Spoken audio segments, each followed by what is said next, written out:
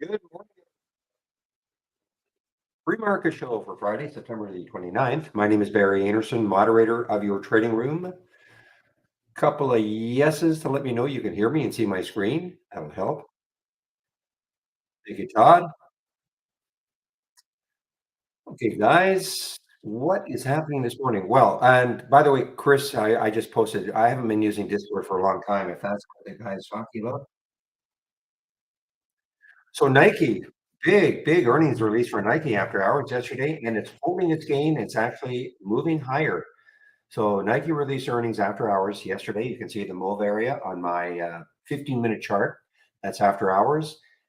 Canary is pre-market, and we are still moving higher. Nike, who knows? Maybe we'll get a $100 test. That is a big jump for Nike with that float. Over a billion in the float to move 10%. That is a big move. And the other big one this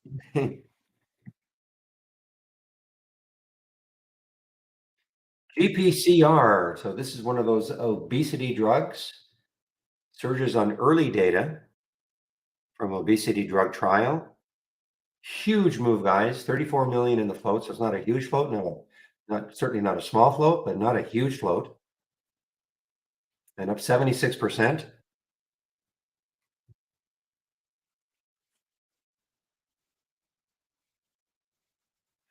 Somebody asked earlier, are there any shorts available? Well, there are shorts for me anyway at Interactive Brokers. Not that I don't want to short it at 126,000. And we had a buyout. Blue Apron got bought out probably by I think it's a private company buying them out for $13 a share, which looks really good as long as you weren't in here at 100 and holding on. Now that wasn't 100. This is a pre-split. Okay, this is split adjusted, I should say. Split adjusted. I don't think it ever got really to $100. I think that is split adjusted. In fact, yes, for sure it is when I look at that float. But anyway, if you woke up this morning and you were a Blue Apron shareholder, you've got to be pretty happy.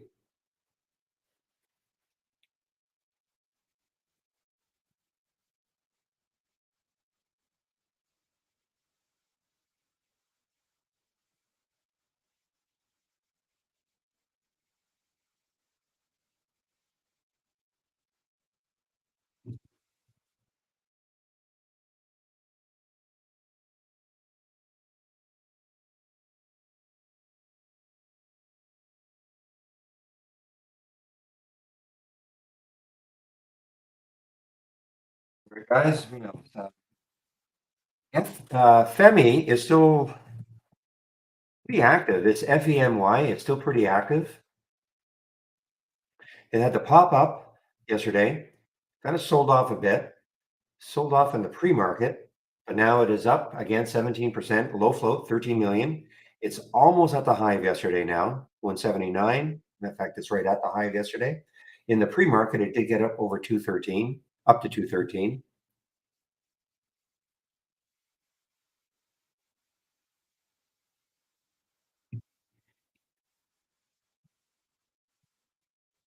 VRAR, not too many earnings plays. Of course, Nike is the big one, but this is another earnings play. I think what they've said is they're shifting focus. I think this is one of those. Let's take a look at what it said exactly.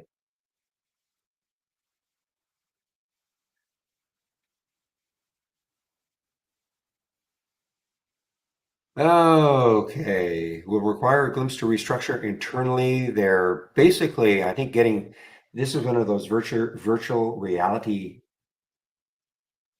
headsets. Probably the wrong term. Anyway, looks like they're getting out of that. Is that the same thing that Vuzi does? VUZI? I haven't seen Vuzi for a while. VUZI. And that's why I haven't really seen it because it's not really done much over the last few months. Here is another earnings play. Carnival, CCL. CCL had earnings and not bad.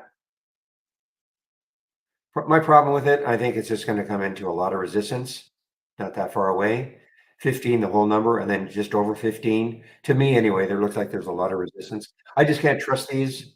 You know, these. I mean, these These cruisers, RCL, CCL, NCLH, all looked wonderful for a few weeks, few months actually.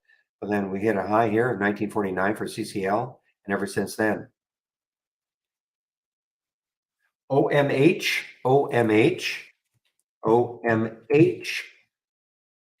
is gapping up because, let's see why.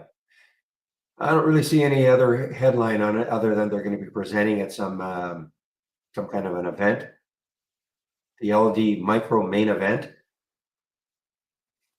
China stock, CAPR is gapping down severely on financing. CAPR down 29%. They're doing a financing. Now, the interesting thing about the GPCR also, I can believe it's headed. Well, I can believe it because it's. And so they also announced a private placement way down here though, $12.49 a share, 21 million. So they're raising, I think, something like $300 million. Trying to figure out why they did it down here. There's got to be something because it's in the same day they release this news. Doesn't look right. Maybe somebody can look into that for me. I don't understand why they would do a financing at 12 something. And then right afterwards announce this positive results from their obesity drug. Doesn't seem to make a lot of sense to me. Got to be something more to this that I'm not realizing.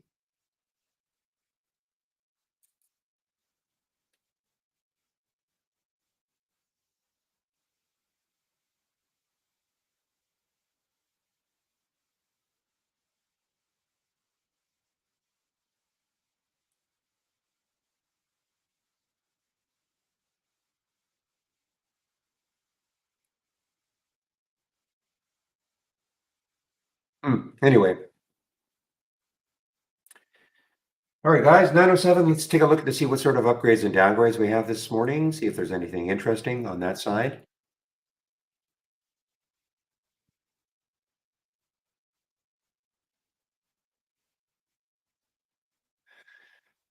Yeah, keep an eye on Foot Locker also. Foot Locker, of course, a lot of these footwear companies probably going to benefit a lot from the Nike.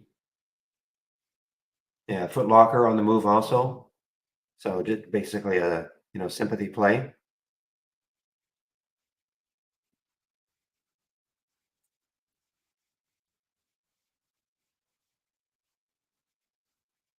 All right, let's take a look at some of the upgrades.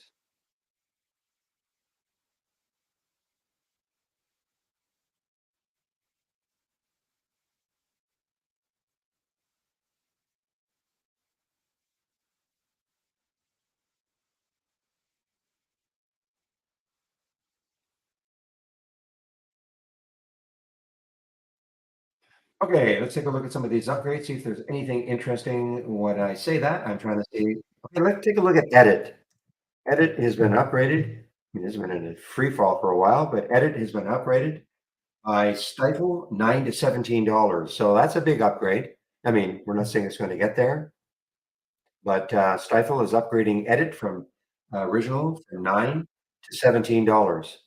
See if that has any effect at all today.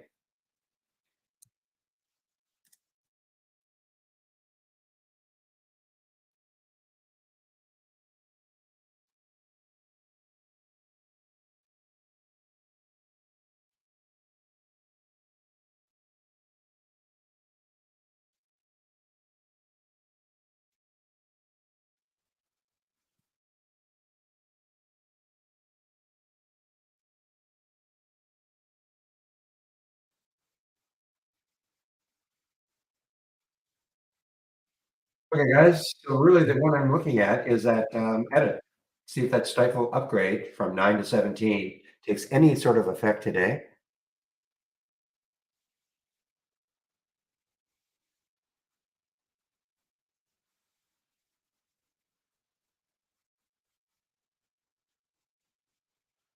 Not too many downgrades. Take a look at them, see if there's anything interesting there. Again, I'm looking for some Some giant downgrade.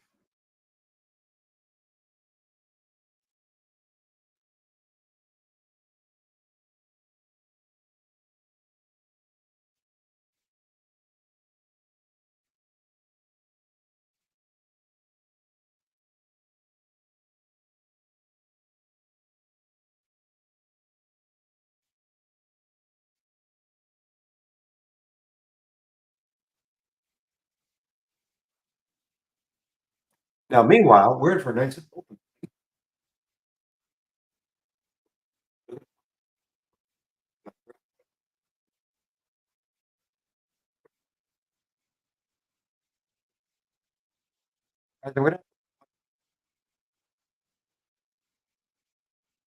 Earbud.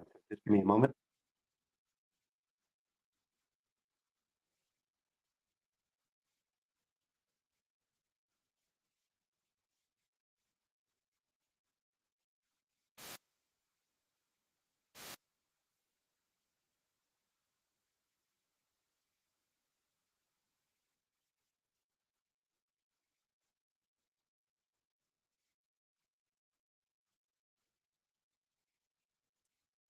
All right, just trying to activate another headset.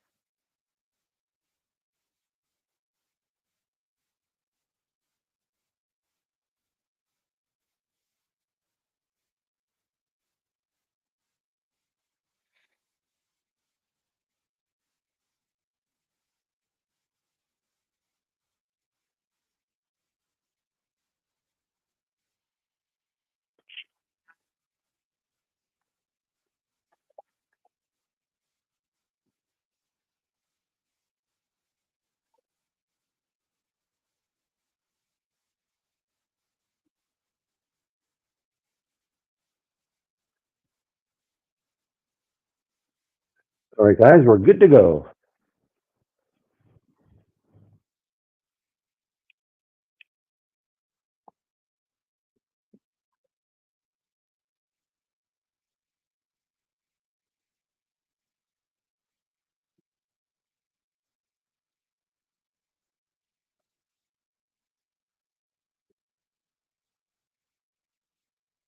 What, has something happened to the sound? Mm, okay.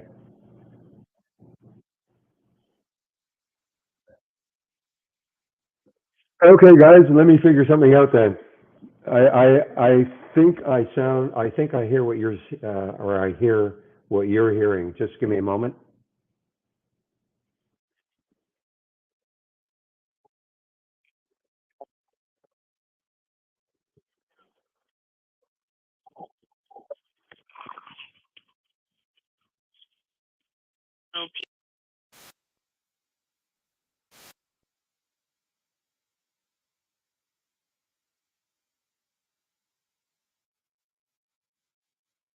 All right, how's that? Please tell me we're back. Okay. Phew. Banes of my existence, guys. Sometimes the audio just, I don't understand. Don't have enough technical knowledge to understand what happens. Anyway, so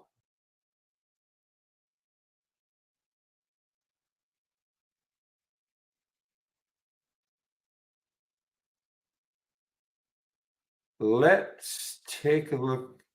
Like this GPCR. I mean, I don't know. I wonder if William is in the room. I mean, isn't it one of those obesity drugs?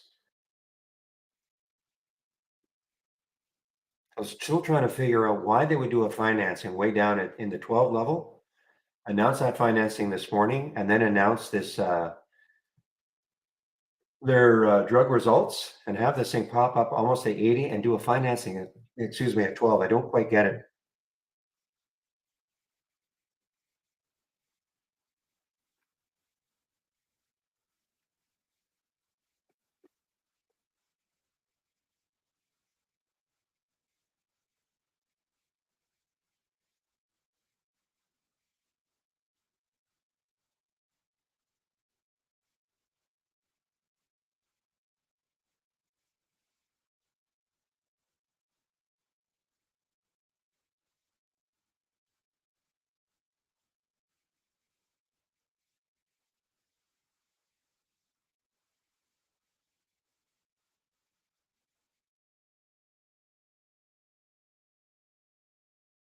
All right, guys. So CCL actually just released now. I guess this was they hadn't released. It was an earnings play. It is an earnings play, but I guess they had not released. But now they're just releasing now. CCL is absolutely being big run here. Now take a look. Let's take a look at NCLH. See if it's doing the same sort of thing as a sympathy play.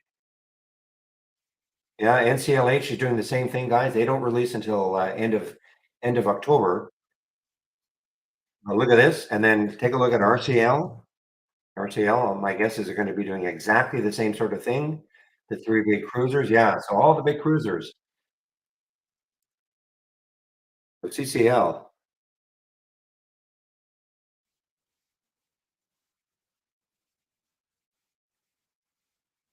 Well, remember, Tony, you have to go in. I want to take a trade right now in CCL. I have to go limit. Okay, I'll pick a price, and oops, I better.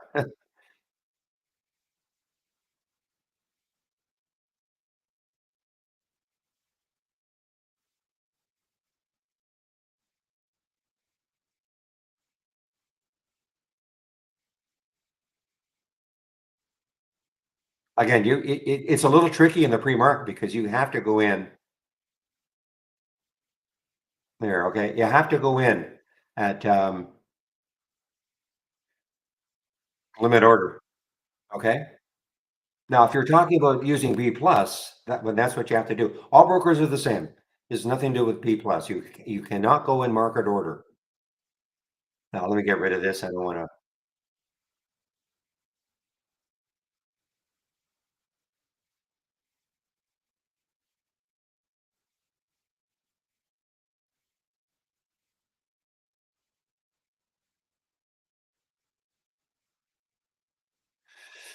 Well, then it's not filling. It's that simple, Tony. It's just not, or Tony. It's just not filling.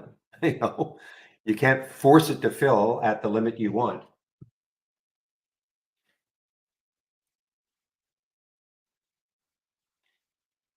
I'll keep it in here just for fun for a while, but I mean, I just wanted to demonstrate how you can do it. All right, guys. Now we're in for, as I said, in for a nice big open. So let's take a look at the sectors.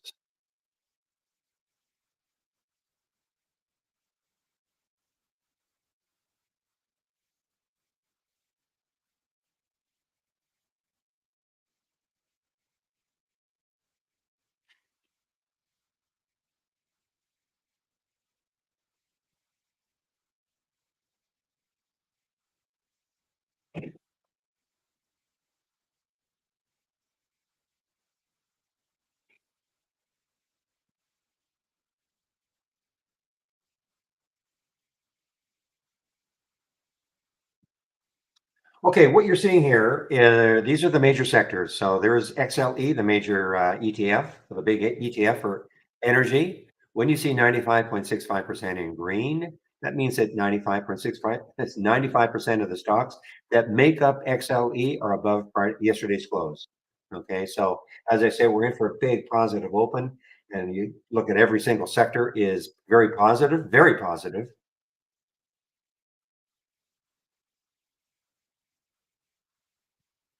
I'll take a look at maybe a couple of the boy CCL guys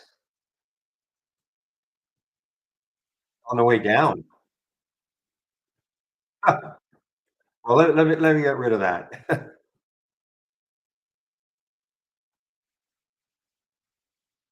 As I say, I would have got rid of that. I just want to do an adjustment here.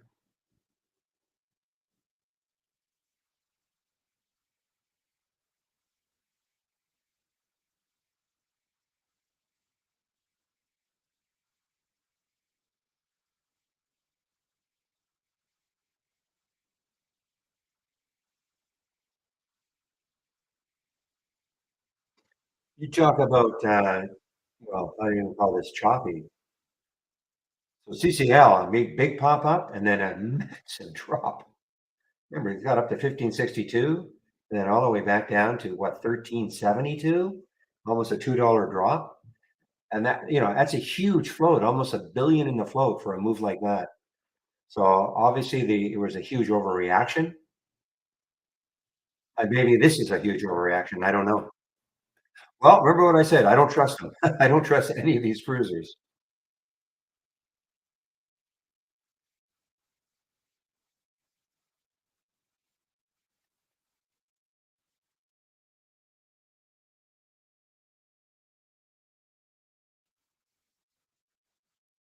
Okay, guys, I'm actually not going to go through all the sectors to see where they are with respect to the 200-day moving average. I think we know that the majority of them, six of them are below. The only ones that are above are communications, technology, and I think it was industrials. Yeah, I think discretionary might still be a little bit above. So why?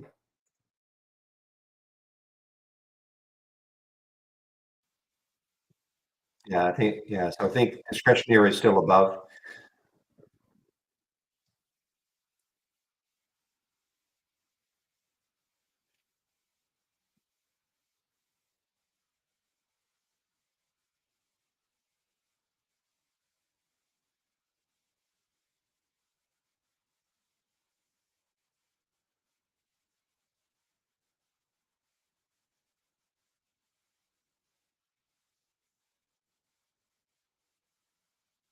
Um, well, I'd have a lot of people posting the same thing, JD. You guys can see my screen and hear me, of course, in the main room. You guys can. I'm sure you can do it in YouTube. You can hear me and see me in YouTube.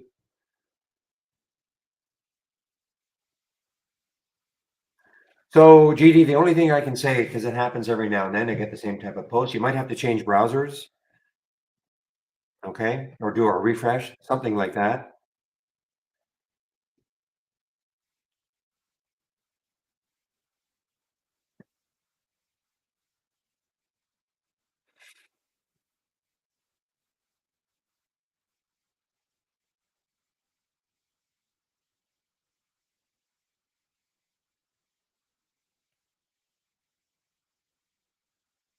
All right, let's take a look at Foot Locker to see if it's holding its gains. Again, sympathy play with Nike. Geez, Nike. What if Nike can actually get to 100? Got to 99.60. That was the high. That might be a big block, guys. I know.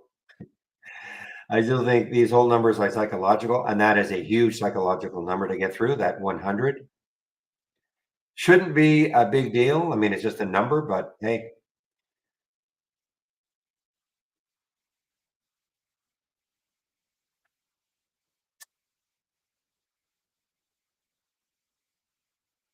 boy, oh boy, what a drop now for CCL. Crazy. Now, the interesting thing is that they kind of this seemed to for me anyway, this seemed to be a pretty late release of their earnings. Usually these companies are releasing a lot earlier than say 9 o'clock. I think the majority of them anyway.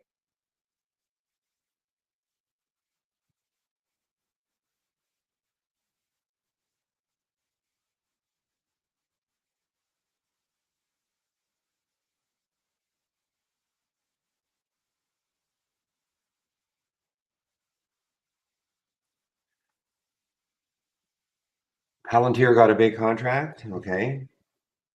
Is that why it's popping?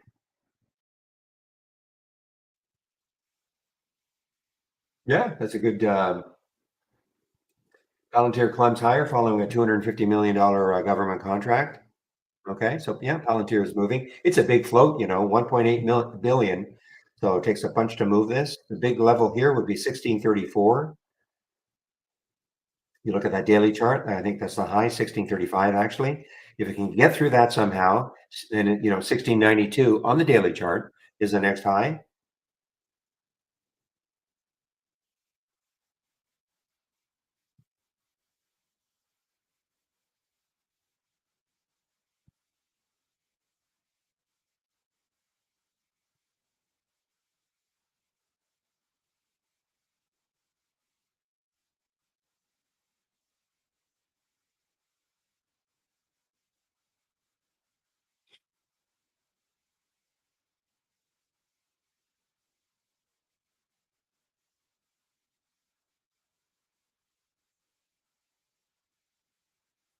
All right, guys, I'm just keeping an eye on GPCR to see if it starts to drop a lot.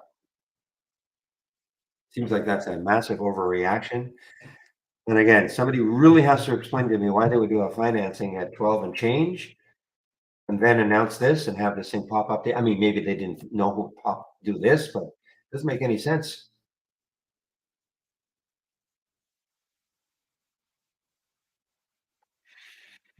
Yeah, 21.6 million shares at 12.49 a share. 300 million they've raised.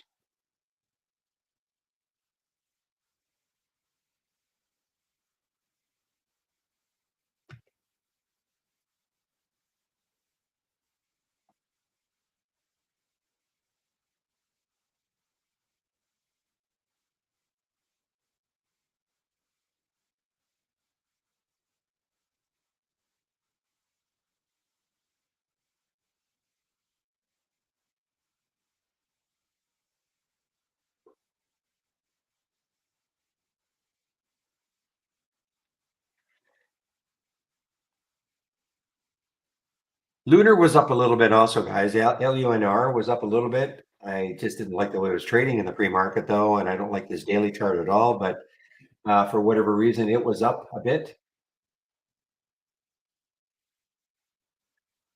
But otherwise, other than watching Nike to see if it maybe for a fade, and trying to figure out what's going to happen with this GPCR. Those are my two concentrations right now. Looks like VSME wants to go. Okay, let's take a look. That was the IPO yesterday. I do believe I still have I still have a price alert up here, a hive yesterday. So it's a little bit above the IPO price of 5, only 2 million issued. But I'm holding out to see if if it can take out the hive yesterday and move from there. Excuse me.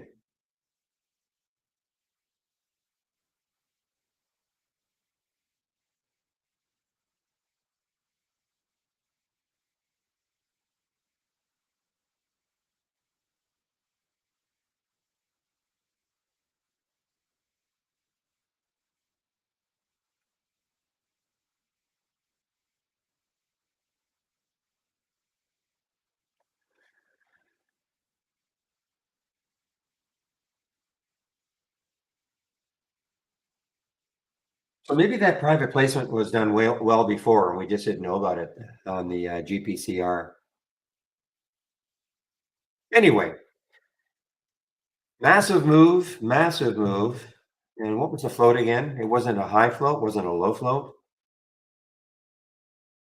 Okay, with the GPCR, it was 34 million. Actually, it's pretty low for now for a $65 stock, but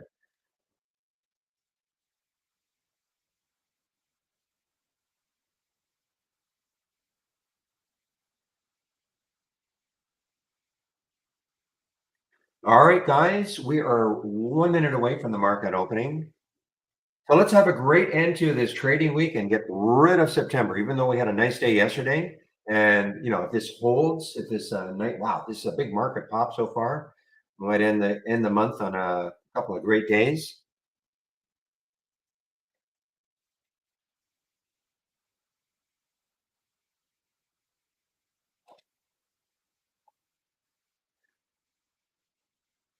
Okay, thanks, William. And obviously, I mean, don't worry about that.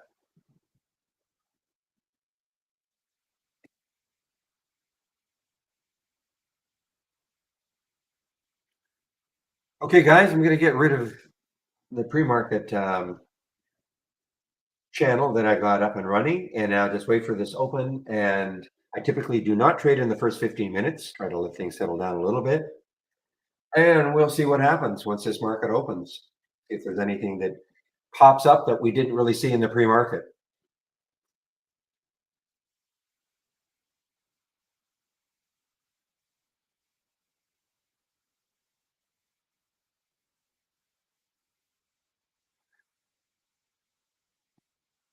Okay, so now remember, Ed had I upgraded it to what? $17. They had an original at 9. Now they've upgraded it to 17, and I'm talking about the edit, EDIT, EDIT. Doesn't mean it's going to get to $17. In fact, when I look at it, to me, looks like 813s could block it easily. I'm looking at the daily chart for edit. Looks like 813 could block it easily. Operative word, could.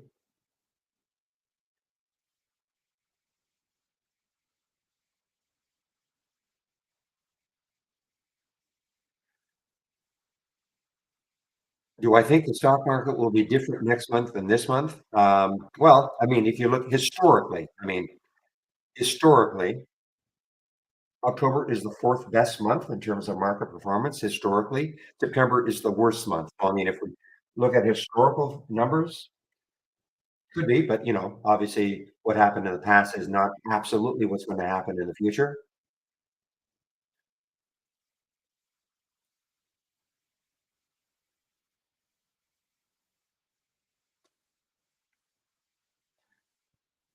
Well, I don't know, guys.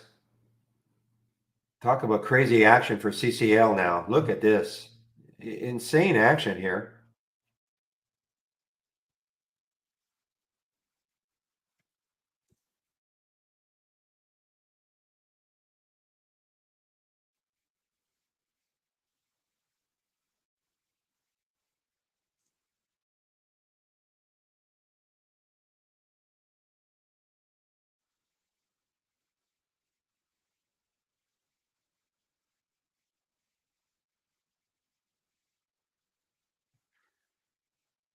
Oprah, holy smokes. Look at Oprah. Opera, search engine,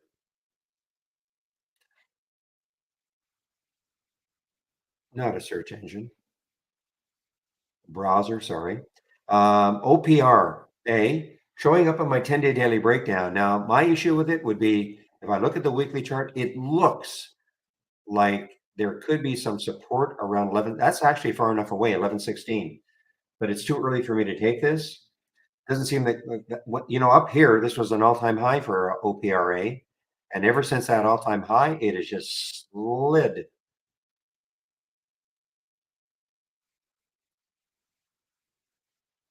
All right, guys, Nike is starting to fade now. Now, whether we're early though, only 3 minutes in, but Nike is starting to fade. NKE, huge earnings play, big move on earnings.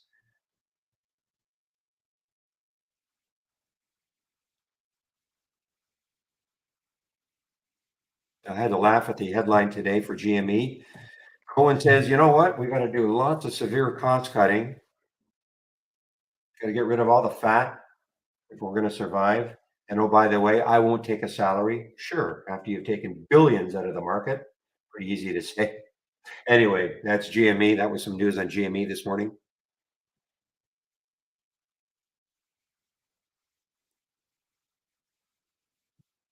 Okay, guys, Palantir on the move now on that government contract, PLTR.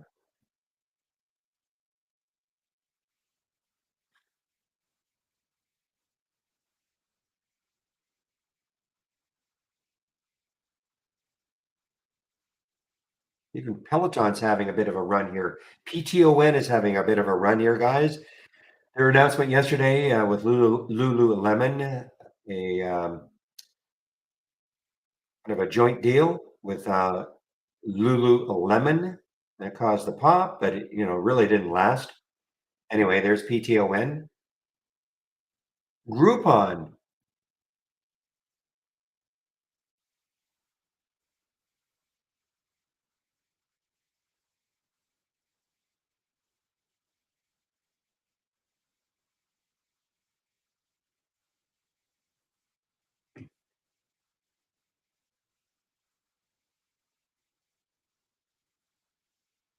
Okay, UPST on the move here, guys. UPST is also on the move here. Next high looking left is around 30. So kind of about $1 to that next high looking left for UPST. And understand when I say that, I'm not saying it's getting there. I'm just pointing out where a stock could stall if it wants to keep moving by looking left. Well, you know what? Stifel has certainly helped edit with their price target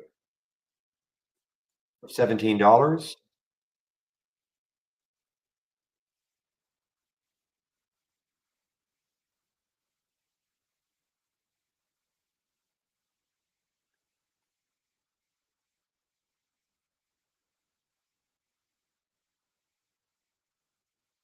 Wow, look at Court, guys. Holy smokes. Look what's happening with Court, C-O-R-T.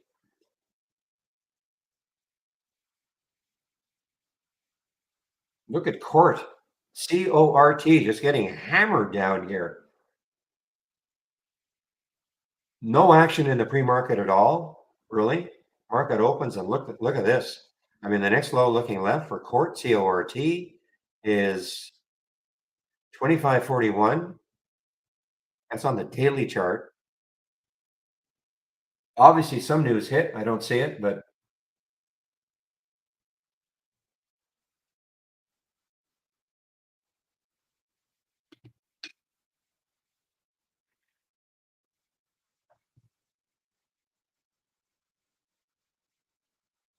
that is one big wow.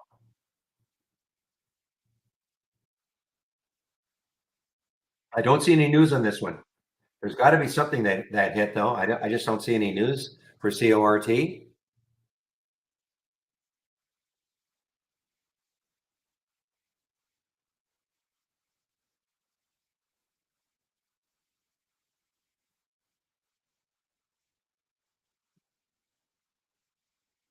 Another one getting hit is EURN.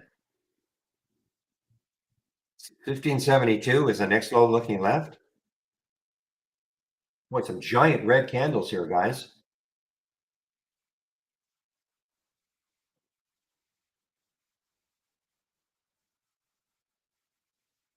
Prison stock, Geo on the move up here. Again, it's very early. So the market's putting in to start anyway, a red bar. Let's see if this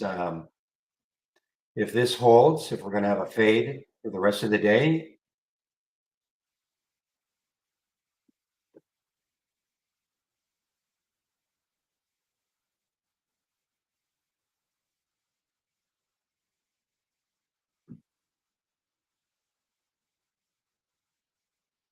Boy, it's still moving down. I don't see any news on it. Got to be something. Obviously, something is hitting this. I'm always amazed, nothing in the pre-market. Nothing in the pre-market. Yesterday's action, no clue whatsoever that this was going to happen with CORT.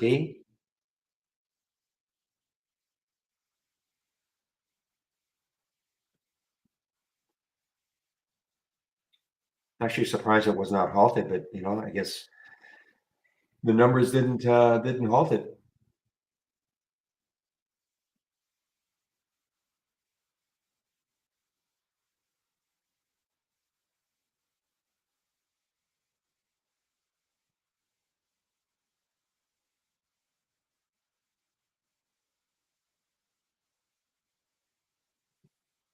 Well, this is ugly now, guys. This VSME, it's halted again, and it's halted on the way down. Yeah, that's why I'm waiting to see if it can take out that what is it up here? 775, maybe next week.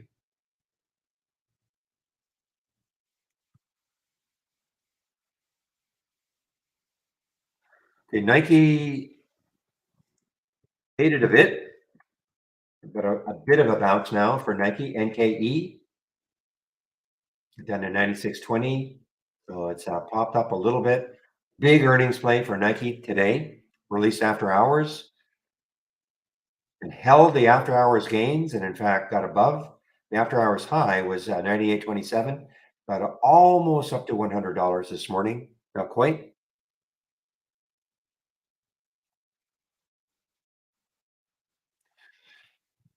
Well, this is either going to be a tremendous short, guys. Is GPCR.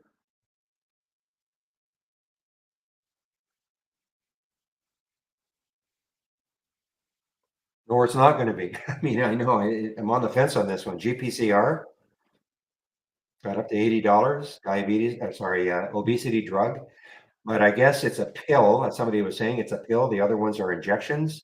So obviously, if this worked, it'd be a lot better than getting a jab rather than swallowing a pill, I guess. Look at this market now, guys. Big giant red bar to open so far.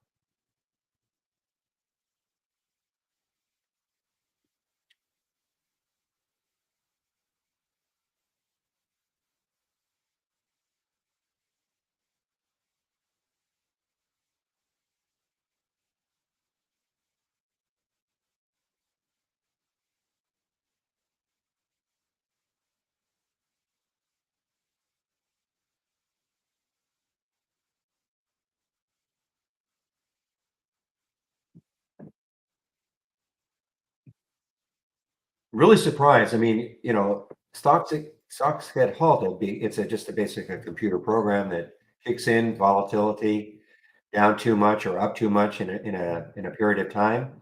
But this is still moving down 26. I mean, here is your potential support 25.44. That's the next low looking left. You still can't see any news.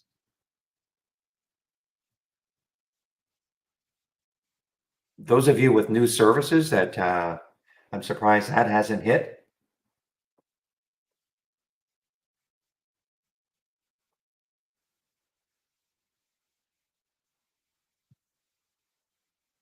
And now Cord is hitting my 10-day daily breakdown. Now, the reason why it wasn't showing up earlier is because the volume,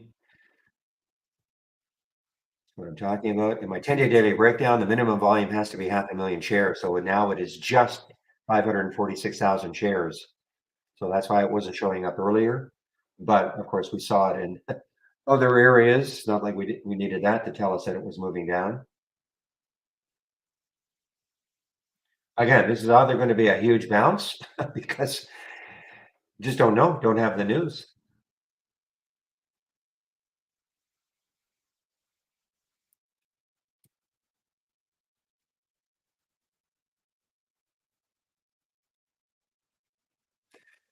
And you're tied in, William, with that news service, right? The Audible news service. I'm really surprised that there's nothing on this.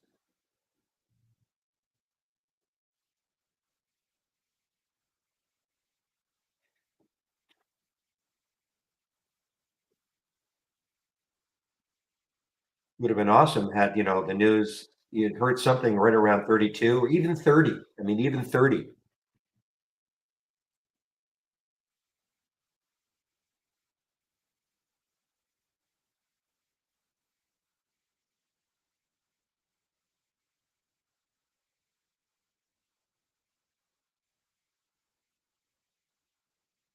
Thank you, Rob.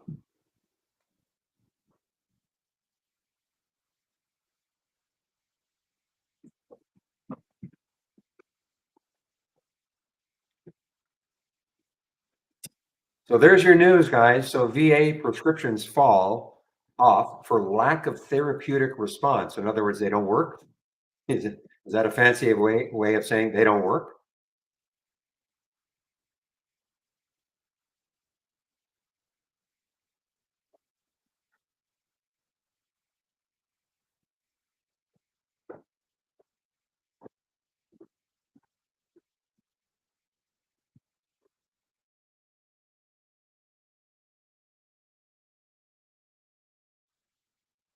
Okay, guys, this GPCR is starting to really fall now. The spread is a little 57.64, 58.13. I mean, it's not terrible.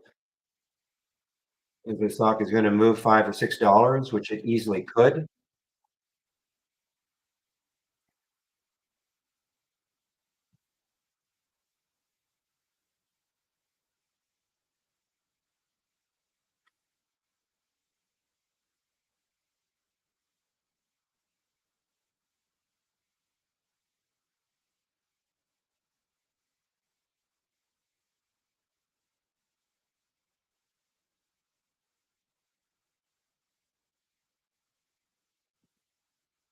Guys, here's another one that was hit hard yesterday. INMD. This has been in sort of free fall from $48 down to 30 over the last looks like call it 2.5 months. Okay, INMD continuing down here.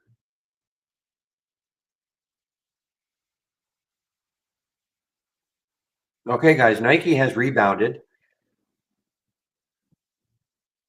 Will it take out 100?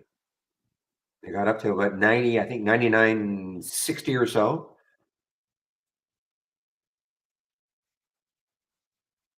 Okay, have we found a bottom now for GPCR?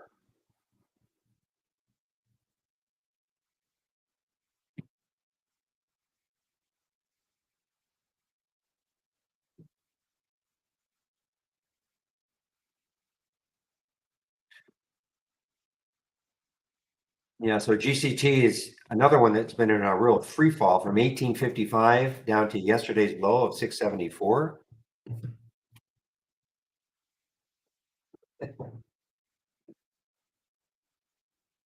But having a bit of a bounce day now, guys. Now I know they had some I can't remember what the news was, but some additional bad news for this company yesterday, GCT, but it's having a bounce. The 200-day moving average held. Look at that, held yesterday. Kind of. I mean, it got down a little bit below it, but it did close above the 200-day moving average. It got down to the 200-day moving average again this morning, but it's bounced off it. It looks like the 200-day moving average around 728. And that's for GCT.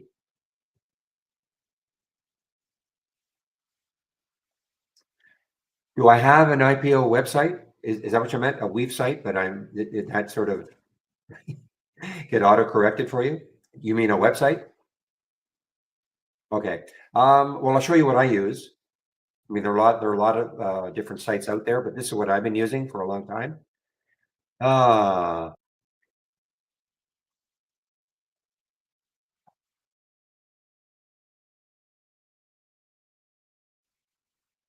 okay. Okay. Here's what I use. So GPAC has been delayed. It's not. It was supposed to come out today, but it's been delayed till Monday. As an example, maybe ANL comes out today. Maybe. But you can look at the calendar also. The calendar will show you the ones upcoming for the following weeks, or week anyway. Okay, this is what I've been using. So if anybody wants it, I'll pop that into the YouTube room also.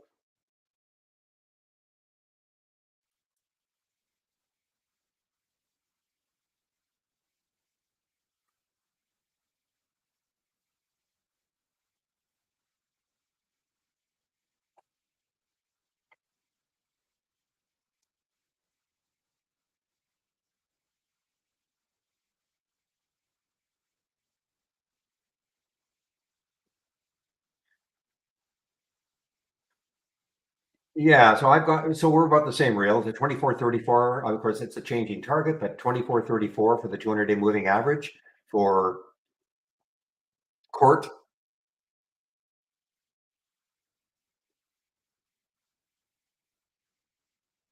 I'd have to back this. There we go. There's that blue line. There's the 200-day moving average for CORT.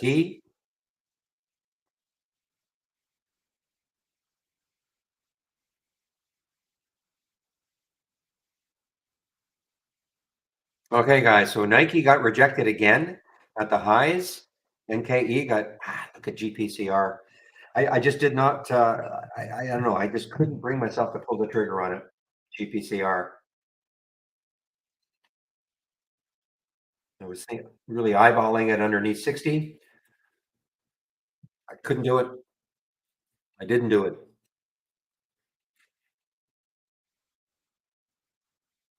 So, Draw, you heard what I said, right? GPAC has been delayed till Monday.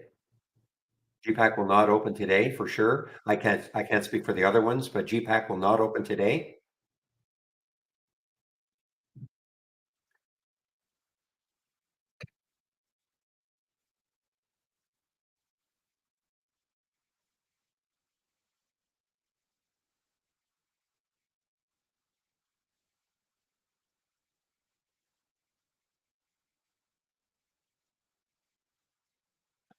All right, we're finally having a bounce for NEE, guys, and probably NEP after 3 disaster days. Okay, NEE, a little bit of a bounce now, and I'm sure NEP is doing the same thing. Just 3 horrible days for those 2. Yeah, a little bit of a bounce for NEP.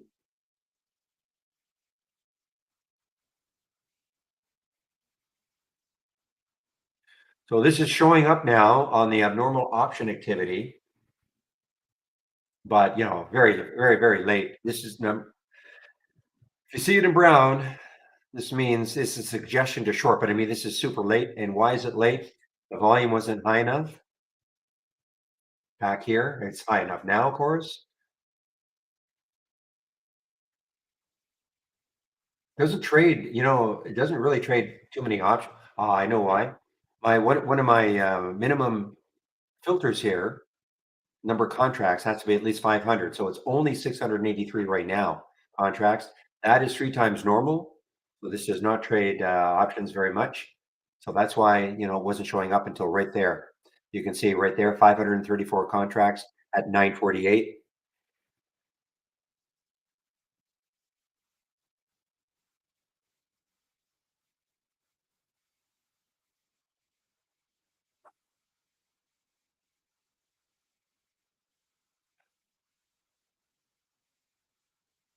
Nike's, here's this Morph guy. Wow, Morph now.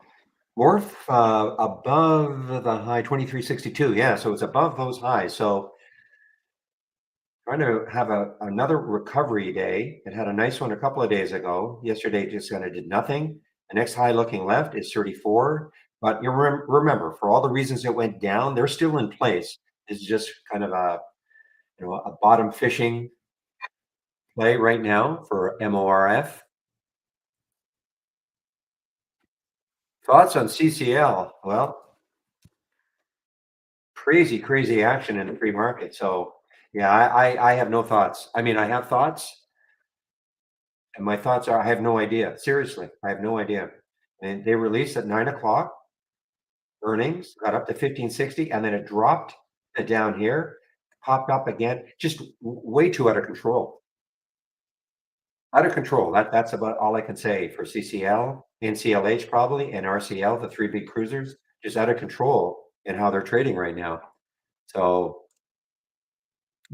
I just don't see any edge in trying to trade these.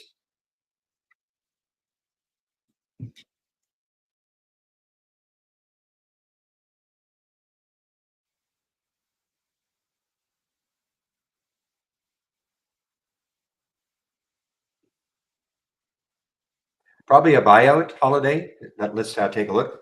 THRN, probably a buyout. Yeah.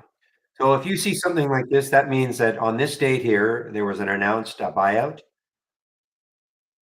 I don't know who's buying them, but that when you see a daily chart that looks like this, almost 100%, it means that they're being bought out by somebody. Okay. And so once the buyout price has been established, it won't really move.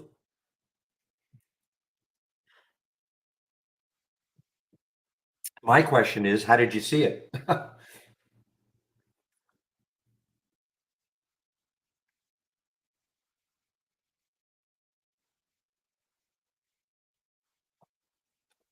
AI? What AI? Our AI? You mean maybe was it in the long term? Because it's certainly not a. So it's not an AI alert today.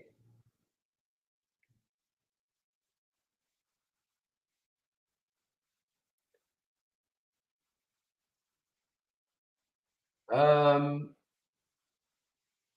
I don't have it there. I only have one AI alert, and that's EGH. Now, did you have trade ideas up and running all night? I should always say this, guys. Should always close down trade ideas every evening, okay, and then reload in the morning, okay? Because there's a lot of data that gets churned overnight. Really? THRN is an alert at 9:50? Well, it's interesting because I don't have it here. I have no filters on.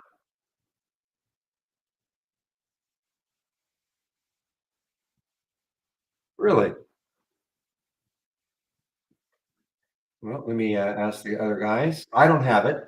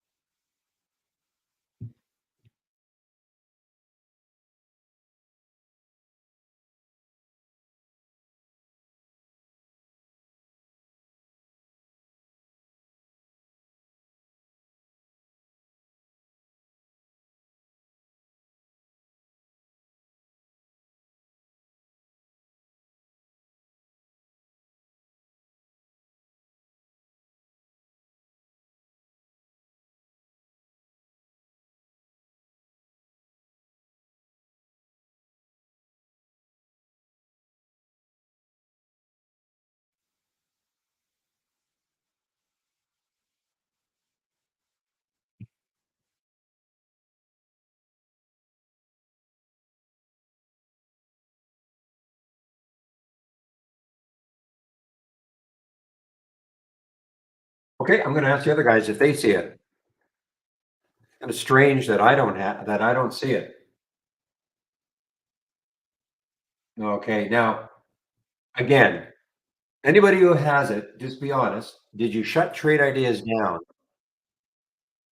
and you reloaded it this morning? You should do that every day. I mean, I'm asking the other guys too. They don't see it. I'm not saying it's not there, but I just don't see it. Anyway, disregard it. Okay, so all right. I have no explanation, guys.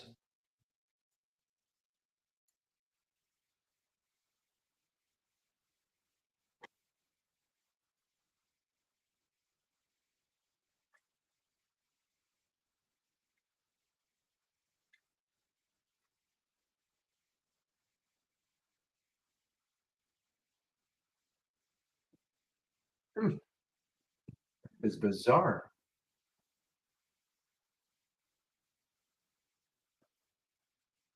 I have all strategies. I have no filters.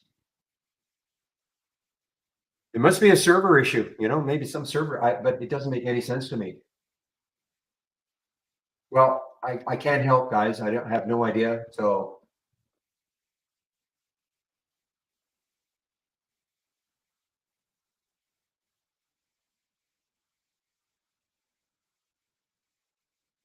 can you guys send a screenshot, any one of you, to support at tradeideas.com, if you don't mind? You don't all have to, well, you guys are not going to know who's doing it, but if you send us a screenshot, when he said they wanted to take a look at, oh man, look at that GPCR. I wish I could say I absolutely knew this was going to happen. If I absolutely knew it was going to happen, I'd be all over this short. But man, oh man, what a great short underneath 60 now for GPCR.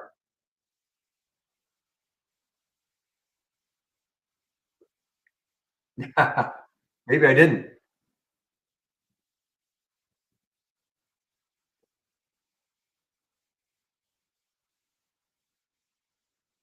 Well, there is your bounce now for CORT of 25. Big bounce. All right, guys, I've been kind of wrapped up in that while you guys are saying that. Buyout listed as an AI alert today. Makes no sense to me.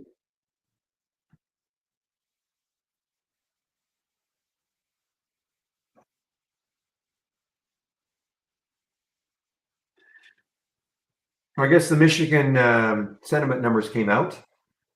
Okay, I guess the market's reacting somewhat positively.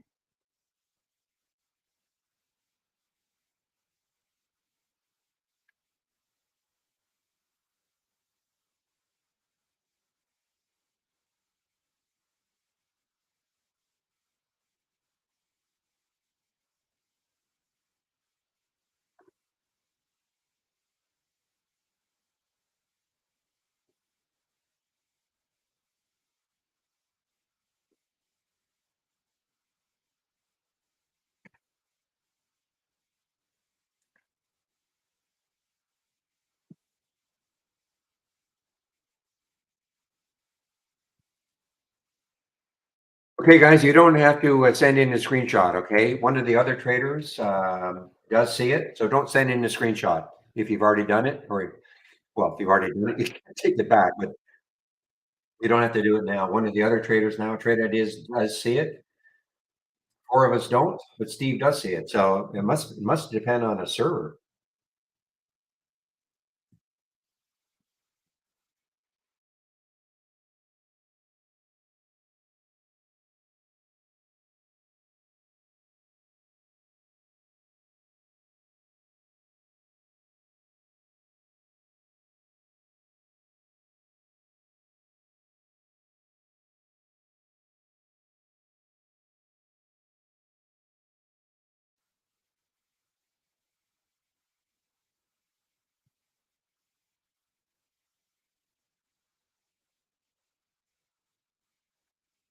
Interesting. So Pepe sees it when he. So what version are you guys? It shouldn't matter. I mean, it just shouldn't matter. But I'm always on a development version.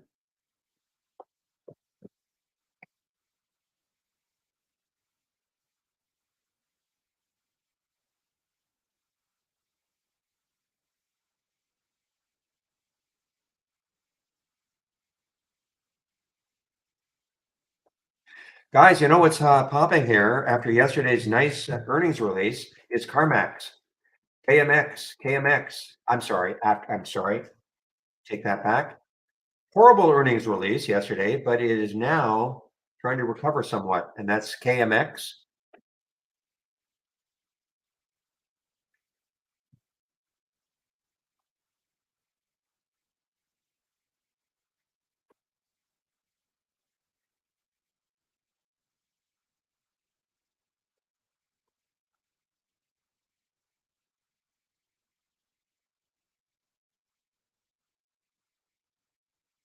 Let's see if it holds over 71, guys.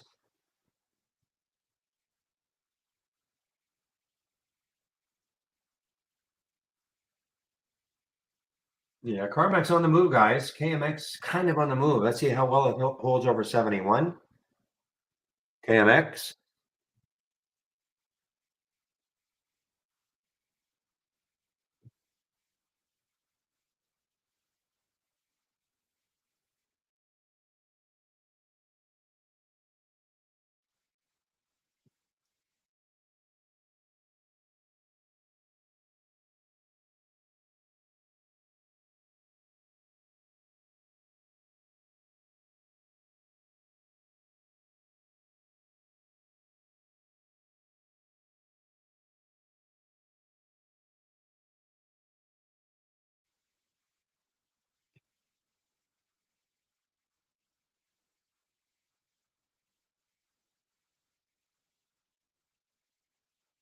Well, guess what?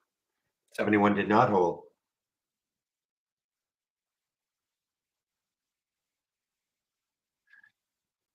Oh man, I've missed all these halts and resumes. Now, the CFFE, that was a crazy one from last week or 2 weeks ago.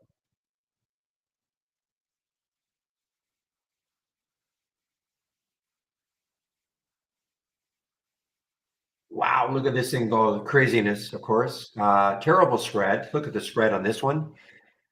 28, 29, 27, 26. I mean, this is just a nonsensical spread. Hard, almost impossible to trade. CFFE.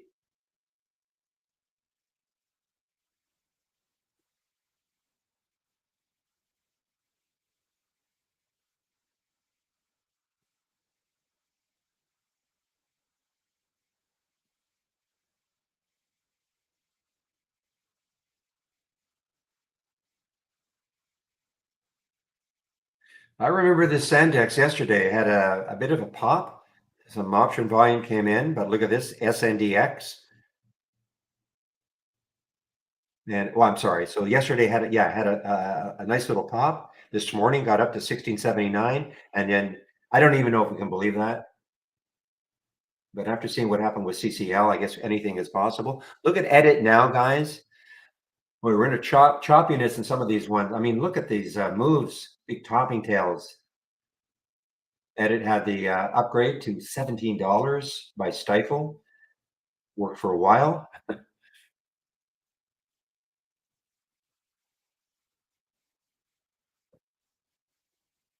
Nike continues to fade, and KE continues to fade.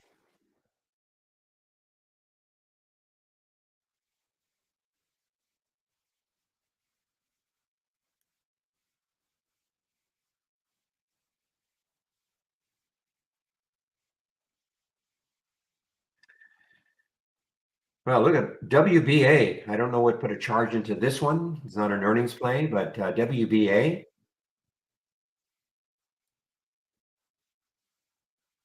Okay, so they look like they're trying to get a new CEO.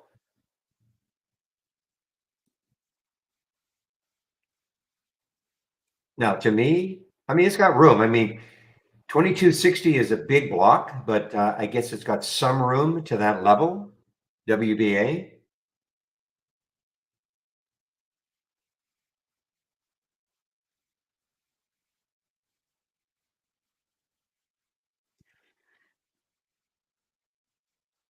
No, there's no Apple version, okay, of the best you can do right now is use it. Okay, there's a couple things you can do. You can either use the web-based version, which is not quite as robust.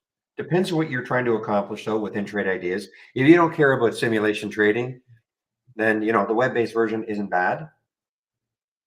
If you have multiple monitors though, it's not that great because it's hard to move, it's hard to move things around like this. You can't do it.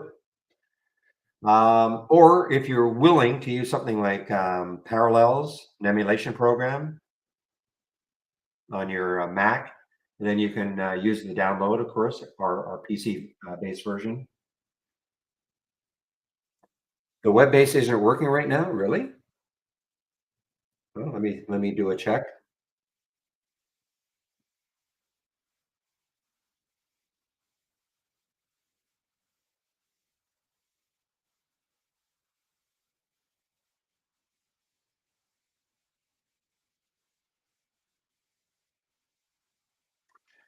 Okay, so when you say it's not working, what do you mean exactly? I've got this. This is up and running for me.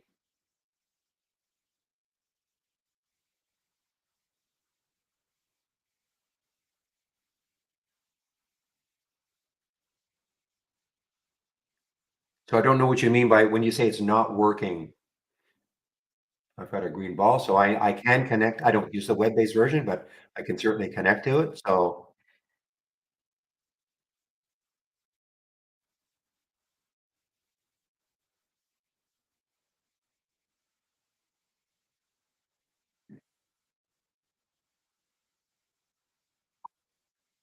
So do you have a red ball, or do you have do you have a green ball or a red ball when you try to log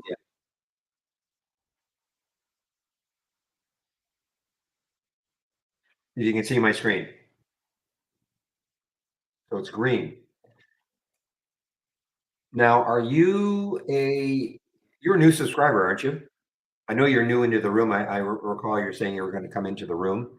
I think you came in yesterday. So are you a new subscriber? So was it working for you yesterday?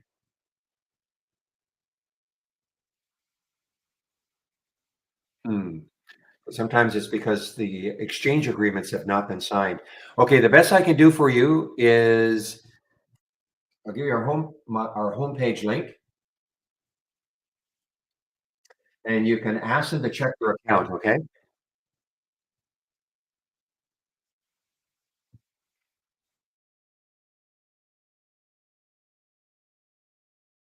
So when you click on just let me get rid of this. So when you click on this, see where it says need help, just click on that and then ask. All right. Now give them your email that you use. Okay. Your email that you use to sign up so they can check your account and try to figure out what's going on. All right.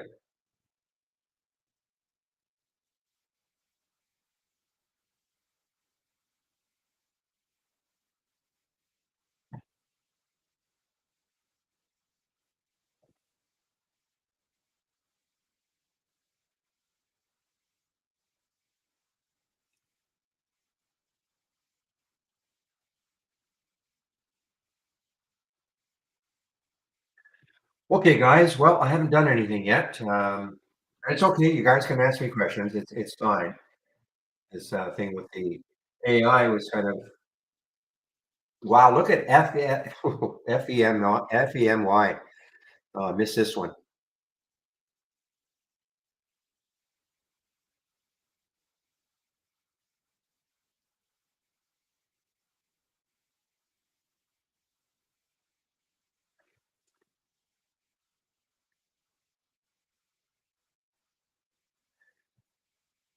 Okay, so with the VSME, you guys are talking about or some of you are talking about the VSME. So there's our halt at 593. No big clue where it's going to open. I mean, there it says 598. Again, this screen you see here, this screen or window you see here is from Interactive Brokers. Nothing to do with trade ideas. Okay, this is time and sales from Interactive Brokers. And so when a stock is halted, I always look, and this gives you maybe a clue where it might open. This column here. 594, 594. So it's maybe a clue where it's going to open.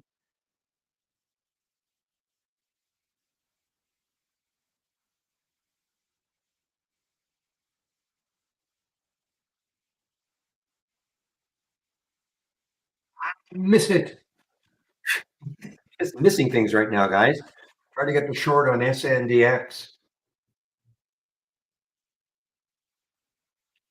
This showed up in my 10-day daily breakdown, and I was just trying to get it about a minute ago, and it kept moving down on me. Okay, that's the problem. The uptick rule is not in effect, but I didn't want to chase it down, and that's the SNDX.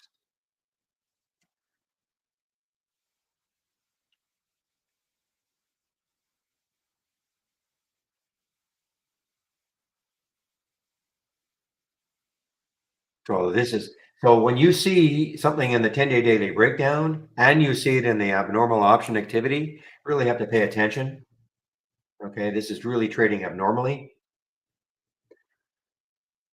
And just a brief explanation at about 10:30, I'll go over a lot of the things that you'll find on my homepage, including my scans. But this abnormal option activity, all I'm using it for, I don't trade options, but all I'm using it for, I just, because I'm an intraday trader, I'm always looking for stocks that are trading abnormally. This helps me find stocks using the option activity, finding stocks that are trading abnormally.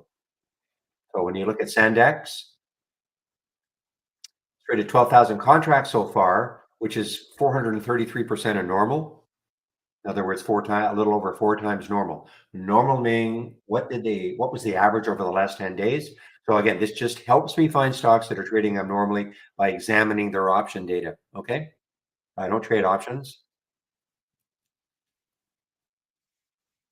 Meanwhile, I mentioned how far did this move? Wow. WBA just moving smartly. This Signet exec must be somebody they love. Tim Wentworth.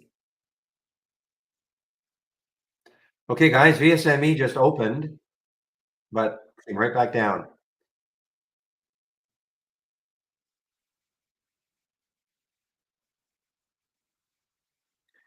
Did I mention ENPH? I did not mention ENPH. I'm in our YouTube room. Don't see that it's coming through on any one of my scans, but let's take a look at ENPH. Yeah, well, one of the reasons is it's out of the price range of any one of my scans, number one. But even if it had been, the relative volume is only one, a little over one, so it probably wouldn't have showed up. Doesn't mean it's not something to trade, but so no, I have not mentioned ENPH. I mean, the next low looking left on the daily chart is 116.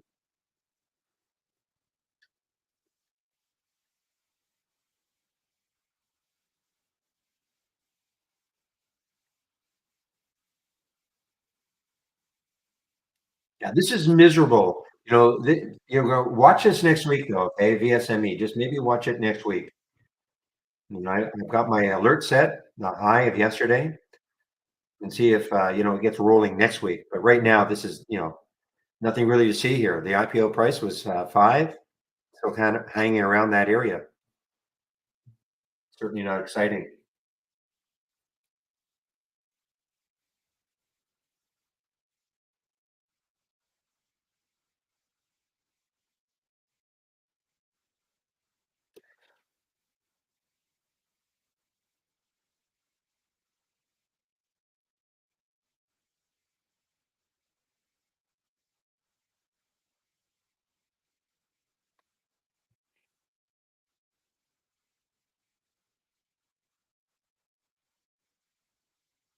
Give me a moment, guys.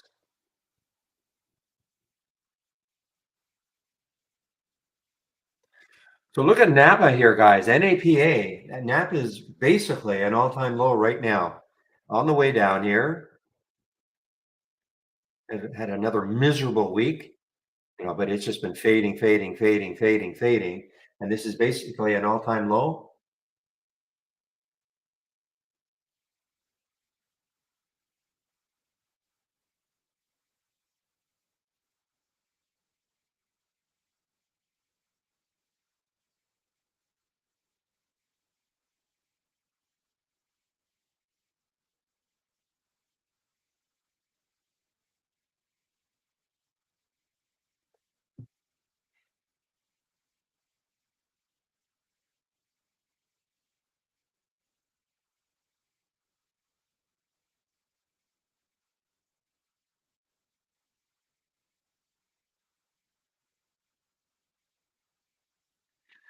Well, this could be interesting. Well, not very much volume though. The CNXC, I'm looking at this and two topping tails now on the daily chart, and it's below the whole number, 78, and a lot of room obviously underneath. It had a big day yesterday, but a lot of room underneath, 72. Ah, exasperated here on the SNDX. I did not want to chase it down.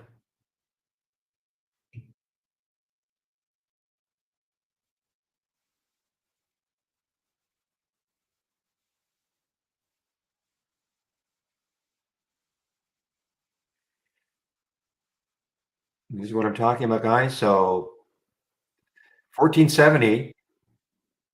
I was doing something else, obviously, because I like to wait.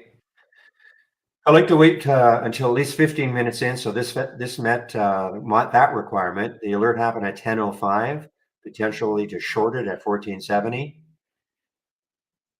and I didn't see it right there, but I did see it right about here, 1466, and I put in a bid to short. Lots of shorts available. It's not the issue, but it kept moving down on me, and I just didn't want to chase it down.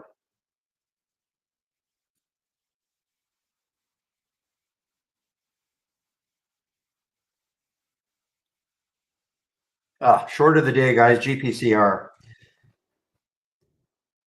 Short of the day. If you have shorts available, which are plentiful at Interactive Brokers.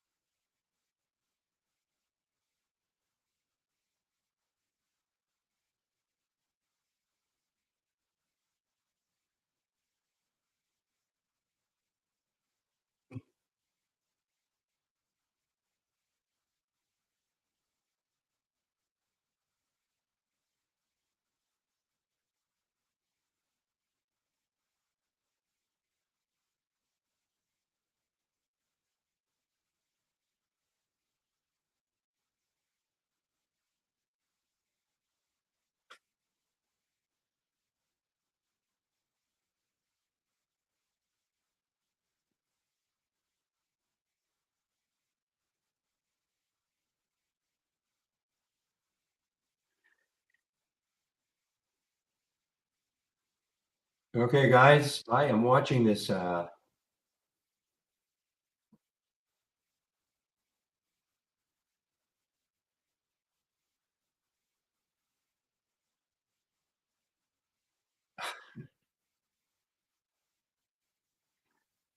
keeping an eye on the Napa here. I just don't know how dynamic it's going to be. It's basically an all-time low in APA.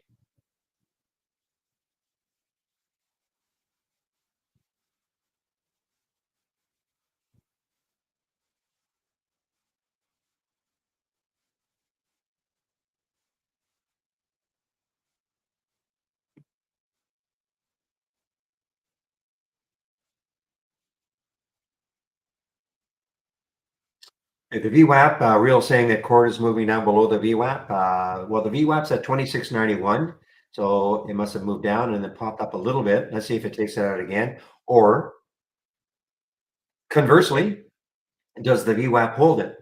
26.91. Does it hold it? And it bounces off it.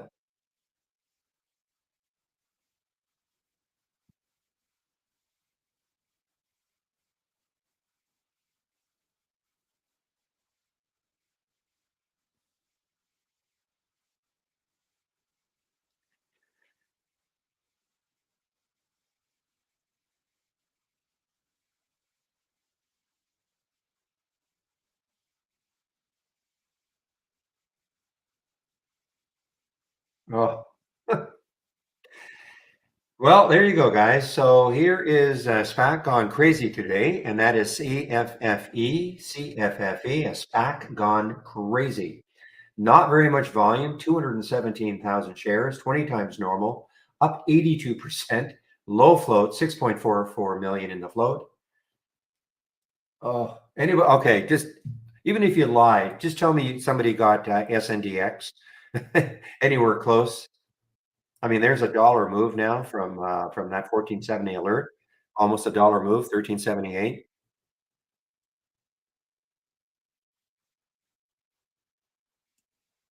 It'll make me feel better if somebody got this.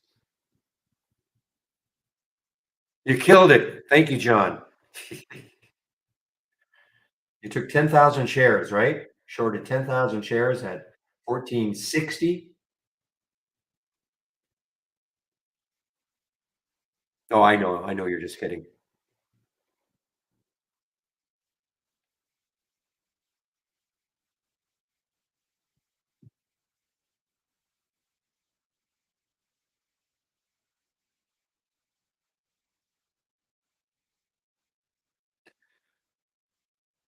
Wow.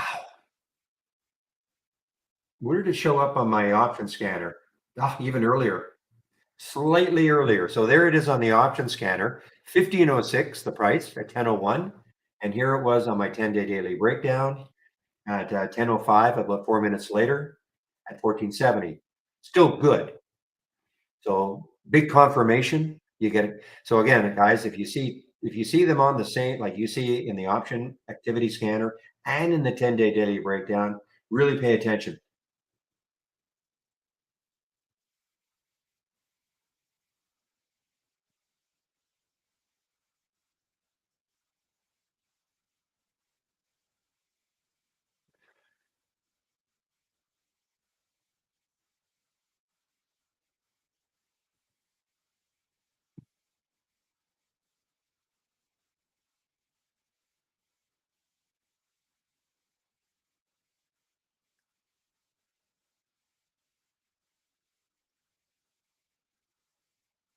Oh, okay. AMH guys, key area for this one right now. AMH, it is coming right into the 200-day moving average. So it's below the VWAP, a little bit below the VWAP, 33.91. And the 200-day moving average is at 33.69 right here.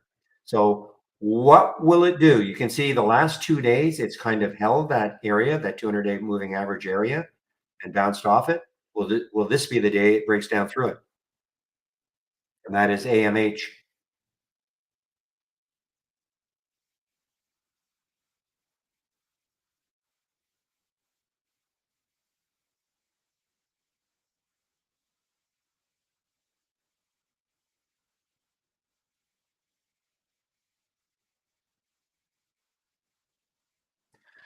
All right, so the market now, we are still positive barely. Dow's up a little, Nas is up, SPY's up, but we're starting to get a fade here, guys. I mean, we've got two red candles in a row.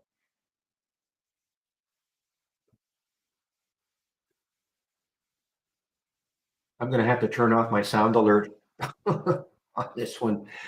You guys know this is the pig grunt that I use for my sound alert on my 10-day daily breakdown. Every time I hear it, I know it's going to be another new low for Sandex, SNDX.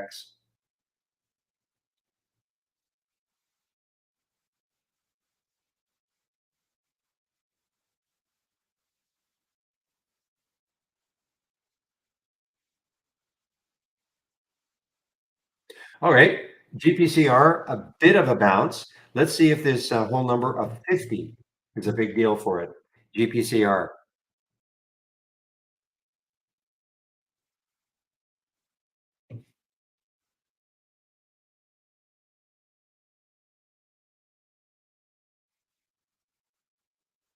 You know what might get it going? I'm going to stick an alert around 5340. Okay. So if it takes out the high of the previous 15-minute candle, that might get it running a little bit anyway.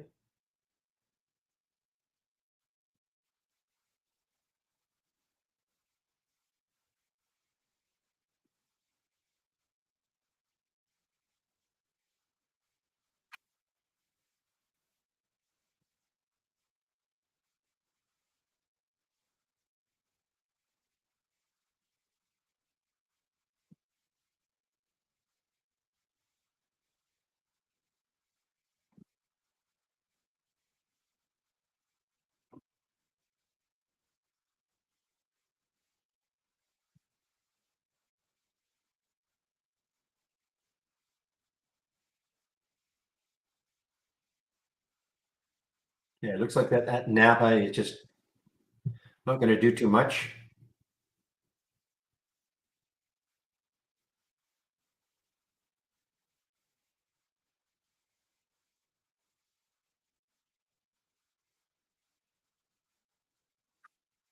FEMI is not shortable for me. FEMY is not shortable for me at Interactive Brokers.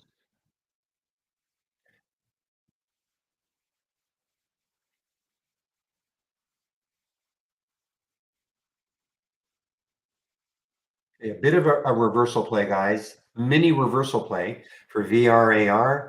They've basically changed the nature of what they're going to be doing. They actually it was an earnings play, okay, and they basically said we're kind of going to get out of the current business we're in and into some kind of cloud business.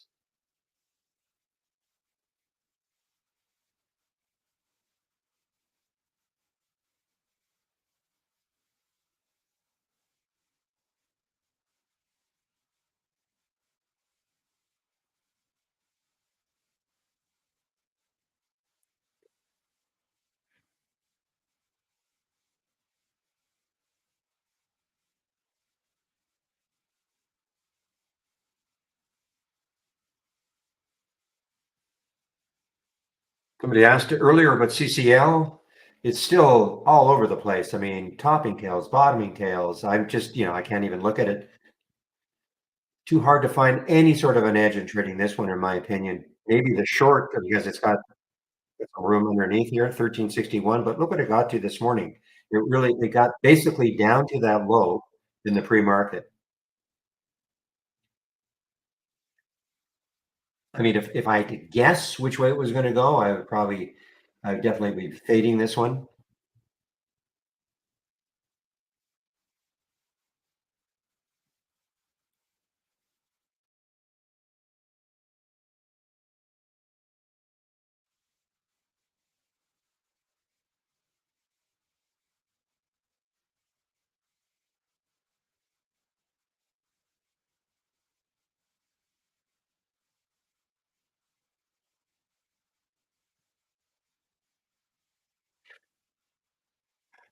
It is unbelievable.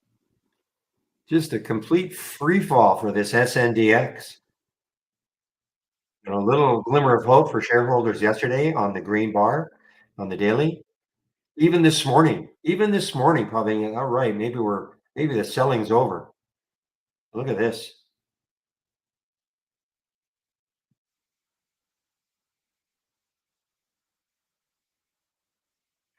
All right, guys, 10:30. So what I'm going to do is go over my homepage and you can take a look at the scans that I'm sharing, including, you can't see this one. This one I keep showing you. It's on my other monitor. I'm not trying to hide it. It's just that, I don't want to overwhelm the monitor that I'm sharing with all sorts of different scans.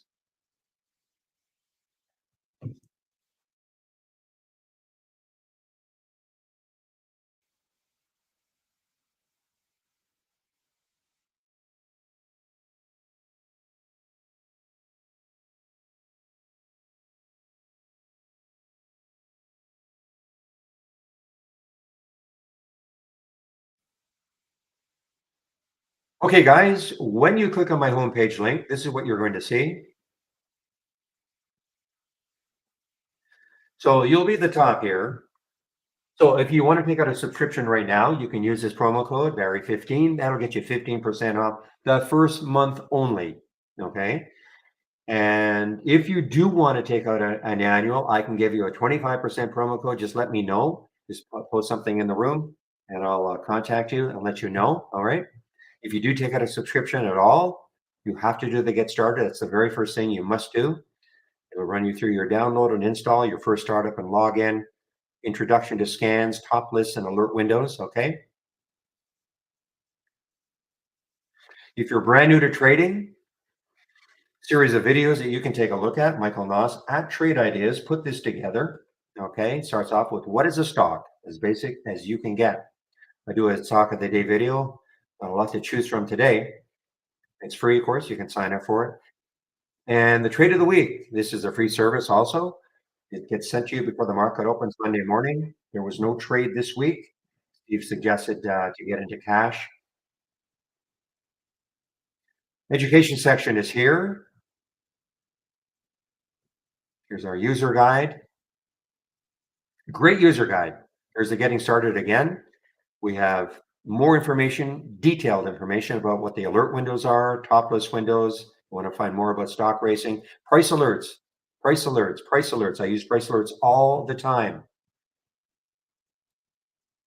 There's that getting started again. Now, I take a break between 12 and 1 Eastern time. And one of the other traders takes over for me in our YouTube room between 12 and 1. Today's Friday. So it should be Andy. And I will confirm that. And before I take my break, I will put the YouTube link in the main room so you can head over and listen to Andy. Andy is way more of a swing trader than I am. And last, if you clicked on my homepage link and you're wanting to know where are my scans, just scroll down a little bit. In that middle section here, here are the scans that I'm sharing.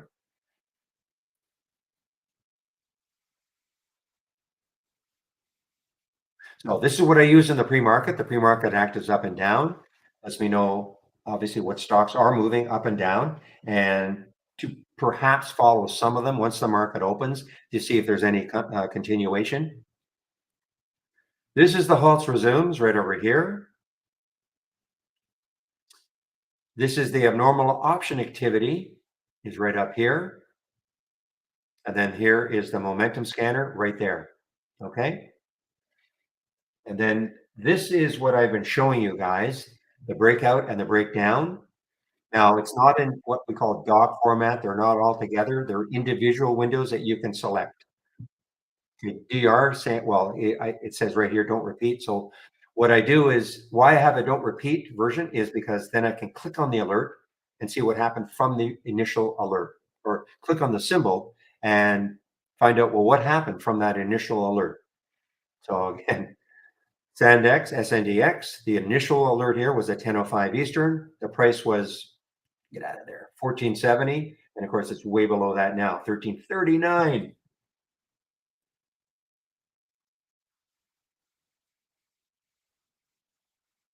So first of all, I should have mentioned, if you're new to the room, welcome to the room. This is the format, Monday to Friday between 9 a.m. and 3 p.m. Eastern time, in which I share my screen. I'm live on the mic. So all I ask is this: if you're going to take out a subscription at some point in time, today, tomorrow, next week, next month, next year, just use my promo code. So go to my homepage. You can either save my homepage link, and also saving my homepage link means you can take a look at my scans anytime you want.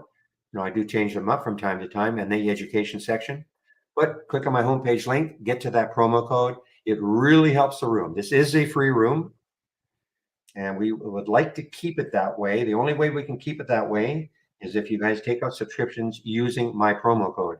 Then the company knows that, we'll obviously use the room for marketing purposes so that the marketing is working. Okay.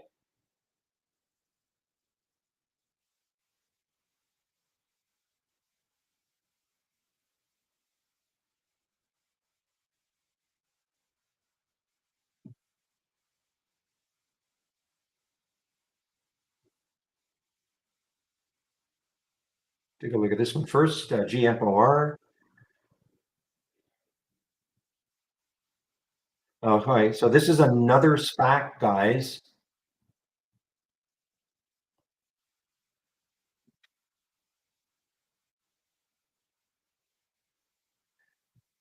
And then the UPTD, that's another SPAC. Hasn't been too active since these days when it got up to $33.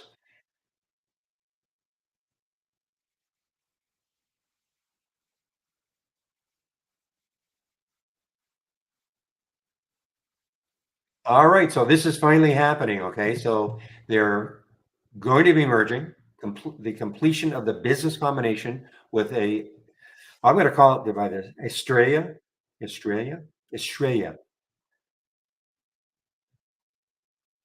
I'm assuming that would be the Spanish pronunciation. Or if you're in Colombia, Estrella.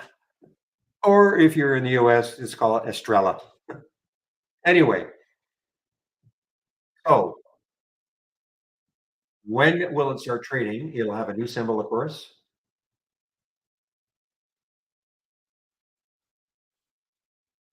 See if it's indicated when it will start trading as the new company.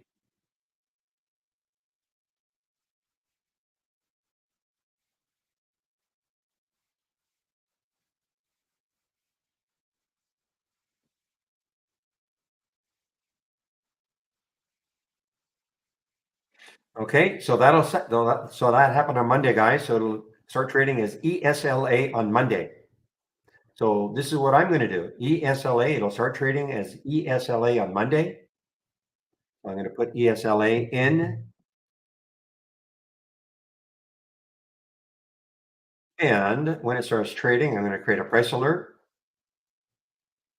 $1. Now, obviously, it's going to be above that. So when it starts trading on Monday, now this will start trading in the pre-market more than likely. Okay, so just keep this in mind. If you wake, depending on what time you wake up, absolutely take a look at this ESLA. Okay, it should start trading pre-market. You never know what could happen.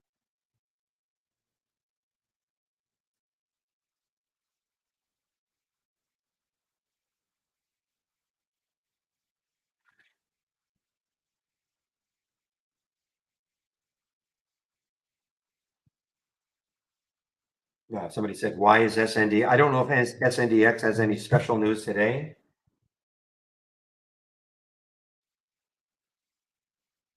I think it's more. I mean, look. This is pretty devastating, obviously, but I don't know if it has any special news today. I don't see any.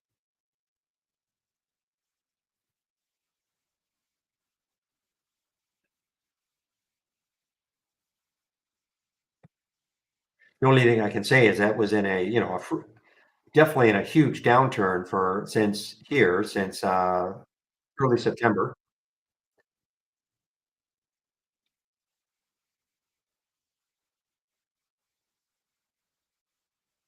They did say they're going to shut the room down, Trevor. It just in order to keep it up and running, there's a cost obviously to run the room.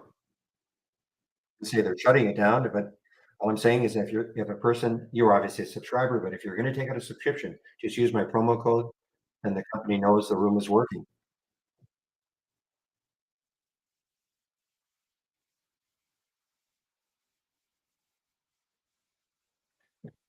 Okay, guys. So now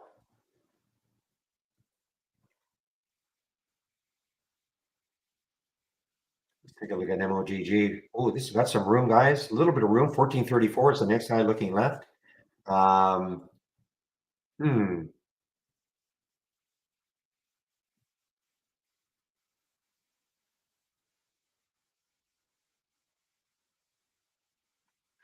I don't know what the news is. I don't have specific news today for SNDX. Maybe somebody else.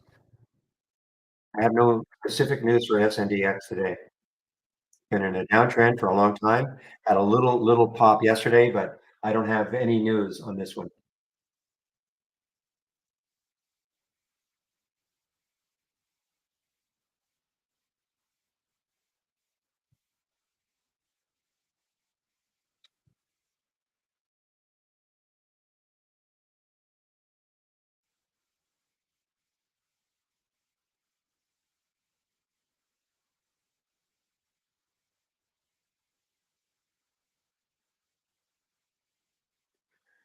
All right, so UPTD now is trading now.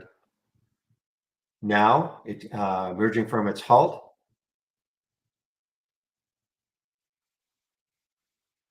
So this will disappear. This will be the last day it'll trade as UPTD. Again, if you don't know what an acquisition core is or a blank check company, basically it's a company formed with the express purposes of finding a company, usually a private company, to merge with and take that company public. Okay. And so investors put money into this, what they call a blank check company, and then they go looking for something to merge with. Could take a year, could take 2 years. But anyway, the announcement, it's fine, but it has been all over. I mean, look what happened. I mean, I don't know if the first time it was announced that they were going to do this with Australia, but now it has been, they vote on it. I don't know when the actual vote was, but now it has been completed and it'll definitely start trading under the new symbol on Monday.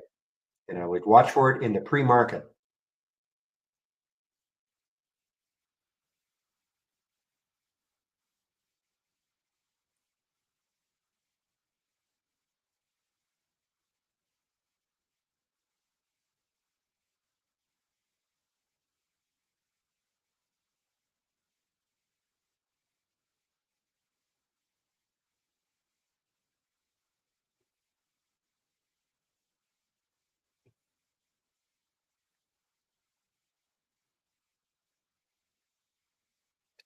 Wow, nothing stopping Femi, guys. Glad I didn't have shorts. FEMY just charging ahead. The next high is looking left. Wow, the next high actually looking left on the weekly chart is almost 3 for Femi, FEMY. I mean, Wainwright maintaining increase their price target from 5 to 13,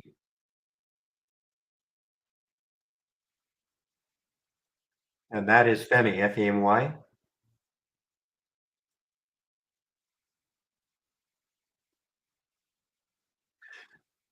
So let me get back to what I was going to try to explain here, guys. So here is my alert window, the momentum scan. So if you want to see what it's looking for, you'll of course I'm sharing it.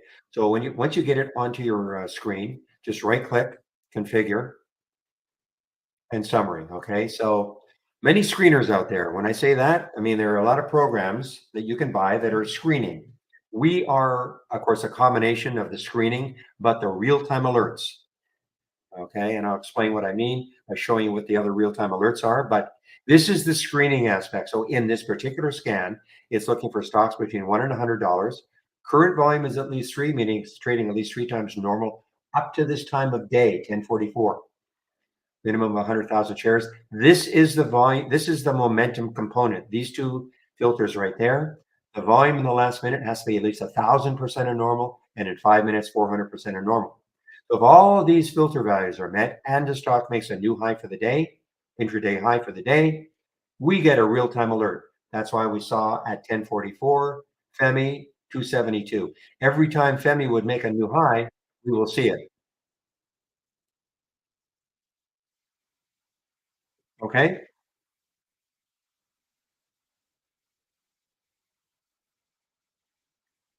Now, if you looked at this and you thought, wow, I really like that, but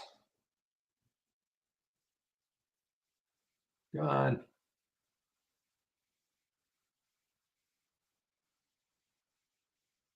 I really like the concept of this, except I don't like that price range. Fine, you can change it.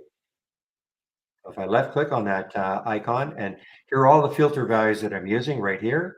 So if you said, well, I'd rather have it 10 and 100, make the change, click on the summary, and you see how it has now changed. And then I'm not going to do it this time, but you say, okay. And now you've basically taken my scan, if you want to, and maybe made an adjustment to the way you like to trade. Okay.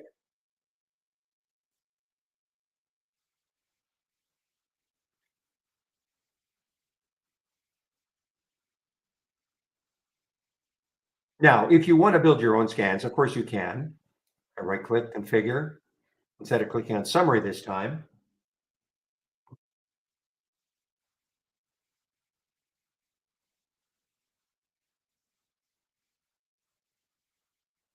right? Instead of clicking on the summary this time, I'll click on search. Now,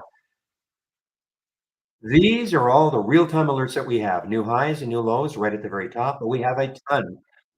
Okay, I have a lot of them. Don't get hung up on how many we have. And when you get to these icons, these are all the filters that we've got, the screeners. Don't get hung up on all that we have. You don't have to learn them all. Common complaint or question is, how can I possibly use your program? I can't possibly learn all these. You don't have to. The only reason we have so many, we have lots of thousands of customers, all sorts of different trading styles. So we had to create enough different alerts and filters to satisfy most of our customers if they want to build their own scams. Okay. So don't get hung up on that at all.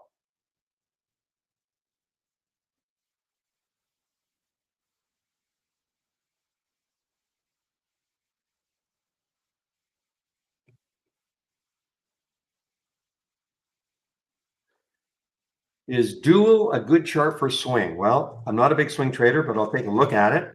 Swing trading is awfully hard right now. I don't care what stock you're looking at. Well, it's not a, well, I thought it was going to be a lifetime high. Well, let's take a look at the monthly chart, see where it could go.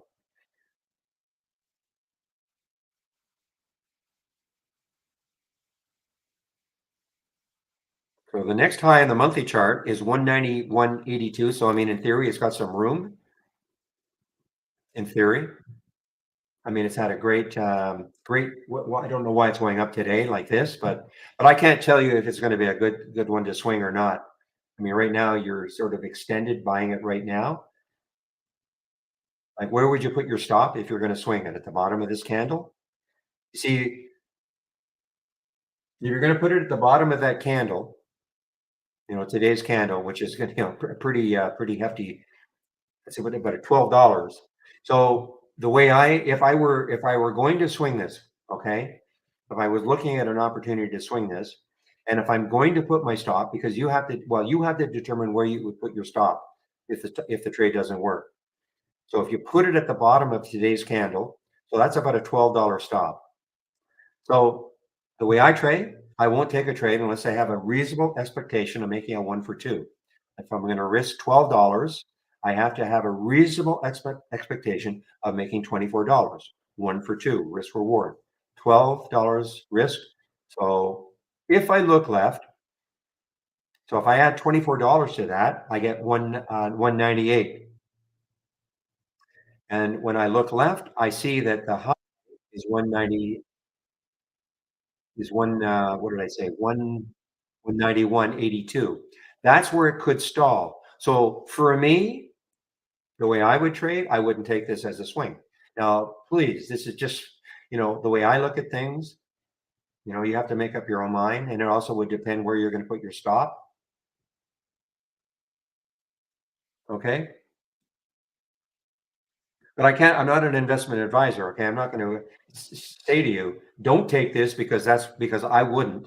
And I'm not going to tell you, yeah, you should short this because it's gone up too much. I mean, it's too, all I can do is tell you what I see. Okay. And so for me, this would not be a swing trade if I were going to put my stop at the low of today's candle. Now, if you put it somewhere else, fine. But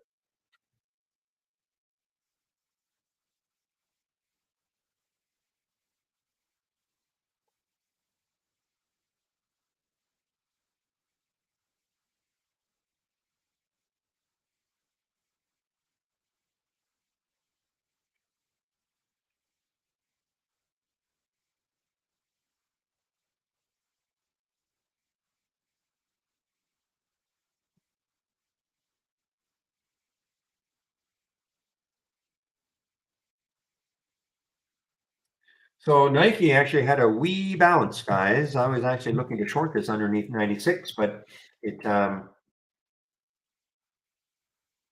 was looking at this area right there, and then it started to move. So I was waiting to see what it would do at 96. And so far, it's above 96 and trying to bounce a bit. Maybe if it got over 96.72, which is kind of the highs of the previous two 15-minute candles, it may continue its bounce. What's the VWAP? Is 97.35. So you're kind of in between then. If you took it here, but you've got that VWAP. So maybe put an alert at the VWAP and see if it takes out the VWAP or what it does at the VWAP. I'm going to stick an alert around 97.30. and see what it does around the VWAP.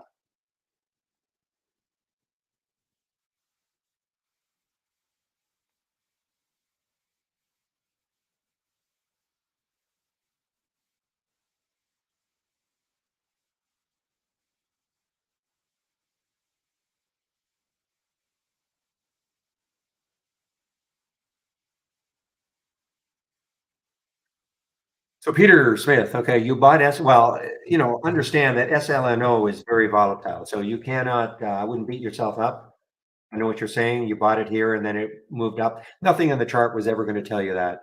Okay. It's just such a volatile 8 million in the float, Peter. Anything can happen. You could have just as easily, tanked. So don't beat yourself up. There's nothing on the chart that was going to tell you, no, I should have held on. It was going to do this. I wish there was some kind of magic, but no.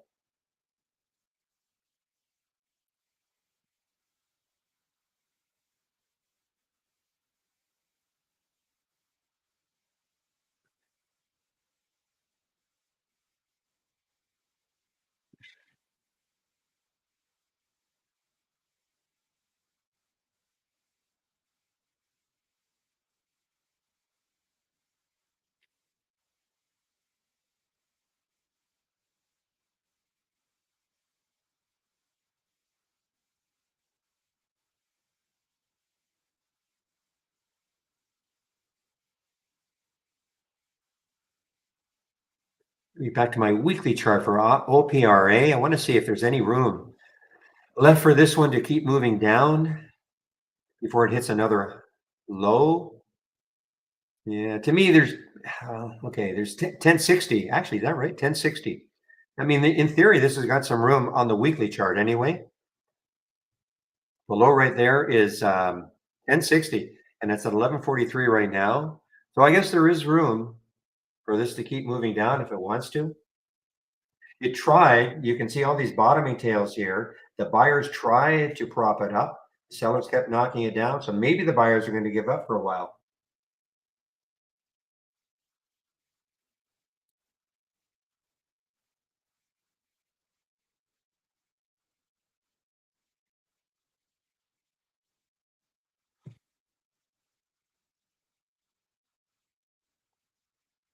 Yeah, I was answering somebody in our YouTube room, Peter, in our YouTube room, saying he bought SLNO yesterday, but sold it, and then was wondering if he did something, if there was any way you could have predicted, made some money on it, but was there any way you could have predicted that it was going to do this at 3:30? And this is the last two 15-minute candles. There's no way to predict that.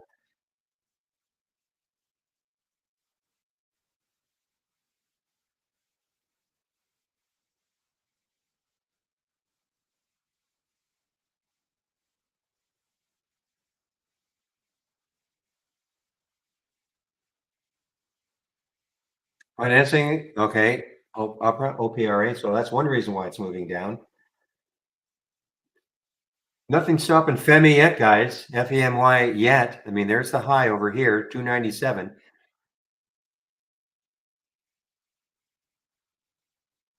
Could it take it out? What a day.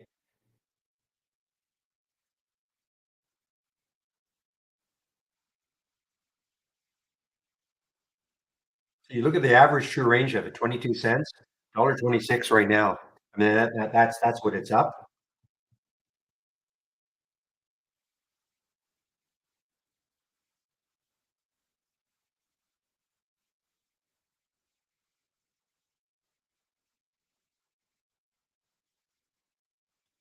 That's why I don't use, I mean, to me, it's interesting maybe to see it, but I don't use average true range in any one of my filters. The only way I would use it if you're looking for stocks that are trading, two or three times the average true range, maybe.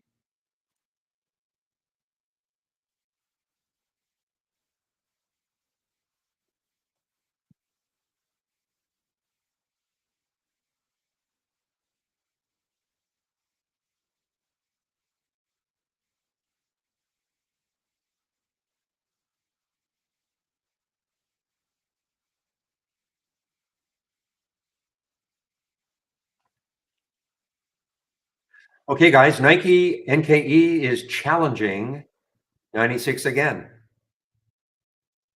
Oh man, what's happening with this rum? Okay, so I had 3 days trying to pop up, but now starting to move down again. RUM.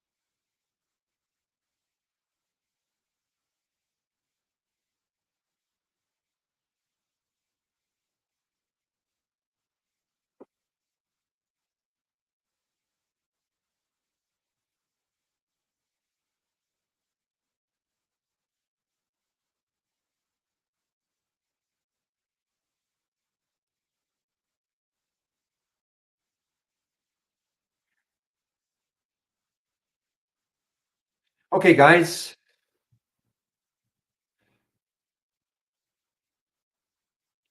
No, no, nothing is going away, guys. I'm just telling you, if you take out a subscription, just use my promo code, okay? It'll help to keep the room free. It's that simple. I'm not saying the room's going away anytime soon, but I mean, it is, we do use the rooms for marketing. There's a cost associated to it. So,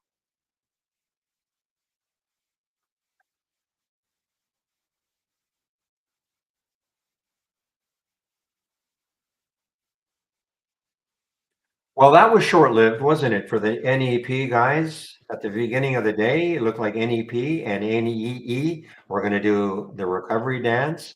They did for a while, but now they're starting to fall again after being just slammed the last 2 days. How do you short trade ideas?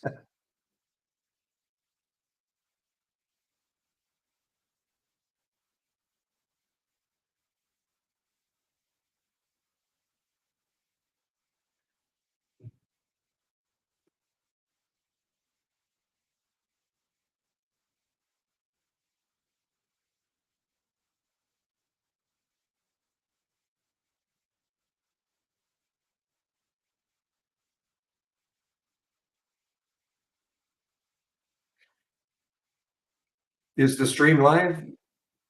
Yes, it's live. Yes. I am a live person. I am not a bot. At least I think I am.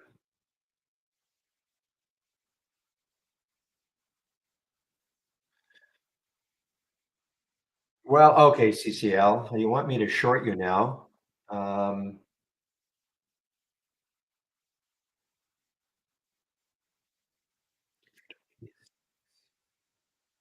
yeah. Looking left, it is actually challenging yesterday's low. This has just been a crazy, crazy one, guys. Earnings, crazy reaction to earnings on that first 15-minute candle. But even the second one,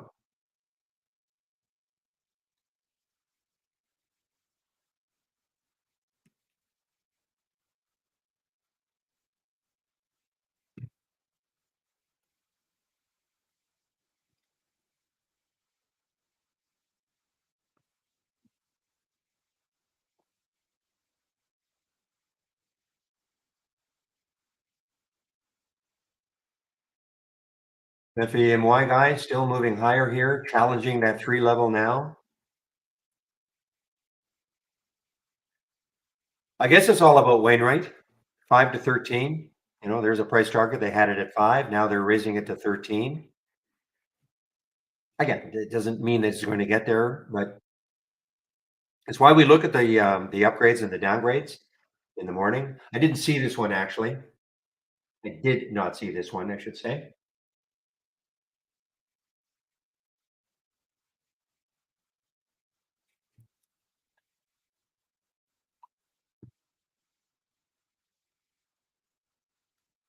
And the other thing I should say, guys, don't be afraid to ask questions. Okay, if you're new into the room, don't be shy. Ask questions. Don't think that you're bothering me. That I should, I am trying to trade, of course, but don't worry about that. Ask questions. I'm here to help.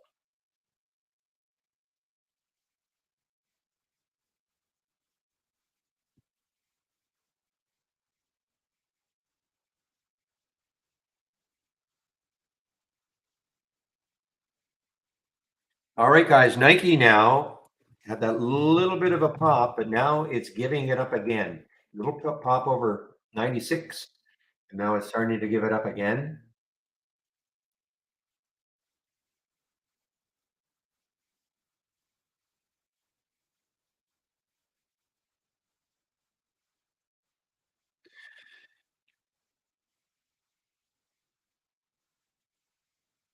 Looks like the pre-market low was 95.70. So it's right at the pre-market low. Okay.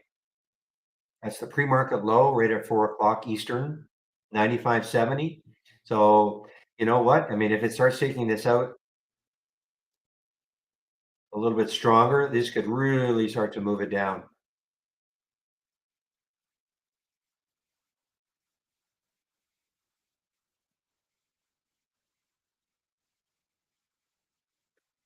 Yeah, you're right about the Napa. I guess I should have kept watching it. NAPA. I should have kept watching it.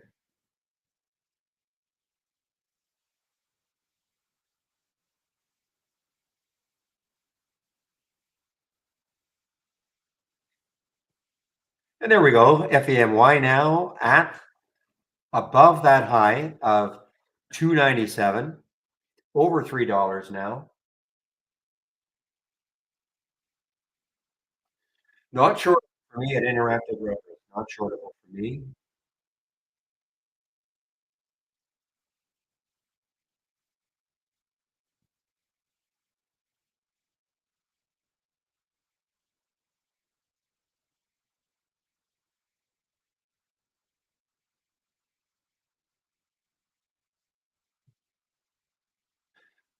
Okay, guys, I've taken a short on Nike.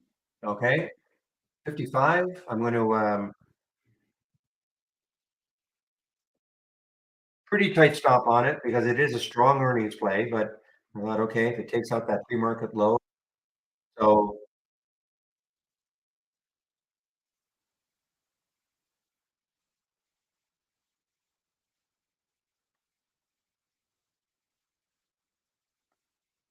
and of course now I will have to keep an eye on it.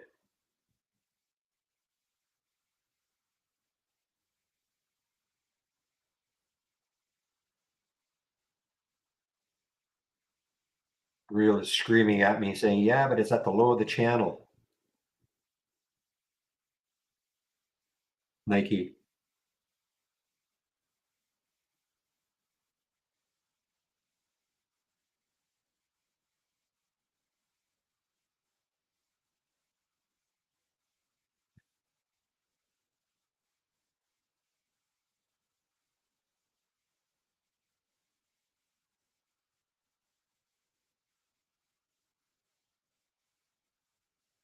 And just watching it, guys.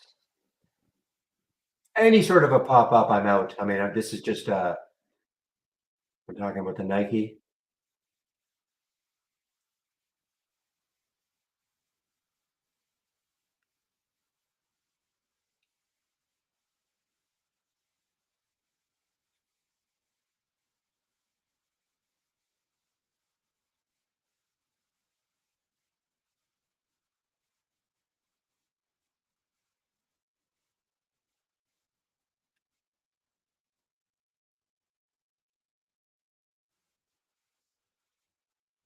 I'm here, guys. I'm in here. I'm just watching Nike here.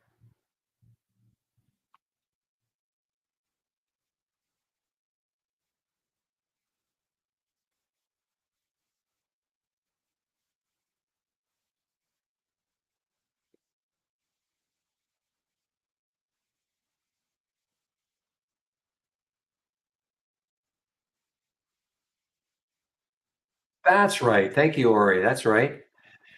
They were the ones hit by that culprit research, GCT. I forgot about that. You are absolutely right. So now they've come up with a defense letter. They're going to sue them because that was a pretty scathing headline. Take a look. GCT. Of course they do. So GigaCloud says that the short seller culprits report lacks merit, shares gain, numerous defamatory, selective, inaccurate, incomplete, misleading.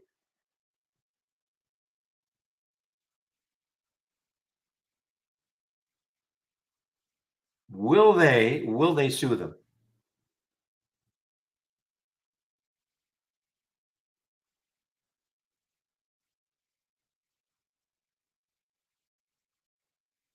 But I was talking more real about the lower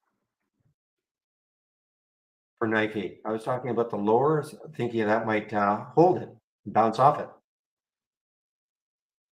I'm only looking at a 5 minute. Okay, so maybe it's still well above the low.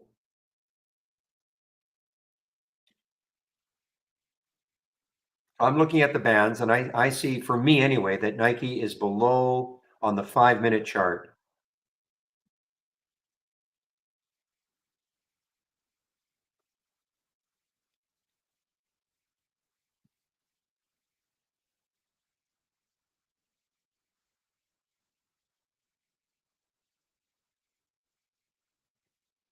So of course your settings are probably different from mine.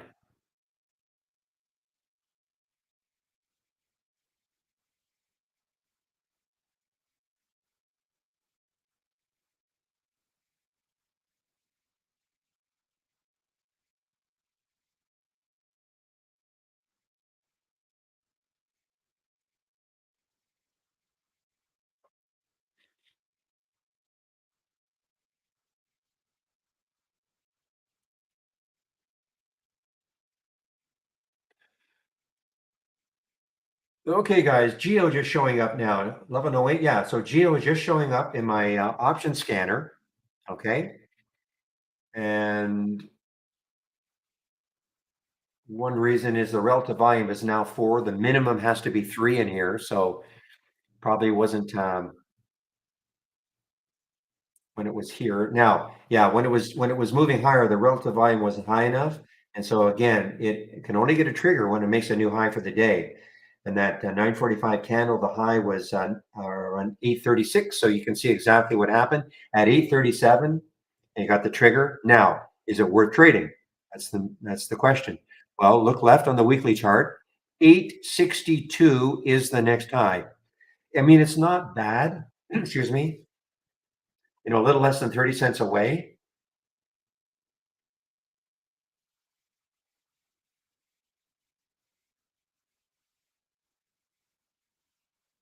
Okay, so that's what you're saying. It is way above. So I'm using a 5 minute. So maybe I should change my time frame.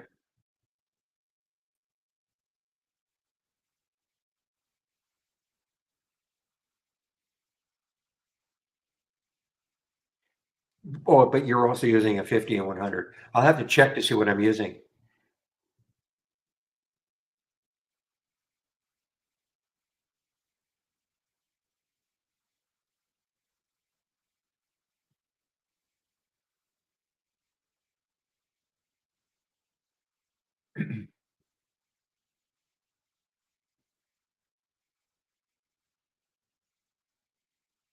So maybe I have to change my the period. I don't know what period I'm using.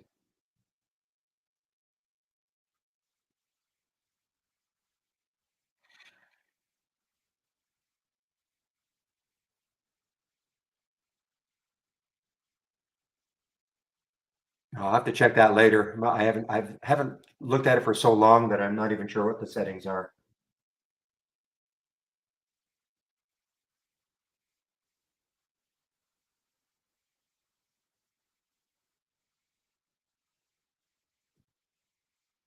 Okay, guys, IPO just opened. A&L, excuse me, A&L just opened.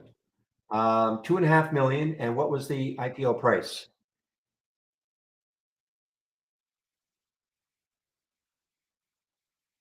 Well, if it's 23, then this is no good. Yeah, it looks like it. So it's well under the IPO price of 23. So now what I'll do is I will put an alert up here at 1914, see if it takes out that high at some point.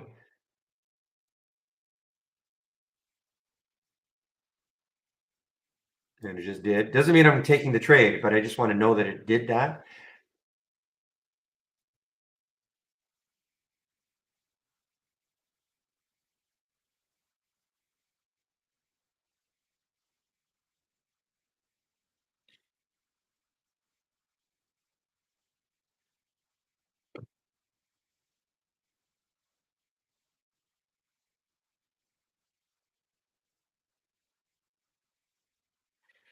Okay, so UPTD is getting this action, guys. You know, last day of trading is UPTD.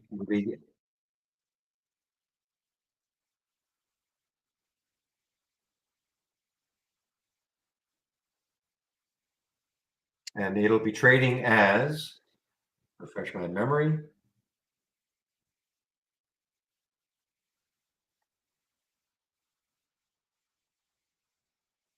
be trading as ESLA. ESLA on Monday. Check it in the pre-market.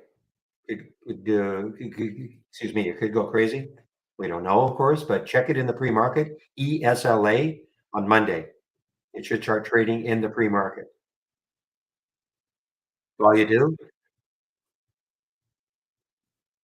put ESLA on your chart, and then just right click and create a price alert. Put $1 or something because we know it's going to be trading over $1. It'll pop up on your screen.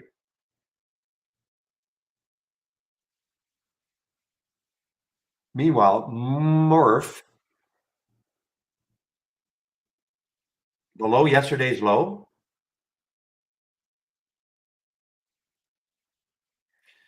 Not quite. 2156 is yesterday's low for MORF. So not quite there. Pretty choppy though, guys. I mean, it had a little run at the beginning. Now it's giving all that up and more.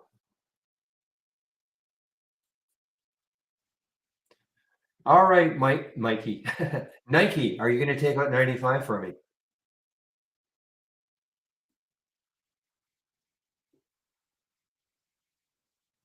Well, I'm not saying it's going to go higher with the symbol change. I'm not saying that at all. I'm just saying watch it, see what happens. If I knew it was going to go higher with the symbol name change, I'd buy this right now. I am assuming that's what happens, and it'll change on Monday. But I'm just saying watch it. You know, based on what happened in the past with UPPD.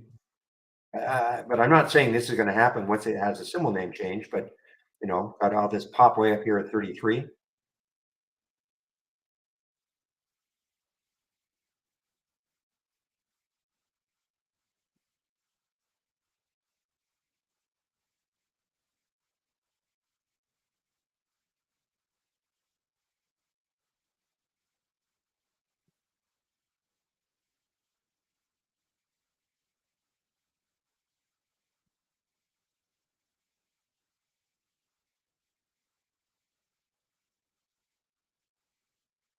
Okay, guys, I've taken some off of the Nike. I have this feeling it may struggle to get through 95.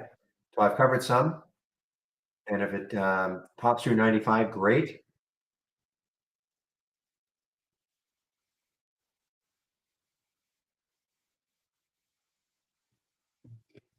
Well, you have to understand what a SPAC. I mean, do you understand what a SPAC is, Trade 25, and the whole concept behind it, and why they can get all crazy and then fall right back down, and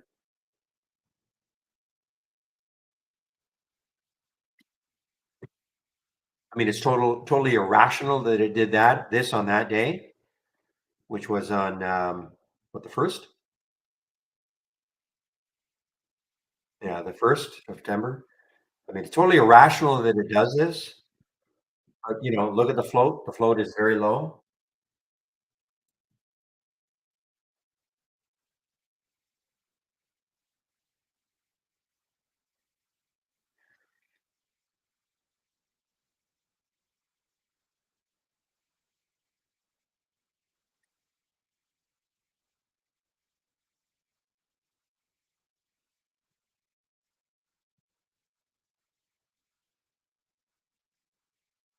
Yeah, Napa would have been good. I just, kind of got bored with it. But, it's inching its way down, all-time low now, NAPA.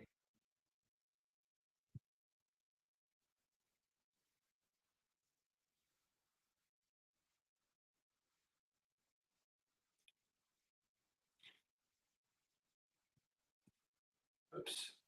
I think that's GME, GME, GME, GME. Yes, GME.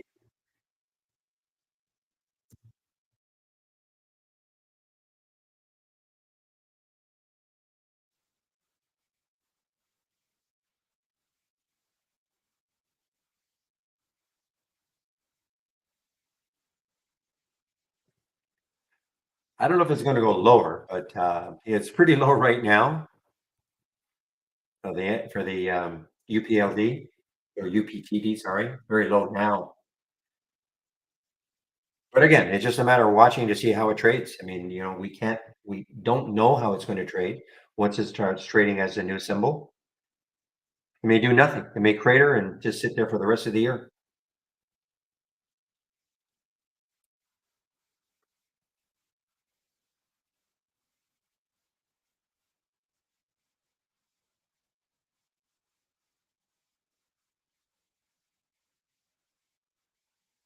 I'm afraid to look at this op to see what it did. OP, I know this one had a big day yesterday, and another great day today.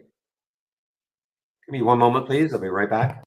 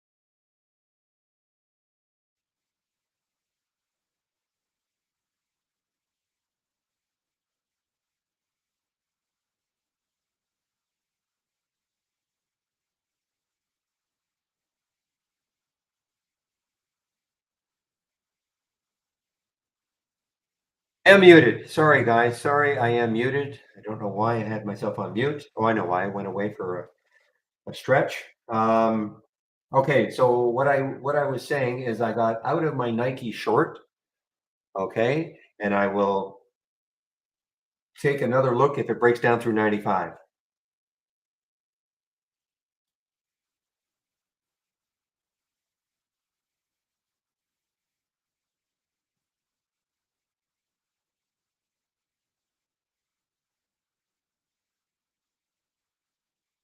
Trading view, am I paying extra for exchange data? Well, I have real-time data, so I don't know what I'm paying to tell you the truth. I just selected a subscription that had real-time data. So I guess what you're saying, there is a free version, I guess, that I guess it just has batch data,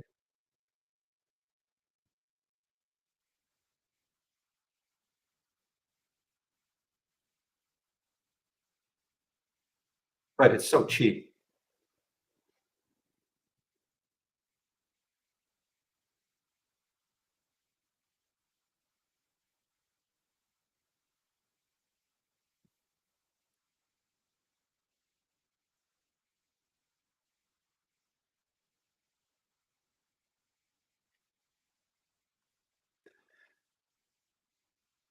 I took it an annual subscription Jungle Gym a while back, so I don't even know what I was paying, but it was so cheap.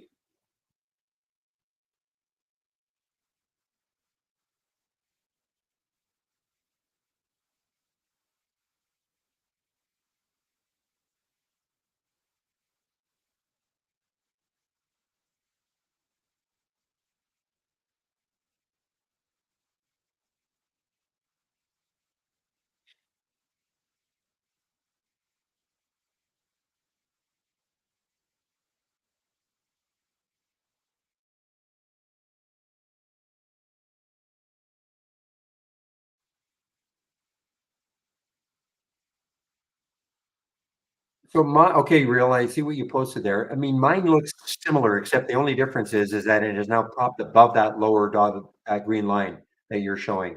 Mine is popped above it,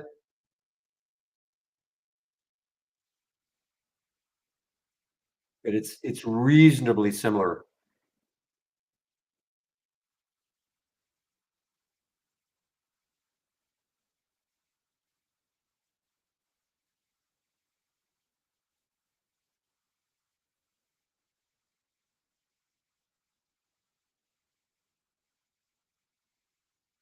Okay, I'll have to look at my settings.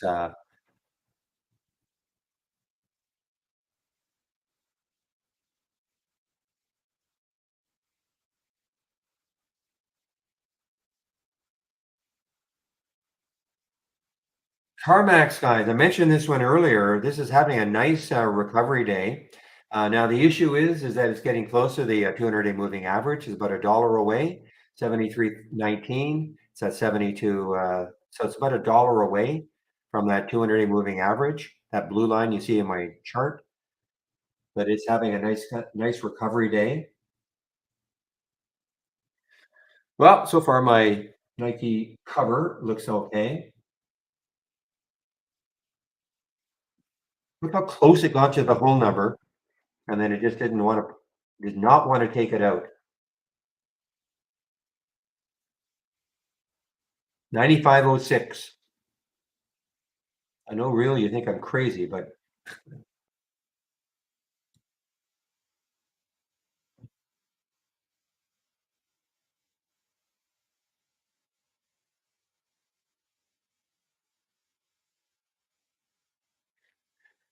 MDT, I don't see MDT anywhere for me.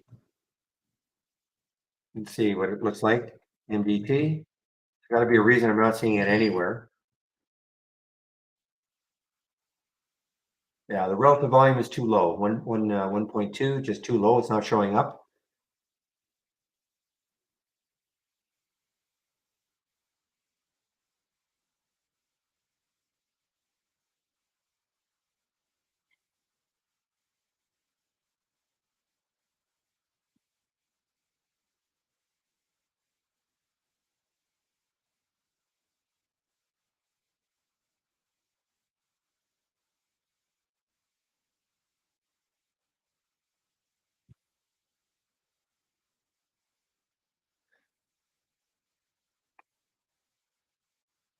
Okay, guys. So Nike now that maybe have to brief for a little pop. So I mean, I'm interested again if it gets underneath 95.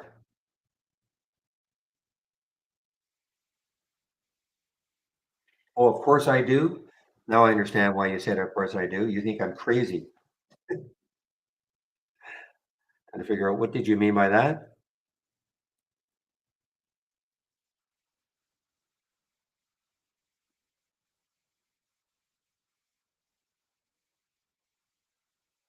Well, I don't know what the guy from ARM said, but it didn't help.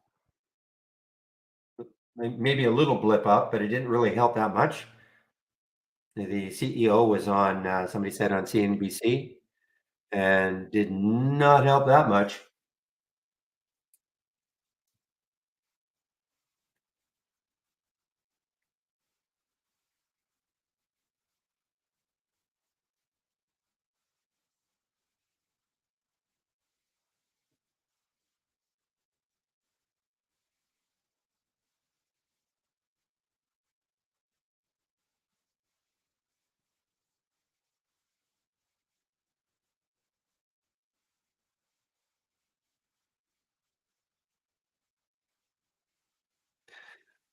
Well, this one's had a nice day. SPWH, not an earnings play, but this has had a really nice day. SPWH, the next high is looking left, around 5, so it doesn't have that much more room to go until it hits the next highs, but it's had a pretty good day. Okay, guys, Nike approaching 95 again. I'm making up my mind if I want to reshort it,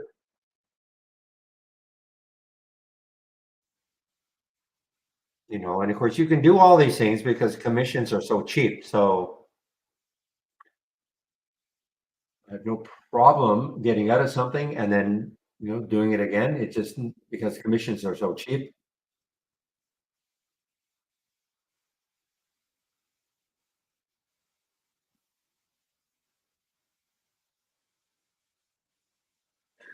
All right, GPCR, where PJ is, but this is not going to stay here for the rest of the day. Okay, look at that. So it's going to do one of two things. It's going to drop or it's going to move higher. I refuse to believe it's just going to sit here around $51 for the rest of the day.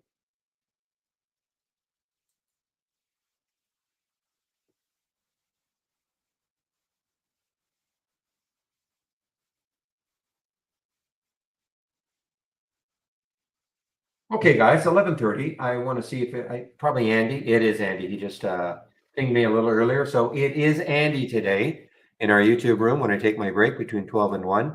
Always a good idea to head over to YouTube when I'm on my break. The reason being is that, I have a certain trading style. The other traders who take over 5 days of the week, five different traders. Today is Andy. We all have different trading styles. We all have different scans we use. So I think it's always interesting to head over and listen to somebody else's point of view in the market. Of course, I don't really think about the market too much. I'm just looking in, intraday. I'm not thinking so much overall what the markets do. I know Steve takes a look at the market, looks at bonds and treasury bills and all that sort of stuff. I don't really do any of that. I don't really analyze. I'm not sort of into the macro aspect of the market.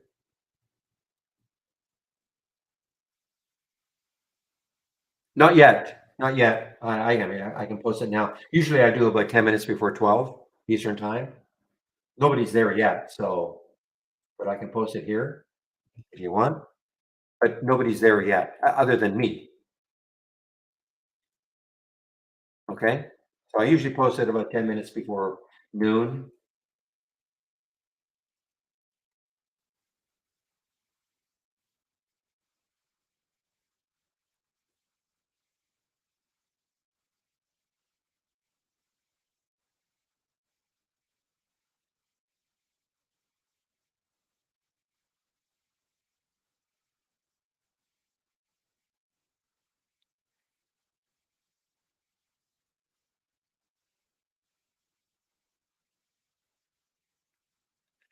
Guys, you know what? This Femi is very strong still. I mean, I thought maybe it would really take out three, and it did for a bit. It got up to 313.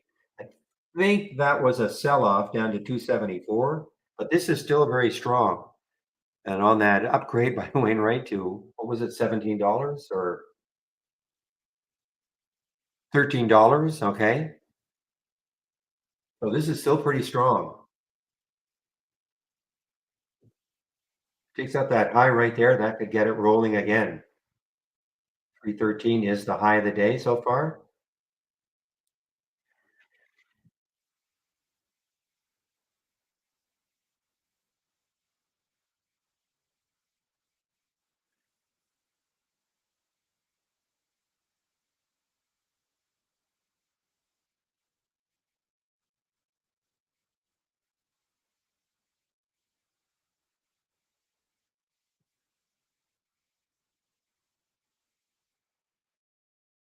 The CEO of Carnival is on CNBC right now also.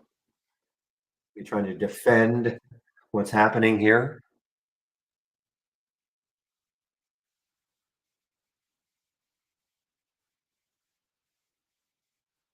So, okay, try to remember this. What's happening with CCL, this weekly candle. Let's take a look at JETS, JETS.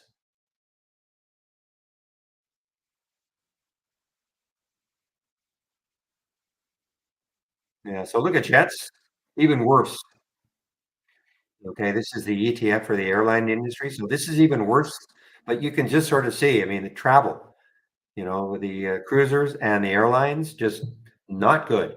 Now, a lot of that, of course, huge components for airlines, and I'm sure for the cruisers, is the cost of oil.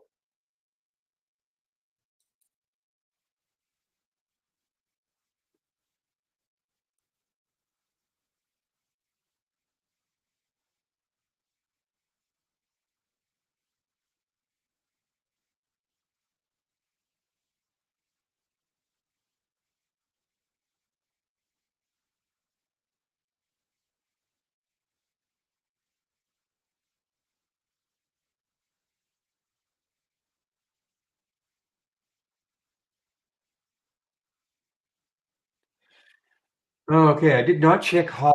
I did see it up here, HOLI, not AI, but HOLI.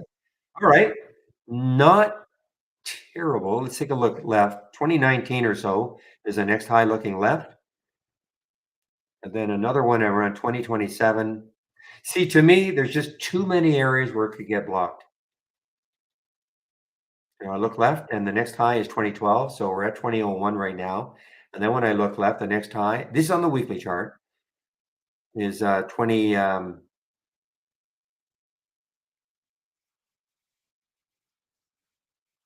right, guys, Femi,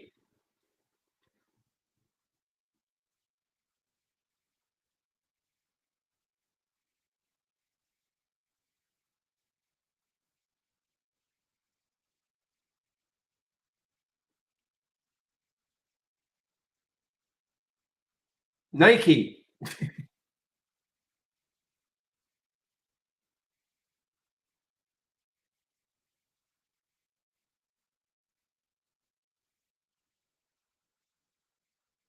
Femi, guys, Femi.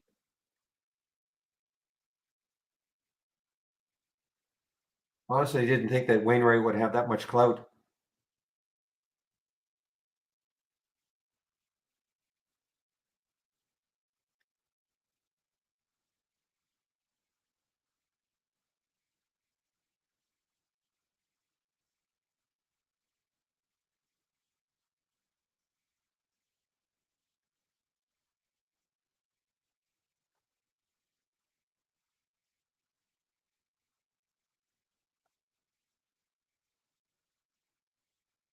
Boy, that NEP now showed up again on my 10-day daily breakdown. That's, of course, the third day in a row, fourth day in a row, showing up on the 10-day daily breakdown. NEP. I'd love to short it. Love to short it. Underneath 30 right now. Nike 95. Okay. Now I'm getting interested again.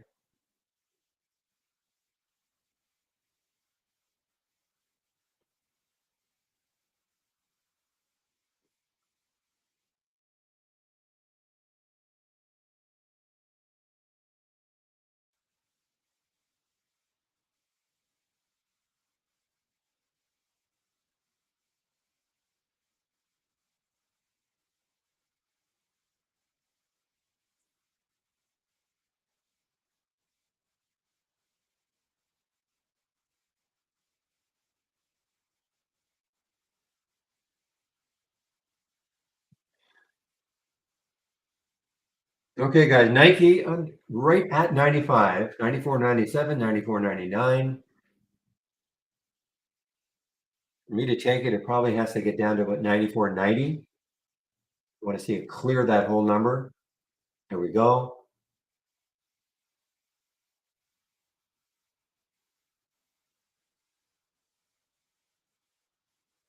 Okay, let's see if this works.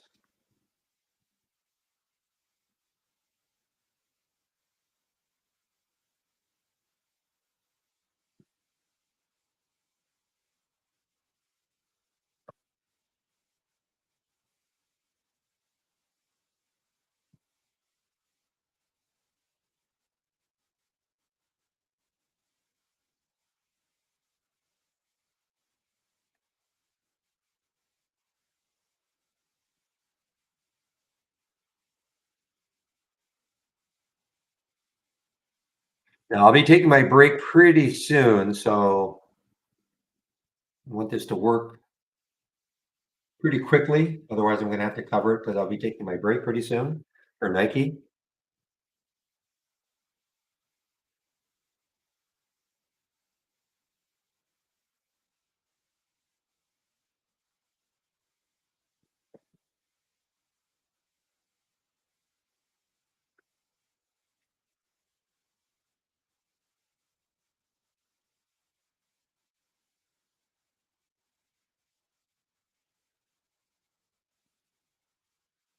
All right, excuse me, HOLI on the move here a little bit, guys. I mean, the next high on the daily chart is 2012, so it's almost there.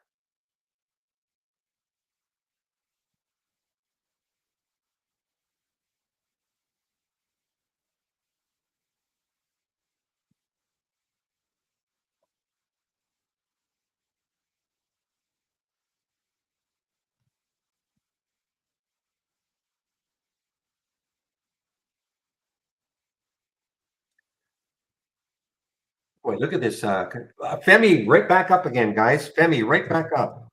FEMY right back up.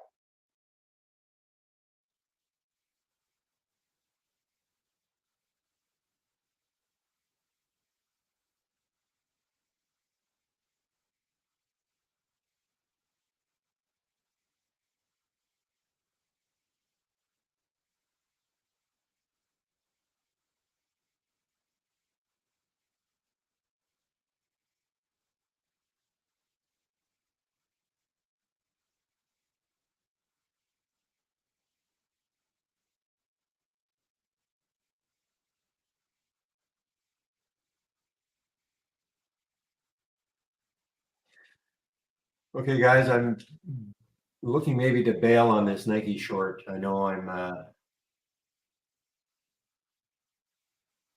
just waiting to see if it gets back underneath 95 again.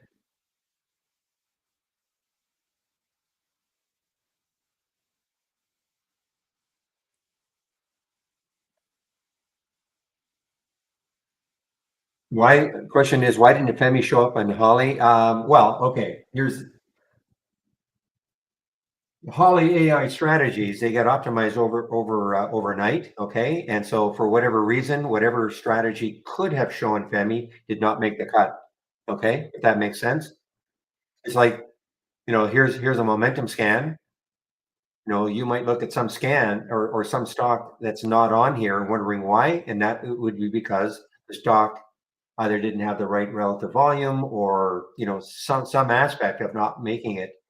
Remember, all the filter requirements have to be met. So whatever stocks made the cut today for the AI, Femi did not meet the filter requirements.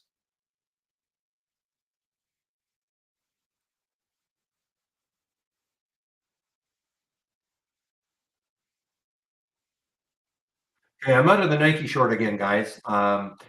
Mainly because I mean I can't hang around. I have another maybe 15 minutes, and even if it got down to that 94.59 area that Real was talking about, probably not enough for me. So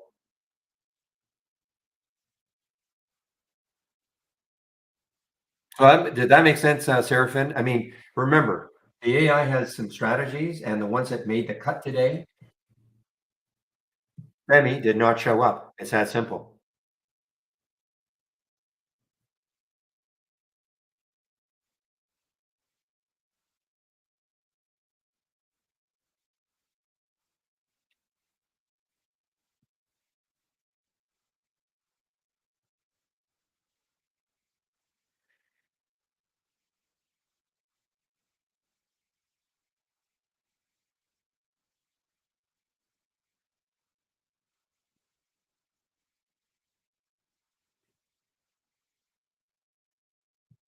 Bumble, BMBL.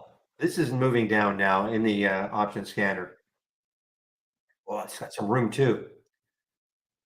1416, the next low looking left. Boy, this looks good.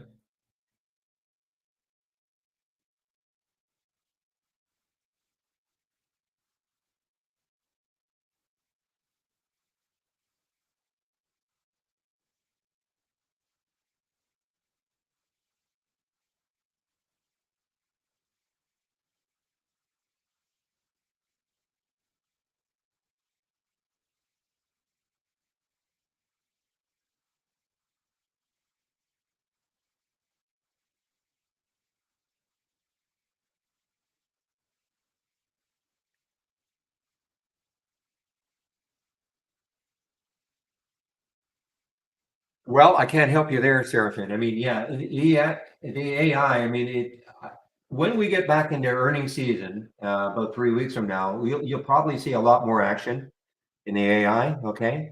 But, I mean, we don't know how many alerts you're going to get on a day to day basis.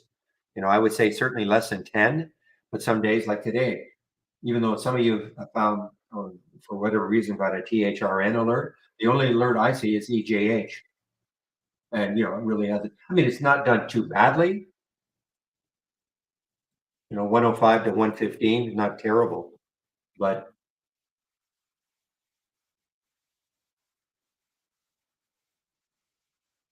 and it might have some room to 123, but that'll be up to you. If you're not getting enough results,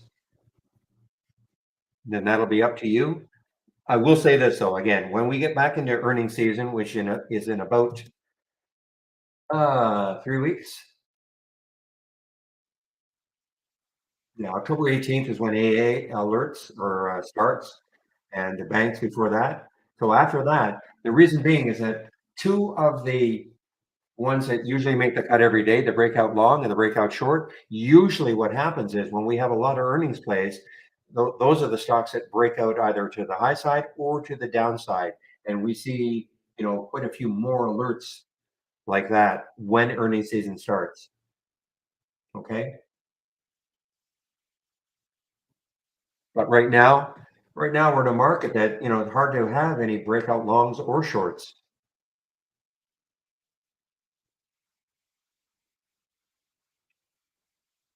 But yes, okay. A little worried about that. We'll pull back down here, but now Femi 351 on the high.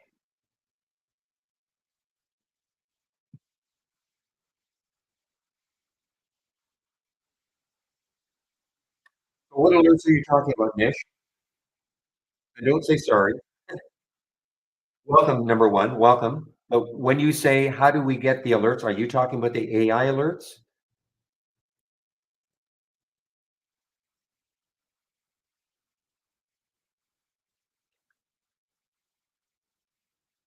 Okay. So first of all, are you a premium subscriber? Do you have access to it? If you do, this is what you do. Click on new from our toolbar. Hopefully you're using our downloadable application. I mean, I can show you how if you're using the web-based version, but hopefully you're using the downloadable application. And if you are, then from our toolbar, click on new, and then where it says premium AI strategy trades window. If you can see my screen, and when you click on that, this is what you're going to see. Again, not a lot of action, but I mean, it is what it is. 105 EJH, it's 113 now, up 7%. Okay, cool, cool. Well, then this is what all you have to do is do what I did. Click on new AI premium AI strategy trades window. Never mind anything else. Okay. When I say, like, we do have an AI channel, but to me, all you need to see is this window. All you should care about is what are the alerts? What's the time? What's the stop? Here's the stop. And how you trade them will be up to you.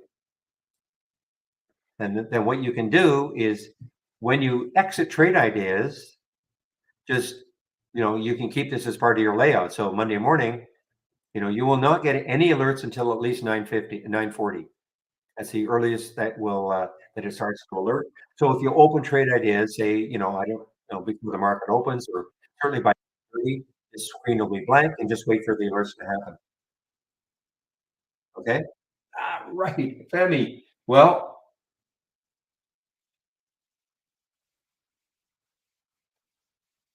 now I can have a good lunch or a good workout, actually, a good workout. No lunch.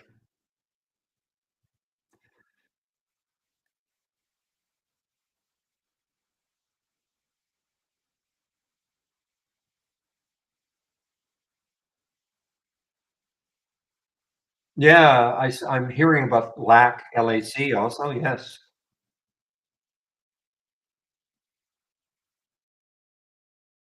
Big pop.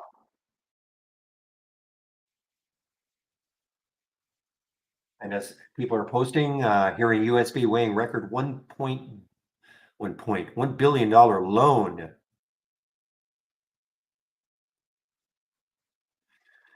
So I guess the whole idea is they're trying to get Canada, yay! Where are you out of? Vancouver, my hometown. I'll pay you a visit this weekend. See where you guys are.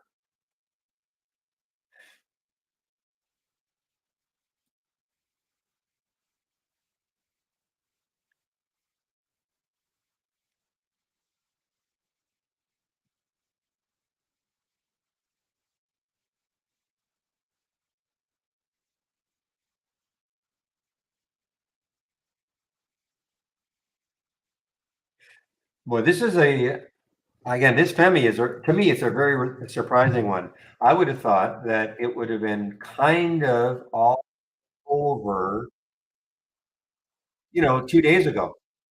Had the big pop on the news, then it started to fade. I thought, okay, one day wonder and go back to where you came from. Remember now, this was a 34-cent stock 3 days ago, 4 days ago. So basically, your 10 bagger right now. If you had had this down at 34 cents, you took a stab at this down here and said, oh, well, maybe it'll do something. But my guess is that most would have got rid of it up here.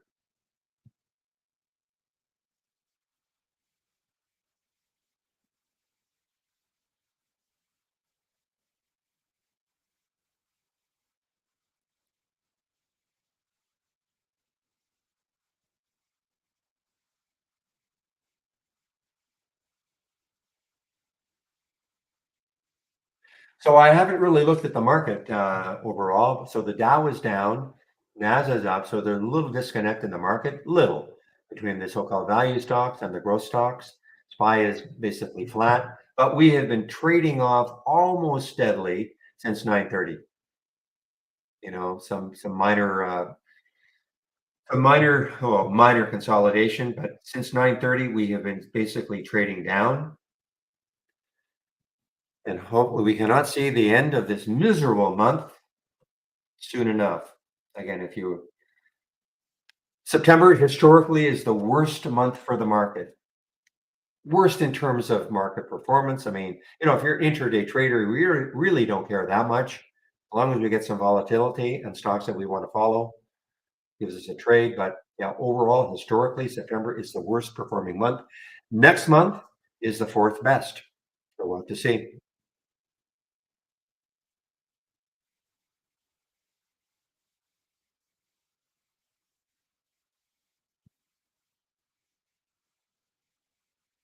Okay, guys, it is now 11:52. So Andy should be showing up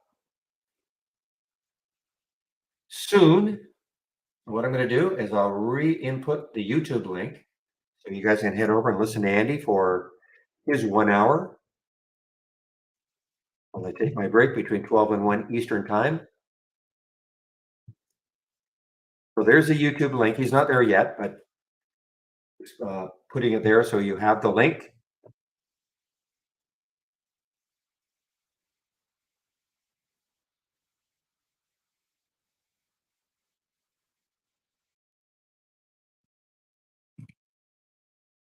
And I'll just put the announcement in now. I'll be here until he shows up, and I'll just put the announcement in.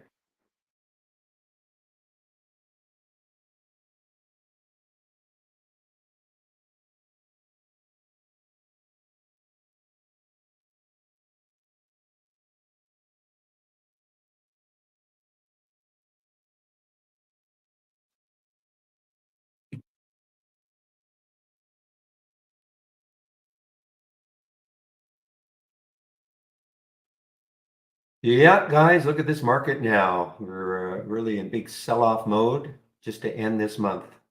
Looks like I doubt if we're going to have any sort of a big bounce.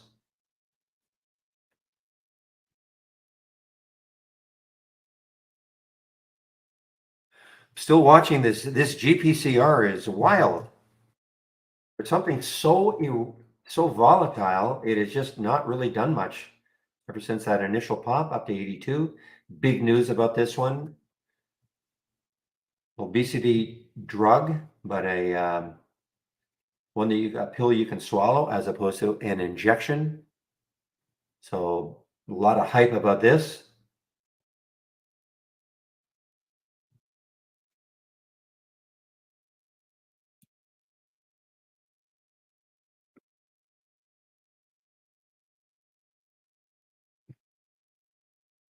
Yeah, when is the theoretical date? Is it Sunday night for your government's shutdown to be either it's going to happen or not?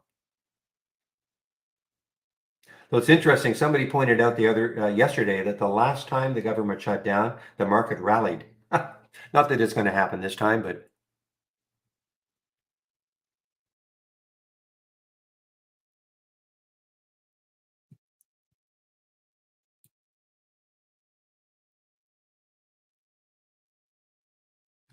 OP. Oh, man, look at this thing run here, guys. Out of Greece, this is a shipper of some sort, deep sea freight transportation sector.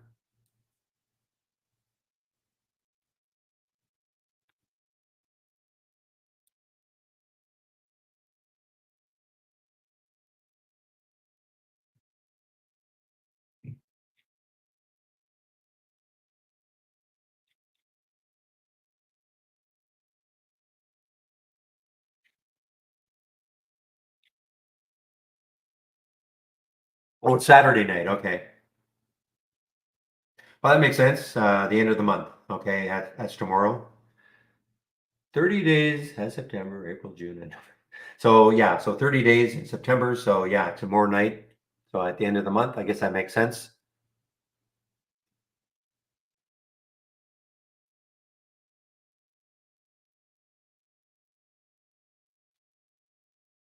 Well, guys, when I come back from my break, and if Bumble is still hanging around this area, I'm really interested in a short of Bumble, BMBL, especially the market remains weak. Not that these stocks kind of follow what the market's doing, but when I look left, I mean, the next low is almost down to 14 for BMBL.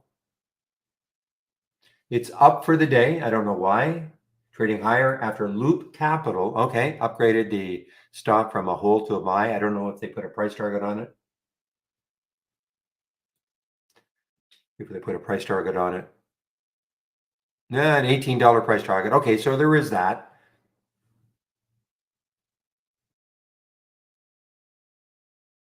Yeah, you mentioned that yesterday, Dip Buyer.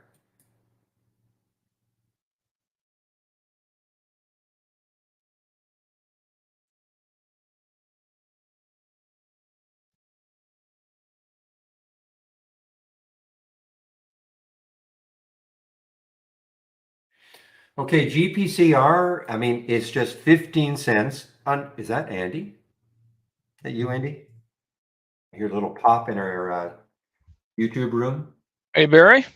How are you? Yeah, Andy, I'm What's going watching on, this man? GPCR now. Let me see. Let me take a Yeah, you should gander. see. G. Okay, guys, just give me a moment, Andy. Okay, guys, Andy is in our YouTube room. I'm going to put myself on mute in the main room now. I'll see you guys in about an hour. Yeah, the GPCR. I don't know if you saw it at all today. No, let me see. No, I probably did, but I came in with like 14 positions, so I was I was mostly Yeah, managing my stuff. Yeah, but GPCR. yeah, your eyebrows are gonna fall out. Ooh, Ooh. get you a little short off this morning, Well, I or just yeah, I recent, took just now. Yeah. Well, yeah, I actually took a bit of a scalp short. I chickened out. I wanted to take a short at 60. Now, if you know the news, they're in this obesity sector, and so Mm-hmm. now they've got a pill instead of an injection. So that was the reason for the big pop. But I'm looking at a short now, underneath Oh, 50. sure. But you got to be careful, as you know, Andy, because anything can happen. Oh, you get on the So wrong side of one of those. Yeah. Yeah. exactly. So my problem is I want to take my break now. So there's no way I can short it right now and take my break. Yeah, that I would be come tough. back. I've lost all my money. So anyway, Uh, but but that's what looks makes like the it wants market to give it fun. up. That's right. Makes makes it totally fun. So anyway, I think I'll take my break right now. I'll Take come it. back Go in ahead about and an take hour. it. If that's okay. Yeah, can I ask you a favor? Could you come back maybe 5 or 10 minutes early? I got to go an errand to run where I need to No, I leave right can't. at. Yeah. Oh, Barry, I please. can't. No, I'm kidding. Of Actually, course I five can. 5 minutes Of will course do. I can. No Five problem. minutes will do. That's just fine. I just No, need to I'll leave be at the here top 10 of the minutes. hour. I might even be here 15 minutes. Okay. No, no, no. Don't do that. Okay. All right, Okay. Barry. No problem Enjoy at your all. enjoy your time off. All right. Okay. Bye-bye. Bye. Hey guys and gals, how you doing on this Friday? Well, this market, I'm lucky I sold a bunch of stuff this morning because it's had a hard time moving higher lately. But anyway, if you're in here for the first time, this is kind of the support webinar. I'll be in here for like an hour. So if you have any questions regarding the software, any configurations that you're working on, this is a place to ask it. If not, we can definitely talk stocks and well, I'm not going to say anything else you want to talk about. We could talk Ryder Cup, watching the Americans stink it up.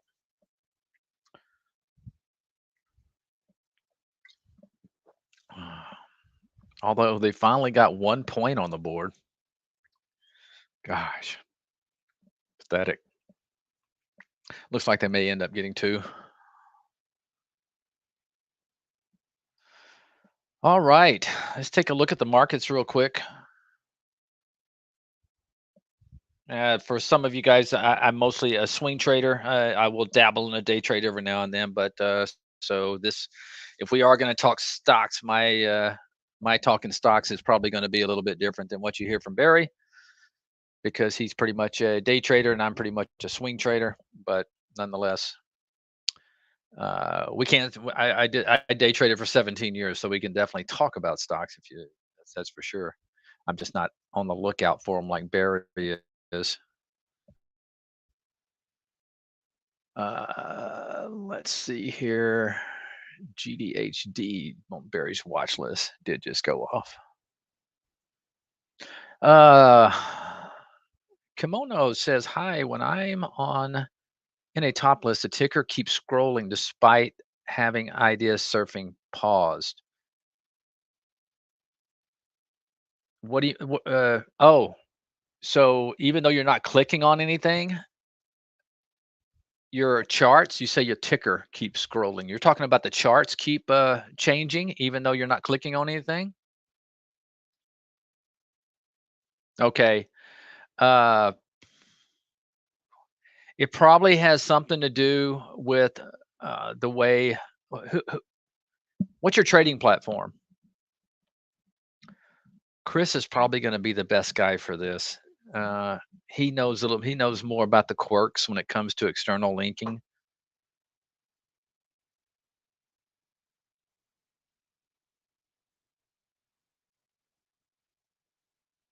So, yeah, I'm not going to be able to help you with that. It probably has something to do. You got some sort of glitch going on with your external linking, and you probably just need to change something in it. Link to window for my broker. Yeah, let me. Do you know our email? It's info at trade dash. I'll drop it in here.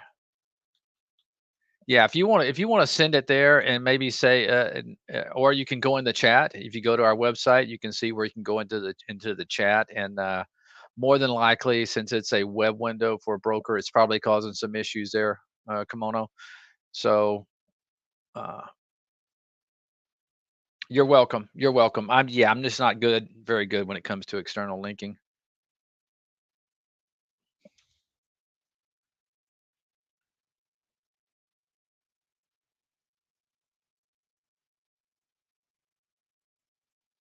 Okay, Steve is telling me top list, jump around, park on the top symbol and click it. I'm not sure, or just one symbol. He says also says it's an external linking issue. So, now you're welcome, Kimono.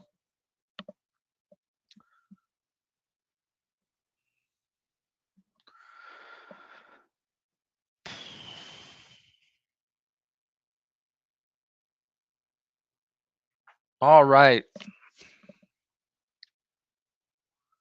Actually, this closed P&L on this LI is not correct. I had the other day when I bought it, I had a fat finger or something, and I loaded it in my brokerage plus. I meant to put like 5,000. I think I put 500,000. So anyway, so don't pay any attention to that. I didn't notice it till the next morning, and luckily, I mean, not luckily, it's not like it's real money, but it gapped up. So I said, "Oh my gosh, what's this?" I just put it back on how many shares I actually had. So, uh,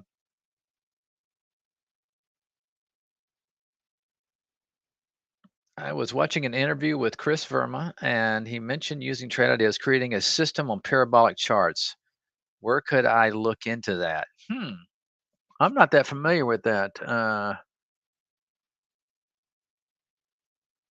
Seraphin, you might want to send it to that email above, and what we could do is just put our feelers out, so that will go to like everybody. If you go to info, so if any trader does know, they'll hit you back on that. Yeah, I'm not familiar with that.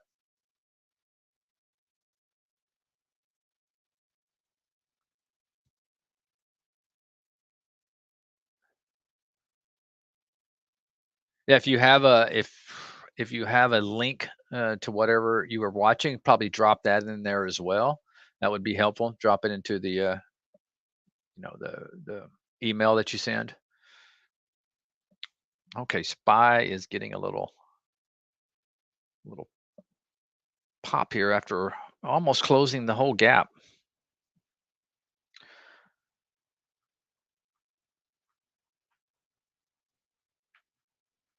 Yeah, I had about 14 positions coming into the day, and luckily I sold a lot of stuff at the open because this market has been so bearish lately.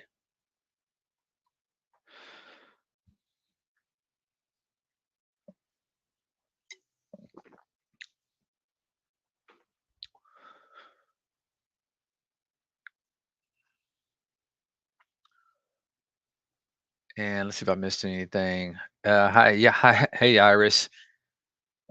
Yeah, I don't. It's not time for a bull market. I mean, this is why you got to, when we're in this kind of market, this is why I scalp a lot. When uh, I was actually entering a lot of trades the last 2 days, thinking we may try to have some sort of end of quarter window dressing. You see that a lot when it's in the quarter. The fund managers will come in, support their stocks, try to boost them up so they'll look okay when the people get their reports at the end of the quarter. Was obviously expecting more than this, but boy, the market just didn't have it. But anytime getting back to what I was referring to, this is not a bullish tape because we're down below all of our key moving averages. And for me, when I'm in this type of market, I try to buy low and then scalp into, in other words, buy the dip and then definitely take some profits as it moves up quickly. Unlike what you might see over here, when we popped up out of these bull markets. See, that's for me, that's different. A lot less likely to scalp in this sort of scenario when you have rising moving averages and you're above the moving averages. Okay, for me, this is one where, hey, I'm looking to go in and hang on, until we start breaking these moving averages. Whereas now we're on the other side of the mountain, one could say, where we're now below all of our downward sloping moving averages. For me, I'm quickly taking profits, typically on about 75% of my position. Uh, let's see, this path that I entered yesterday, I believe, or day before. Uh, yep, sold 2/3 of it already. Shop sold 2/3 of shop already. I'm trying to think what else I got here. Some of these things are a little bit of uh, I sold some Lee this morning in pre-market actually, but I tell you, I like the way this is holding up. But uh, Amazon, I think I sold half, but then what I did is I bought I bought it back when it pulled back to the moving averages here. So anyway, I'm just kind of trading this one because I think it may have more to go. It's kind of in no man's land. I'm thinking this may want to rise up to that 130 level. But anyway, getting back to my point, I think you have to, you know, definitely the current market conditions uh, uh, dictate my, dictates my hold time. It dictates how much I'm going to scalp.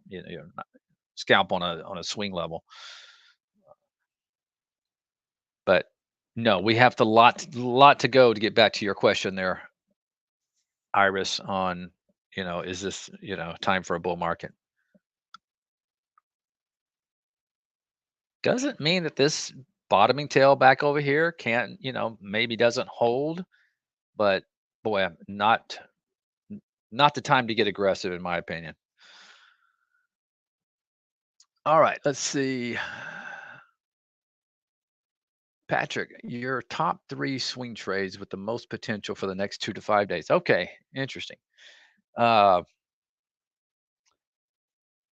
Lee has been my best trade, and I jumped in it again yesterday. And the reason I did is because there was some positive news that came out of China regarding less regulations on the EV market. Uh, Neo and XPEV had a really good day.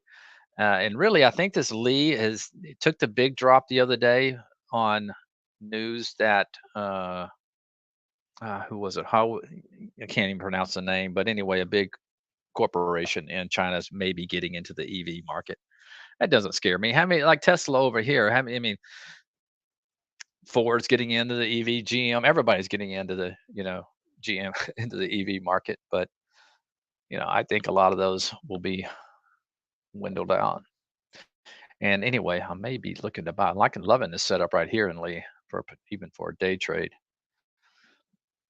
Like I said, I scalped out some in pre-market around 35.50, but I may loving the way this is holding up. Now they're going to have they'll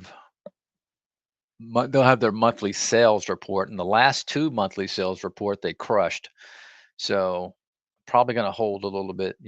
Definitely going to hold a little bit of this in the earnings. Now it's ugly. It's below all, and just like a lot of other stocks that you're out there, it's below all its key moving average. But I think this one's been overdone to the downside.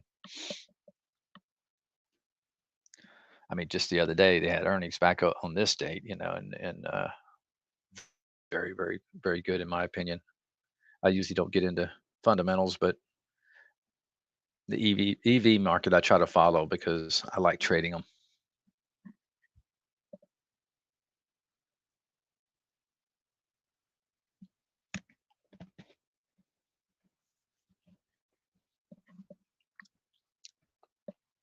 SG, I'm not sure. I'm probably butchering your name, but ask, do you make a living trading? Have you always, or have you had to get additional work? Very good question. Yes. I was a trader for a living for about 20 years, 20 straight years. Now, 17 of that was pure day trading. I was a day trader. I made a living off of it. I really didn't have uh, the majority of the time, I would say 70% of the time, I didn't have any other income. Now I did get hired by a trading firm in China for about a couple of years to no, actually that was only for a year. So really, for only about a year, I had additional income. I was a mentor over there. I'd fly over there one week out of every month and help trade about 450 traders. I would help them with momentum trading, day trading. And I'm trying to think. It seems like I had at some point during that I did have another gig where I was making for a couple of years just some consult. Oh, Steve and I had Today Trader. I almost forgot about that. Steve, which is also here. Has been my partner in a lot of ventures over the last years.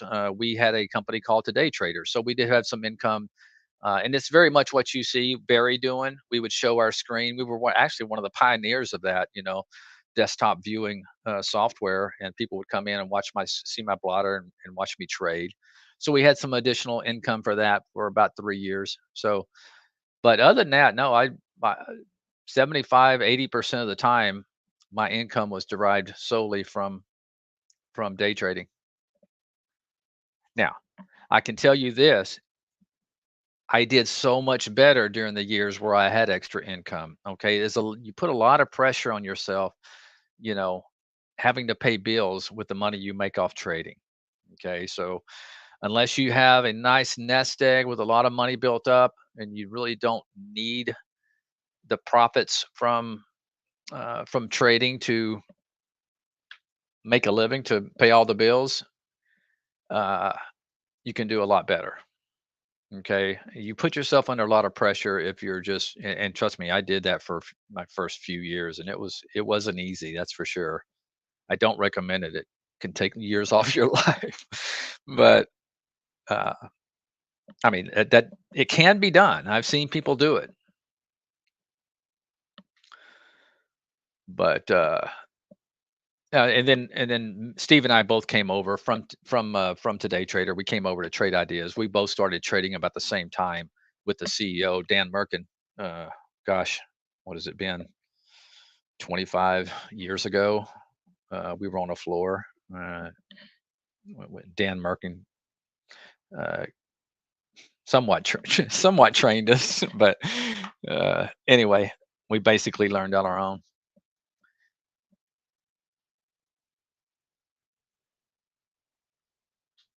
But we both came over here about what's it been, about 7 or 8 years ago, and yeah, it works. And this is why I swing trade. I really don't have time to sit here and day trade all the time. All right. HS writes, "Hi Andy, I see you did not fully exit Amazon. I sold at the peak of the day." Correct. I did not fully. I'm still thinking there could be uh,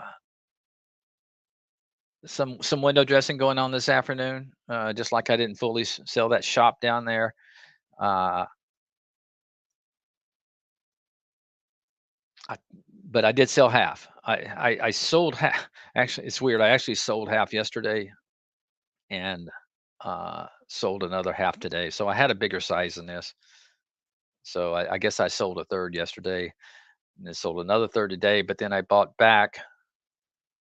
back on about right here. So I got back in on this pullback to this moving average. I thought it would hold there, but we'll see. Thinking it still may get a bounce. Love to see it, at least just go up to this, 10 period moving average. And I'm not today, but maybe over the next couple of days.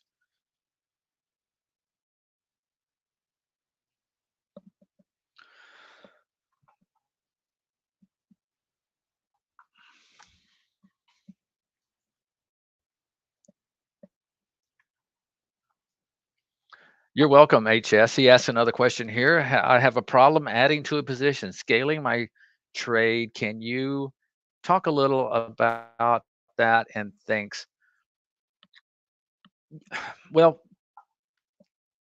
once again, I'm going to go back to the market conditions. Okay. Right now, it's really, really hard for me to add a position because let's face it, let's just take a look at the spies, or we can even take a look at the Qs, since probably we play more of the Qs than we do the spies anyway.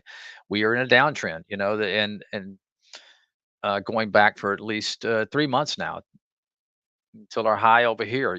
So we're making lower highs each time. Each time we pop up here, so we're in a downtrend. So for me, I would prefer first thing my entries. I look for pullbacks. Not to say they have to be plunging to an area, but something that is pulled back and maybe setting up again and moving out. A great example would be maybe this Teva that I'm in. Okay, see that it pulled back to this key level over here, bounced, and now is trying to push higher. So even though I'm not buying on a downtick, I'm still buying typically on a possible returning to its uptrend, trying to get back above this last moving average. So I, I did buy this yesterday, and I did add to my position today in that, just because it looked like when it took out that 2-day high there, I added to my position. Uh, Now, this is probably not one. If it comes up here and gets ready to break out, I will add again. I don't want to do that. Okay. I really just bought a third. I bought another third. I may look to add some more, but uh,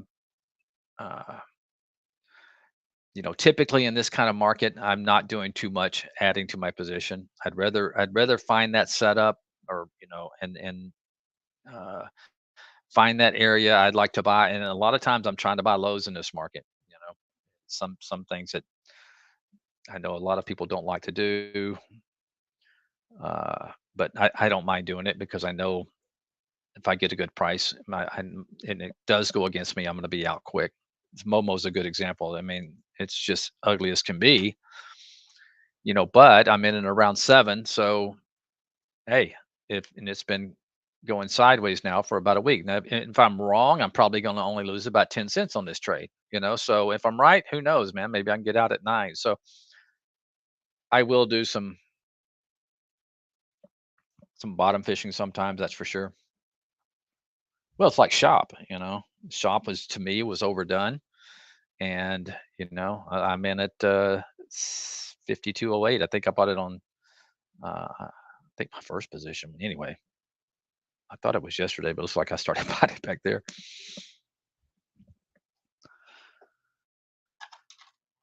But I'll do some unconventional stuff if something's really sold off, oversold, where I'll buy. I probably bought this, 2 or 3 different times, and once I get a nice little bounce, I don't know. To me, I really don't mind buying lows. But yeah, scaling up is hard, and I don't like to do it, in its current market conditions. And if I do it, I'm not going to chase something way high and then bounce it. Maybe I do it on a pullback, like I just kind of did on that Amazon. If I'm already in it and I have a nice profit, and I'm thinking, hey, if this thing gives up today, I'm probably going to exit anyway. So hey, why not jump in another little half here in case it gets a bounce? And uh, so I mentioned the other day in this room something called sway trading, and I do a lot of that in the market where I'll get in and out a lot of stuff quick. It's like a combination of day trading and swing trading, and I'm just kind of swaying with the market. Like, it looks like we're getting a bounce right now. Maybe I look to re-enter some of this more of this Lee that's been holding up, well, holding this key moving average. Pull this up here. Why can't I grab that? Huh.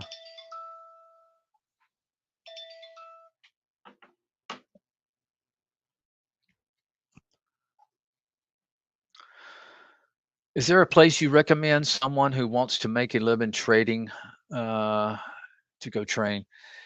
It's I years and years ago, I could have told you that, but now you can find so much information on the internet. I really would not pay for it. I think the best thing to do is just maybe go on YouTube. There's tons of videos about trading. You really could just learn so much on your own for free, watching videos and of people trading. Uh, are you talking about day trading?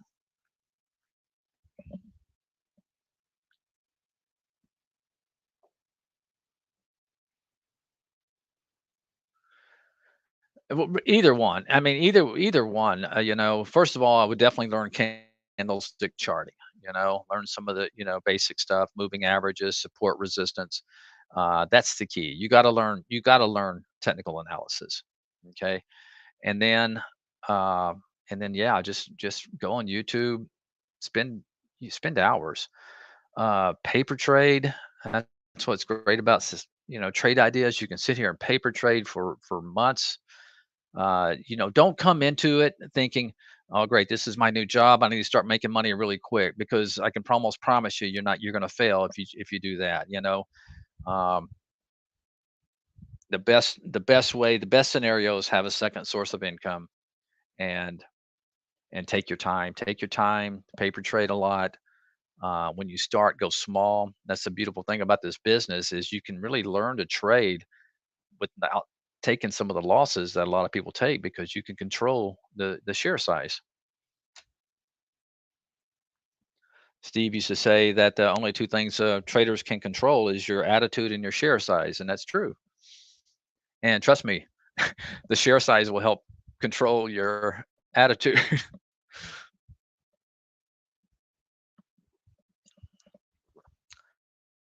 Luca, it's a very good question. Do you trade on confirmation or anticipation of a move? I'm more anticipatory trader. Is that right? Anyway, on anticipation, uh, I like to look for those setups and kind of get a head start. Now, if I do that, a lot of times it'd only be for at most a half a position, unless it really looks good. And then what I'll do is once I do get the confirmation, I'll add to my size. I'm trying to think of an example of recently. Uh,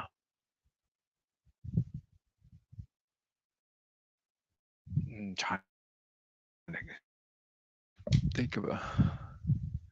Well, I probably have to go back to Lee, and because this has been my best trader for the year, and all of the money was made during this move right here.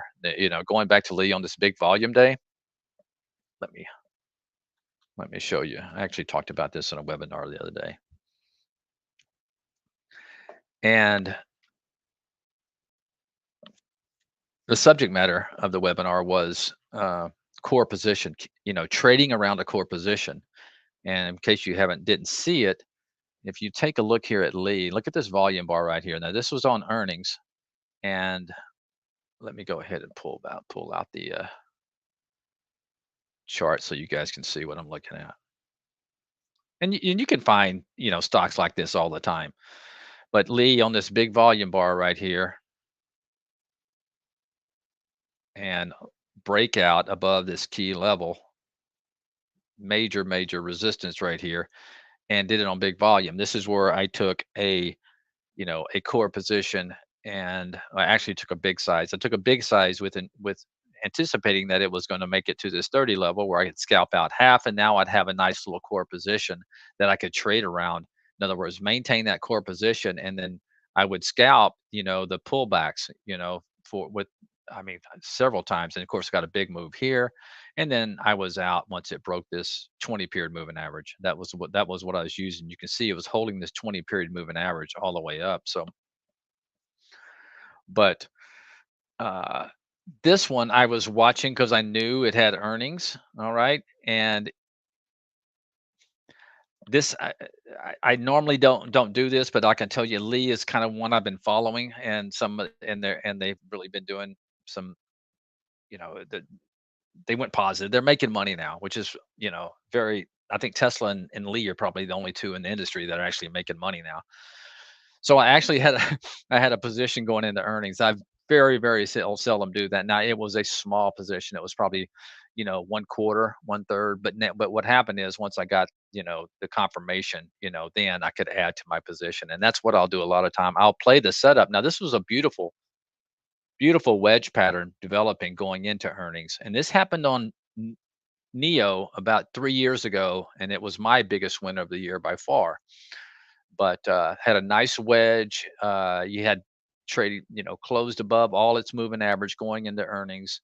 And so I anticipated with a small size, and then once I got the breakout, I bought more, and then of course I from there I had maintained a core position throughout all this. But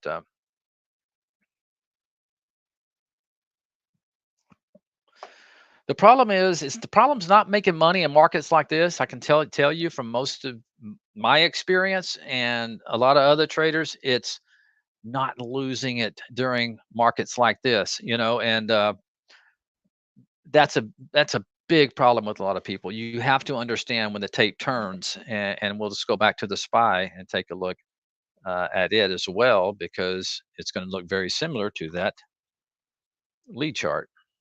Okay, so once again, going back, the problem's not making money in these moves right here. It's not losing it once you get on the other side of that mountain and you start getting this kind of action, and it just gets really, really, really difficult, especially swing trading. Day trading is a different story. You can always find something intraday that's moving, but as a swing trader, uh, it's as long as I've been doing it, I still have an adjustment. Now I've done well, luckily, during this period, because you start to learn lessons over time, like, whoa, wait a minute, I just gave back, 50% of my profits that I've made in the year. What happened? It's what happens is you get into a different tape, and it takes you longer to adjust. You keep trying to do the same things that made you money back during this time, and it doesn't work in this kind of market. Just doesn't do it. So this is when you might different style. You quit playing breakouts, all right, because people are selling into breakouts, and you start doing different things like buying pullbacks. I mean, the setups are still there. You're still going to find stocks, that look good. All right, let me catch up here. When would I consider going into FIMI? All right, this is going to be a day trade talk. I remember when it first came across Barry's watch list this morning, and I think it was right around 2:30 or something like that, and I saw it. Yeah, when I see charts like this, I mean, this was great and it worked great momentum. But for me, it's like I was busy. I had 14 positions. I was like, I can't jump in this. I can't even keep an eye on it. So now, boy, it's tough, because what are we up over 100%? I know that means it could go higher. Let's see what we're looking at on. Let's just put it on the weekly.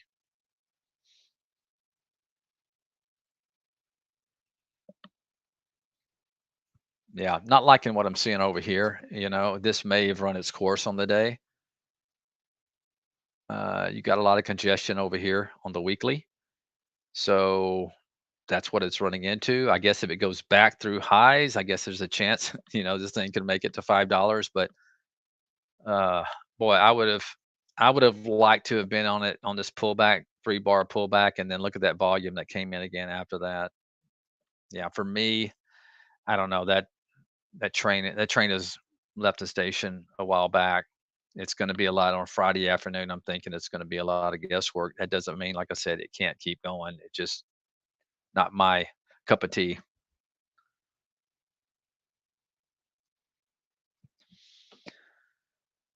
Uh,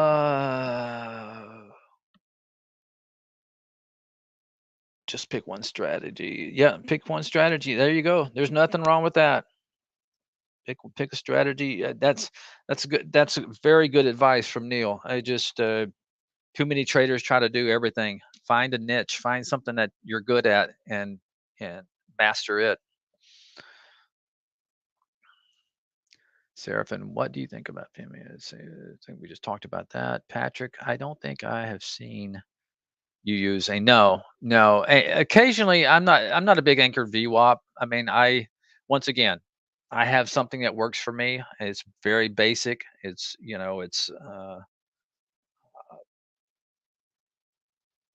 and I have stocks that I trade very well too. I mean, don't uh, stocks have personalities. Some stocks trade different than others. If you find a stock that you trade well, stick with it. For some reason, I trade China stocks very well. I don't know why, and I know you have to deal with overnight gaps. I don't know. I'm willing to assume that risk because you can get some incredible moves on China stocks when you're right. But I jump in a lot of others. You can see I'm in Teva, I'm in Shop, I'm in Path, and all. I'm definitely only got a couple of China stocks right now.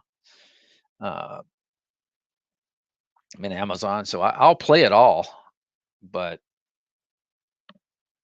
yeah, anchored VWAP is it, now. I will occasionally, if I'm looking at a trade like on a pullback, maybe I'll go and I'll pull up the anchored VWAP, see what it looks like. But it's rare. It is. I'll be honest with you.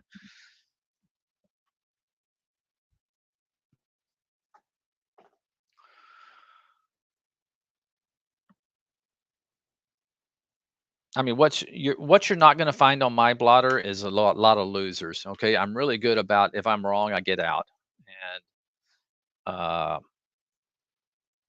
I may end up. In other words, if a stock doesn't do what I anticipate it to do, I'm quick to get out because I I typically will have a lot of positions, and Steve calls it weeding my garden. If things like this morning, I had 14 positions. I took some profits on a lot of them, scalps. Tried to let them work. Once I saw they weren't, boom, I banged it out.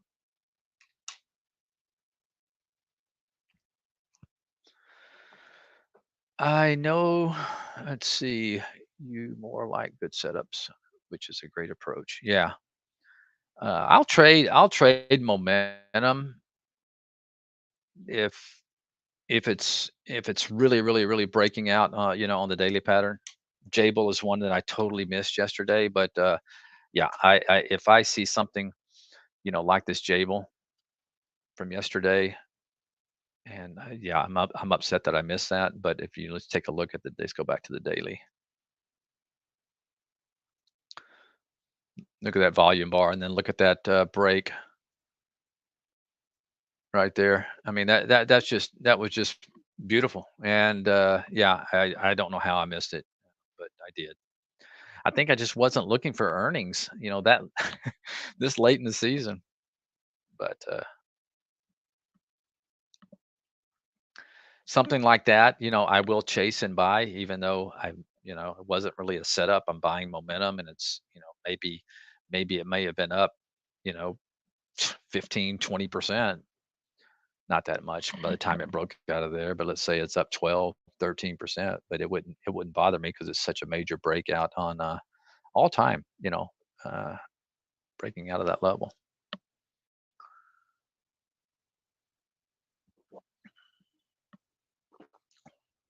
Yeah, yeah. When you look at a beaten down stock, are you looking uh, on, let's see, a shorter term or a longer term?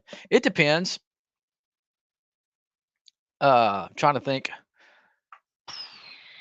CX, I had one this morning. So what I'll do, and in the CX, and I sold it. I mean, but I offered out. You can see the sell signal up there. So I entered CX yesterday on this green bar, and it was doing lots of options, tons and tons of options yesterday.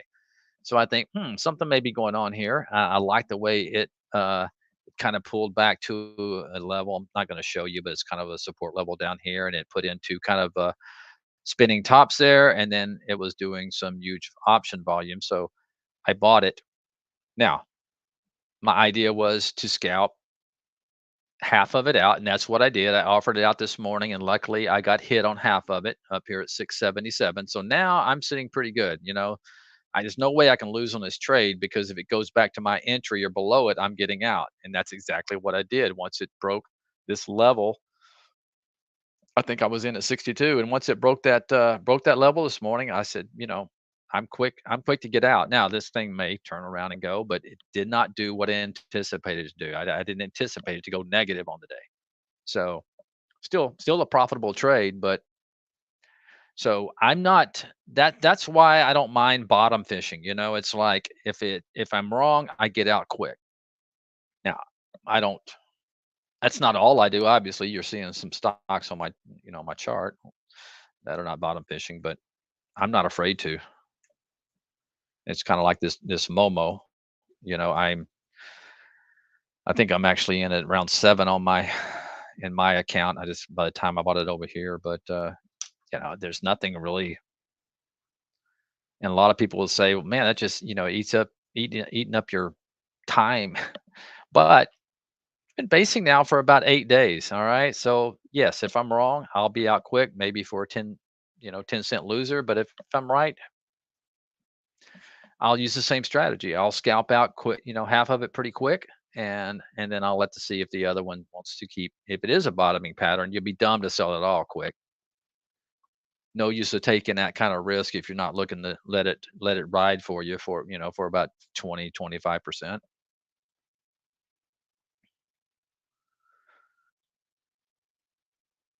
A work day. Let's see. Like work day, huh? Yeah, I won't buy them on the first big gap down like that. No, I will never do that. They typically on the ones that I like to, bottom fish, it's probably going to be, putting in some sort of base or a key support level.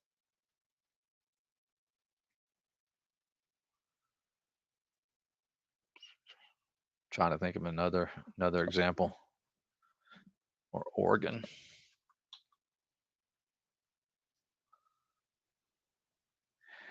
Yeah, I'm always scared on big gap downs like this, and I don't trade a whole lot of stocks, under $5. I mean, obviously, I will. I don't I don't mind, but boy, when they get down that low, especially after a huge drop like this, I need to see something. First of all, I need to see big volume. Otherwise, these things are probably just going to keep bleeding. So what I may do in something like this is just put an alert in above this range here and see if some news comes out, uh, and see if there's any volume when it breaks out of that range. Because I can almost promise you, if no volume comes in that thing, it's going to be very tough for it to start, moving higher out of that.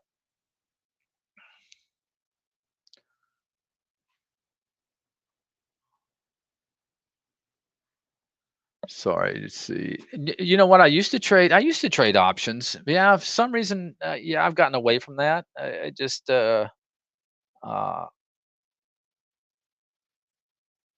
don't know. I just, yeah, find myself, trading the common these days. It's a lot of, think you need a lot more, time and effort, when it comes into, trading options. Almost back when I was a full time trader, I would do more options. But now that I do have a second gig here at Trade Ideas, I'm just more trade the common.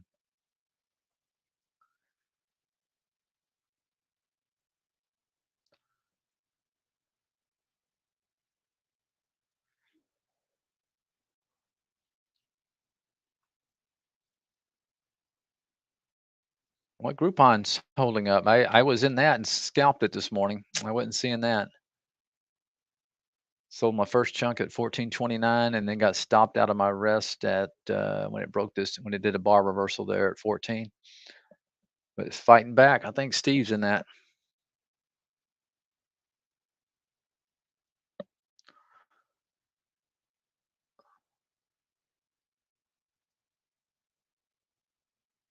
Definitely a squeeze because he's got 35% short.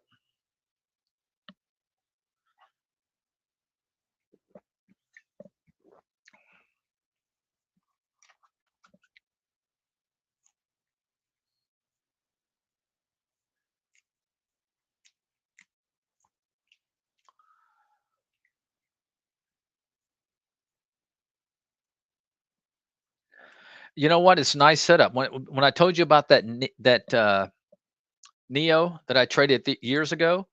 So what I did is I used stocks like this, not yes, yeah, stocks like this. So if you go to uh, stocks like this, trade ideas. Okay. So what I did after Neo worked so well for me, I said, you know what? I'm going to go back and find it on that day when I was looking at it. Now this is more of a day trade, so I was using position and ranges, maybe some moving average stuff to see where Neo was in that in that certain technical look that it had to it. It was kind of wedging. Um, very similar to what I just showed you there in Lee. So I went into stock like this, and if you haven't used it, all you do is you come in here and you put in, you can see I already have Neo in there, and you put in your day. Went back and found the day, start time. I think I just used the middle of the day because it really doesn't matter because I was looking for daily indicators and uh, submit. And then what you found all these things. So I went down here and I started looking at position and ranges, maybe some distance from moving averages and things like this. And I created what is called nice setup. So if I go and look at my nice setup, you're going to see a lot, and I definitely will share this if you don't have it.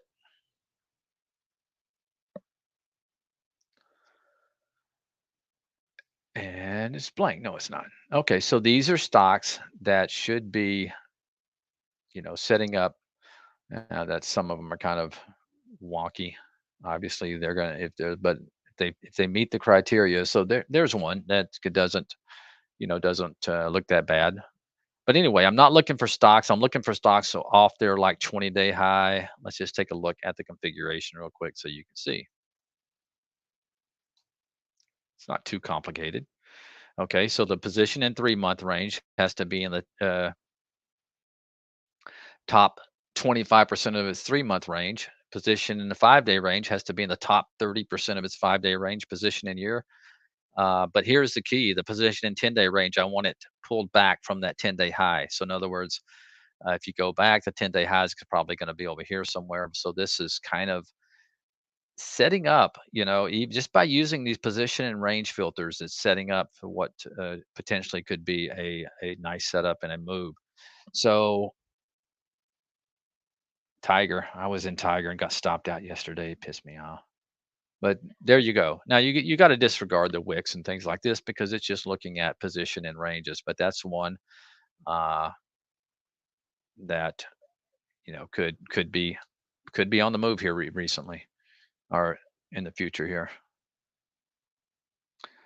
BRBR. I've been seeing this one a lot in there, and there you go. Just kind of now it's hard to make that long-term wedge like I just showed you in Lee. That's very difficult to do. We don't have uh, to the filters to really create that long-term wedge. It gets a little more difficult when you're doing that. But nonetheless, you're going to see these that are setting up. You're going to see most of them above all their key moving averages and potentially setting up for a. Yeah, I can share it. CDLX. Take a look at this. Yeti. It works best for me. It works best as a homework. Like I love to look at this in the morning. This one, yeah, I'll definitely share it with you.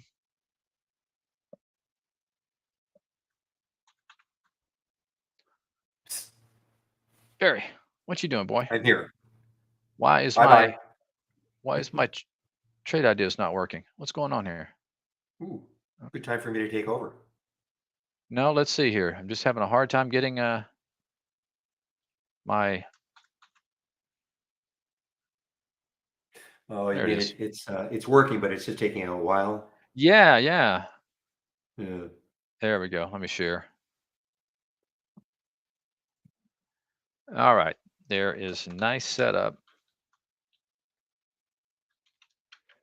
And I'm gonna share another one with you called Sweetness, which is very similar, but just has a few different I think I have moving averages in this one, but this is a really good one as well. I'm obviously going to have to give my scans different names that are more enticing. I mean, how can you Well, you know how what the can you problem not want sweetness or nice setup? you know what the problem about doing this is when I create some of them, Barry, and then I want to go back and like what is that one I created years ago that has these moving average, but then I can't remember what I Right, named it. Yeah, right. so it makes it. But there's another one. Great. Those are both great for swing trading. But man, the market lately, I really thought we'd see more kind of some window dressing, Barry, but just not getting it today. Not today. I mean, we had the little excitement yesterday, but I think it's Yeah, yeah, we're just going to sell off. Hey, but as yeah, I've said all month, September's the worst month historically. So that's true. That's we're true. tomorrow. This is it today, and Yep. October is the fourth best month historically. So we'll see. Oh wow. Okay. Well, There you maybe go. things will get going tomorrow. Maybe. No, take Also off. You said you had to that's go. the month. Yeah, I do. Also, that's the month where we can have crashes too. So Well, you know, it's interesting you say that because yeah, 29 and of course 86 or hmm 87, the two hmm horrible crashes in October, but I guess it didn't skew the statistics that much when you look at Yep. 100 years of trading. But I guess not. Yeah. Yeah. Not Really. enough anyway to not make it the All fourth right, best month. Barry. Okay, There you go. thanks a I lot again appreciate you coming for back, selling buddy. me. Uh-huh. Thank you. Yeah. No, thank you. Uh, yeah. I'll take All over. right, I'll take buddy. over the Have screen. a good one. Okay, bye-bye. Bye-bye. All right, guys, back in both rooms now. Luca, I thought of you. I did think of you. I'm watching. Now, remember, the financing's at 38 and it's getting closer to it now. I thought of you when I was. I have actually. I have IMVT thumbnailed, so I did think of you when I was watching it go down. Okay, guys, I'm taking a. Look at that Sandex now again, Sandex, SNDX. Wow. Now, guys, I have taken looking to take a flyer on the CCCS, okay? I'm looking maybe to get this one that showed up on my option scanner at 12:45, just 5 minutes ago, 1318. Um, good volume, actually. The volume is pretty good. It's near an all-time high. So I'm just watching this. You know, if it gets back up to say 1318 on the bid, I'll probably take it.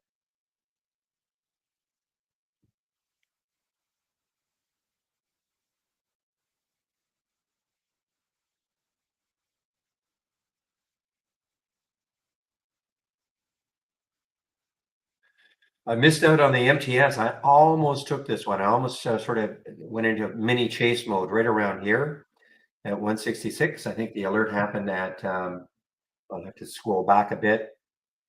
Might have been 172. Yeah, I think the first alert might have been 172. Actually, you know what I'm going to do is I am going to, on my other monitor, I'm going to duplicate this. And I'm going to put the don't repeat.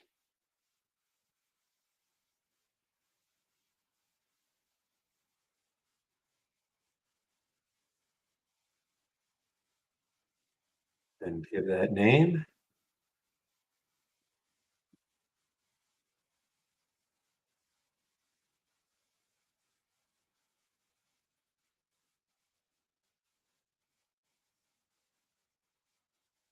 So actually, this exercise is good for me. Number one, obviously to see where the first alert happened. And now this is going to be completely skewed right now, of course, but well, I'll watch it Monday. But just to see how many actual physical alert, like different symbols actually come through here. You know, looks like it's overwhelming, but remember, this is like one symbol making a new high every time.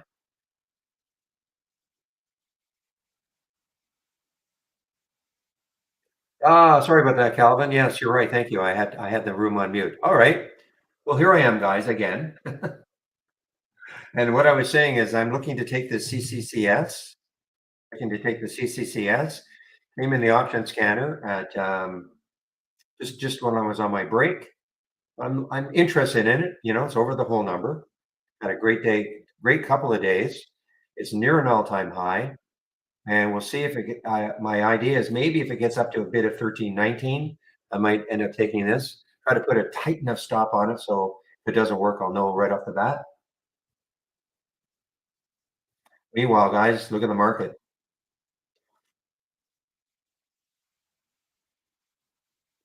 Look at that market. This market.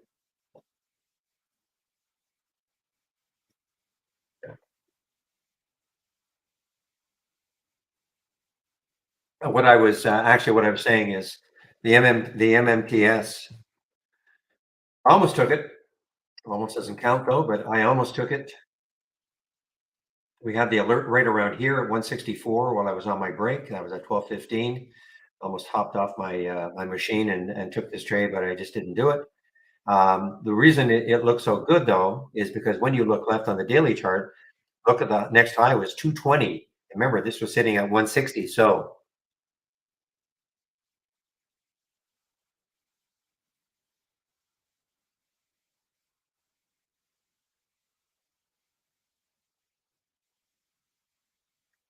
not going north. What do you mean by that, Michael? North meaning going higher?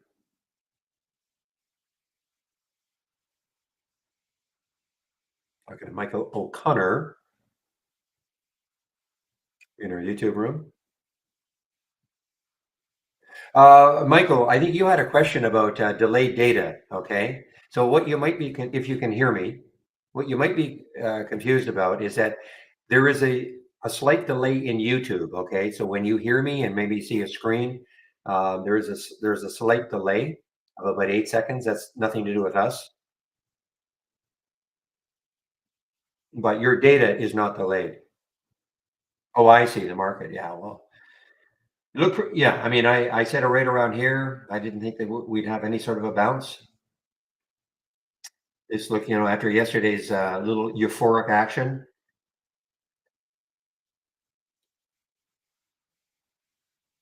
But October is another month, and I know I keep saying this, but fourth best month historically. September, worst month historically. So this should be no surprise, really.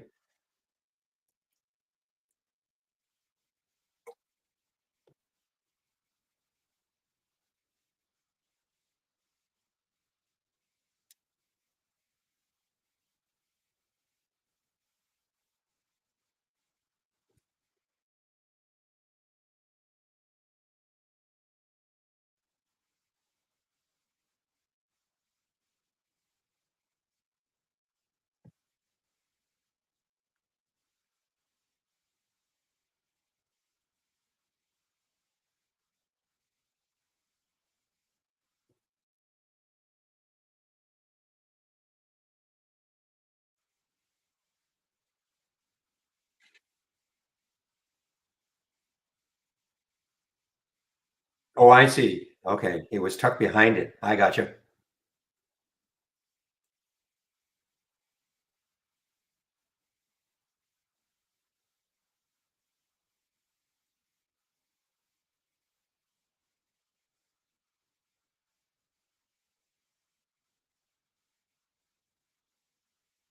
Groupon is inverse the market.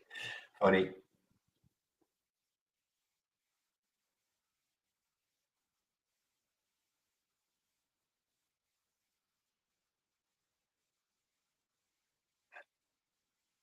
Well, Nike is still let's say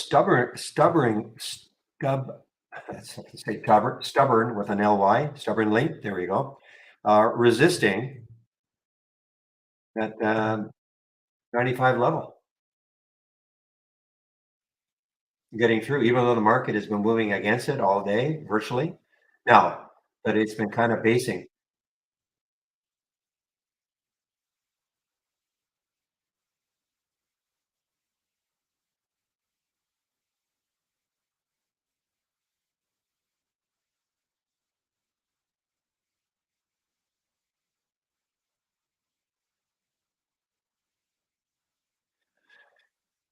Okay, so Pixie is halted because of news and looking. I think remember they're supposed to do a reverse split.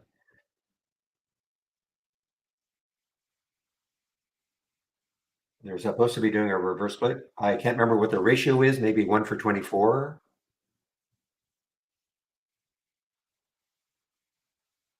Can you save screens to the cloud and close them up? Oh, yeah, of course. Save everything to the cloud. First of all, if you have any of my scans or you create any of your own scans, I save every individual scan that I create to the cloud. So it's so simple to do. Right click, so simple to do. Right click, save or share to cloud. Go down there, save or share to cloud, and save it. Now, if I save this right now, I've already saved this to the cloud before, and it would not overwrite the previous one. It'll just stamp it as today, just so you know. Okay. But save everything to the cloud. And then if you shut it down, sure, you can always bring it back from the cloud. File. That's the whole idea. File, load from cloud, and then you'll see everything that you have saved.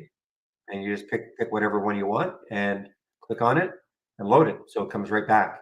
So save everything to the cloud. Save your layouts to the cloud. Save your individual scans to the cloud. The reason you save individual scans to the cloud is because you never know. You might be using a scan for a couple of weeks. Yes, for a couple of weeks, and then I don't know, maybe it's not giving you what you're looking for anymore. Maybe you try to tweak it, and it's still not giving you great alerts. So you can retire it for a while, like I did with my option scanner. I retired it for about 3 or 4 years before I brought it back again. And so what I typically do, not so much in the past, or not so much in the last little while, but what I used to do a lot more is on the weekend, I would take a look at some of the scans that I created, and I would do a history and see, okay, what did it do the day before? So maybe on a Saturday, so I'll see, well, what were the alerts on the Friday? And if I start clicking them, I might go, wow, they weren't too bad. Maybe I should watch that scan next week. Okay.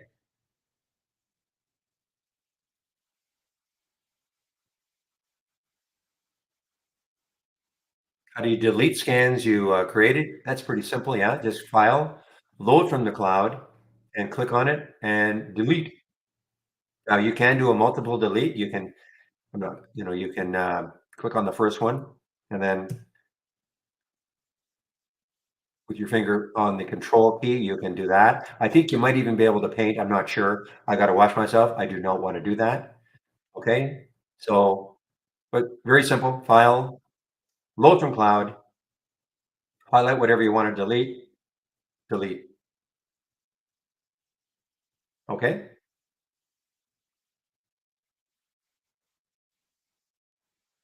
Remember, make sure you do want to delete it.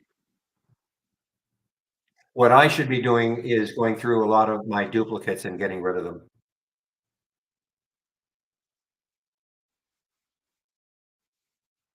All right. Now Nike is finally breaking down through 95. Maybe finally the market will push it down.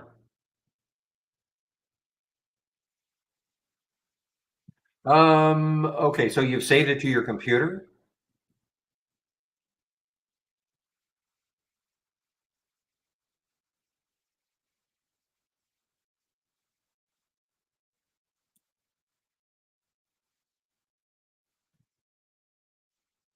Okay, so I guess you can do it like this. Never really tried. Delete? Yeah, okay. So file, load window, load window.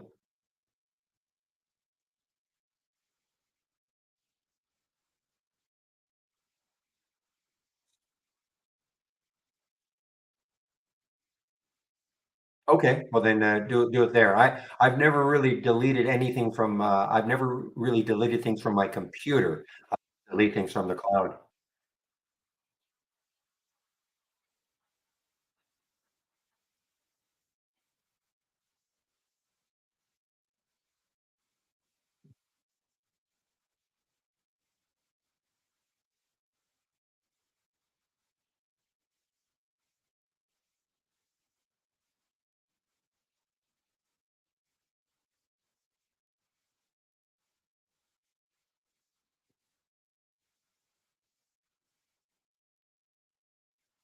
Well, if you saved it to your computer, it overwrites it. It's supposed to overwrite it.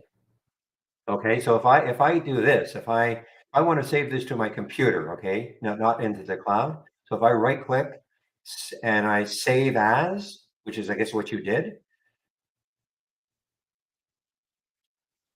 and if I went save, it's going to say, do you want to overwrite this? And then I'll say yes or no. So you should only have one version if you saved it to your computer, unless I'm wrong, Pepe.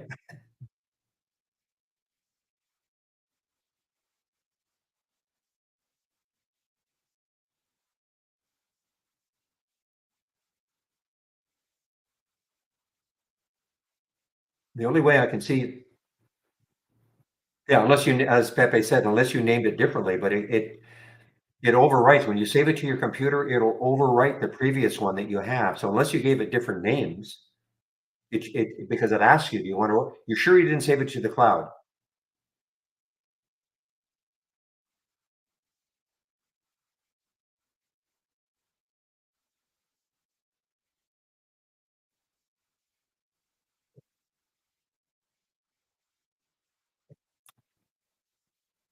Oh, under recent settings. Okay, you're asking me questions that I rarely, this list here.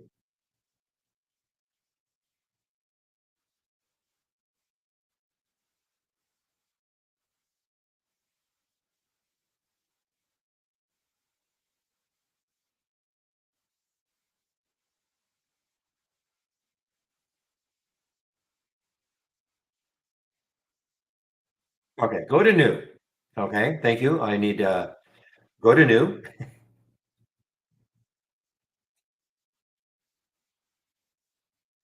alert window, recent. No, recent settings. Okay, it's exploded. Okay, so here they are.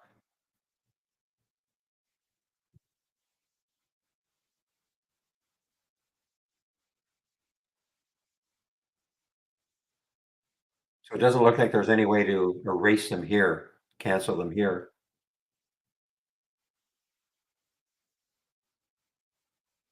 I'm right clicking. I don't see how you can get rid of them here. Maybe there is a way. I don't know.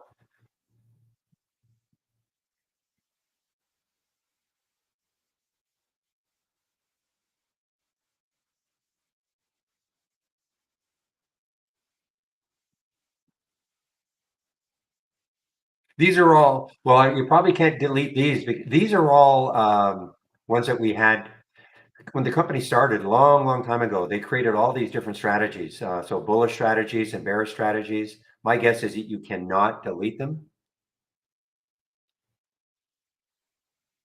These are sort of built into the system.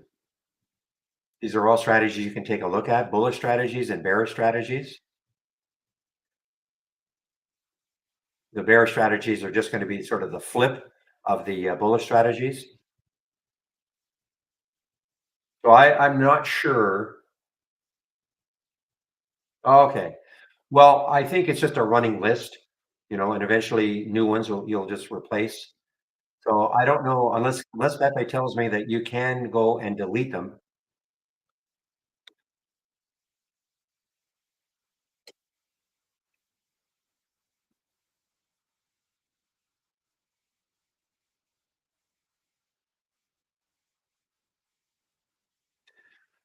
All right, William. So you are going to be back, okay?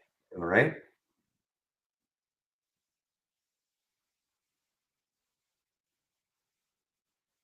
Okay. So you cannot erase them from that list, John. Okay. There's the definitive word is from Pepe. Okay.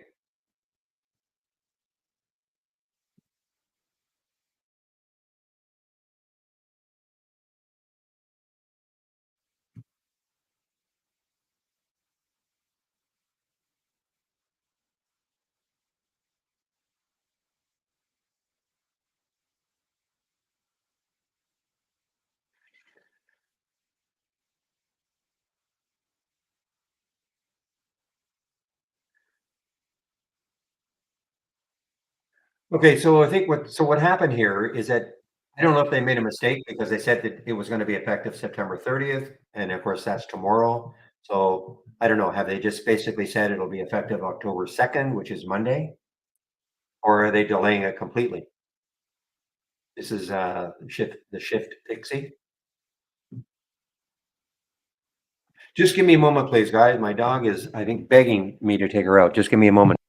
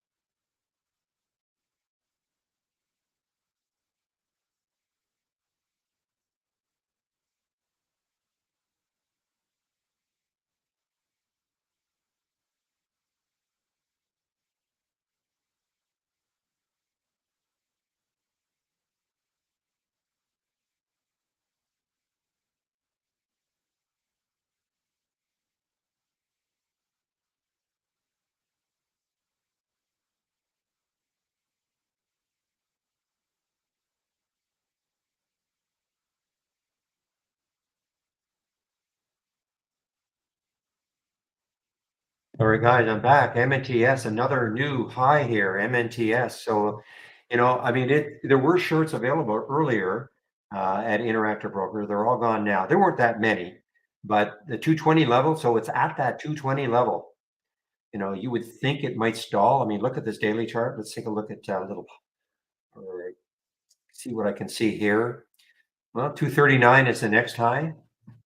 The 220 could be the stalling right there, that high 2 days ago for MNTS.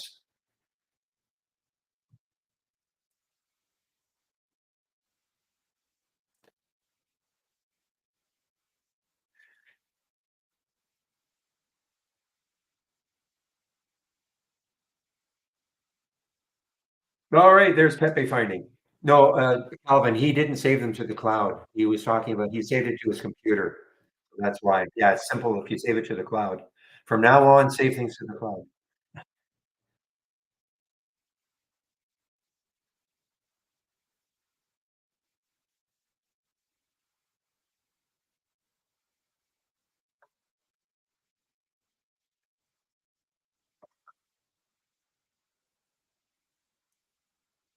There you go, John. So Pepe is putting a link in, recent scans.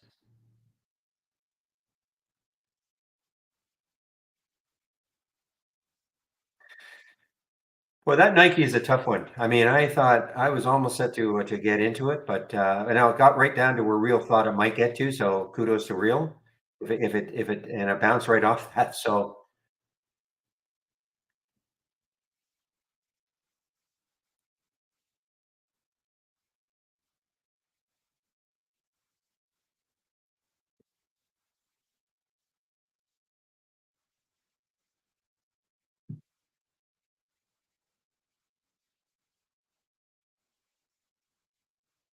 remember this one? $32, $33, and it goes all the way back down to 20. That's a CFFE.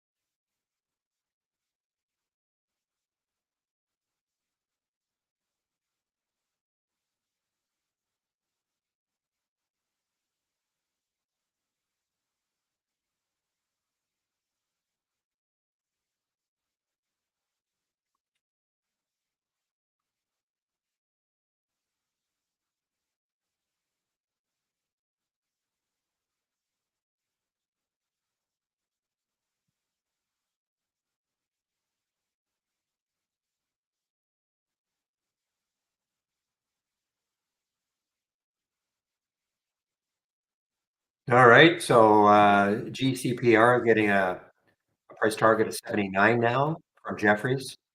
Still hanging around that 50 mark. Amazing.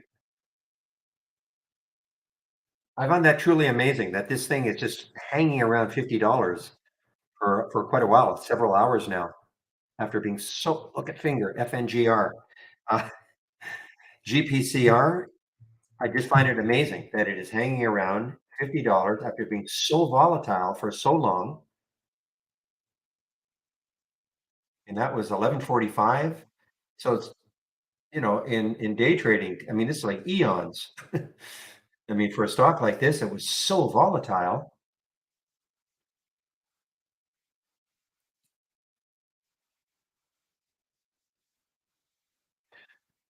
Market tanking end of September, Jay. JK.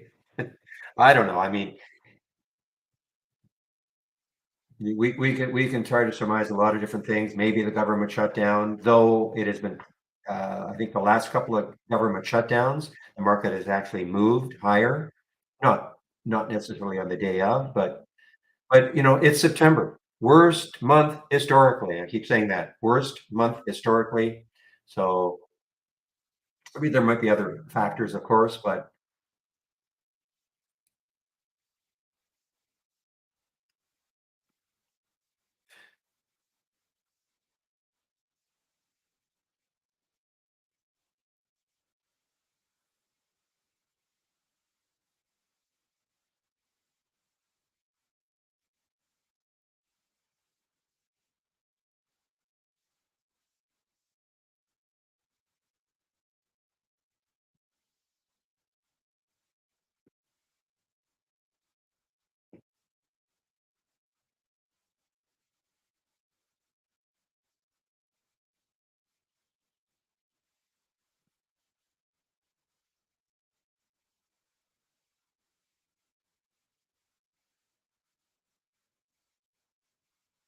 okay, guys. I guess it's video time.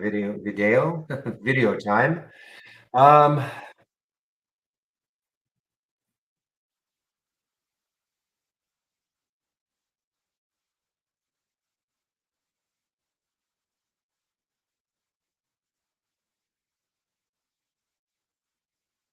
okay.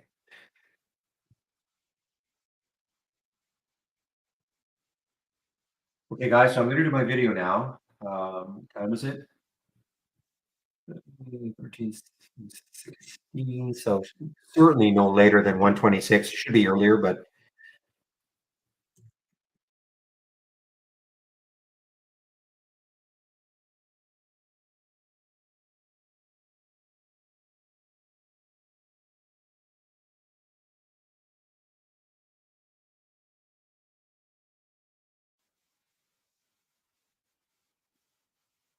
okay, so I'm muting myself now.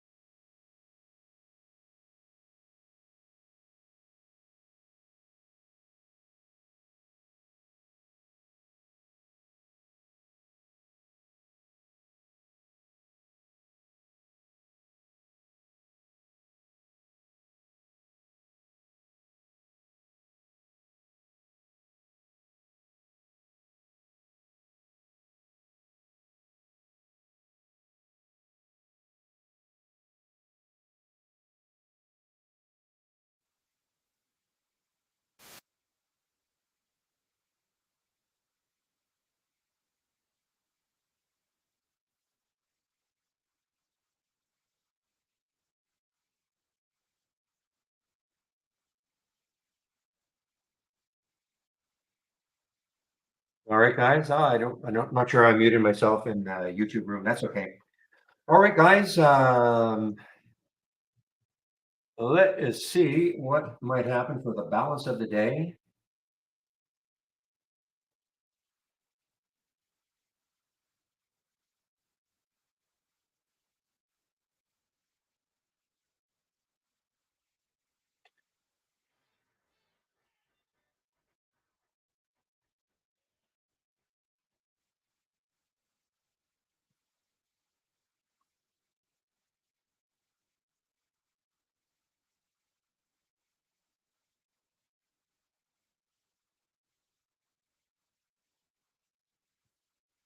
Okay, guys. So I am now sort of watching the CCCS just in case.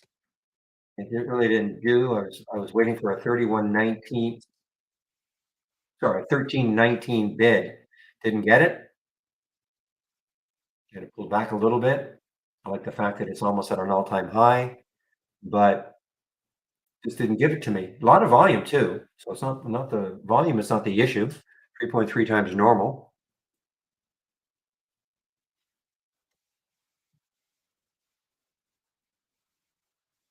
Finger. Yeah, Poe did not have that. I've got something that I'm not showing you guys right now. It's my watch list, and that came from my watch list. The problem is it's my watch list, it's my like symbols and all that, so it doesn't copy.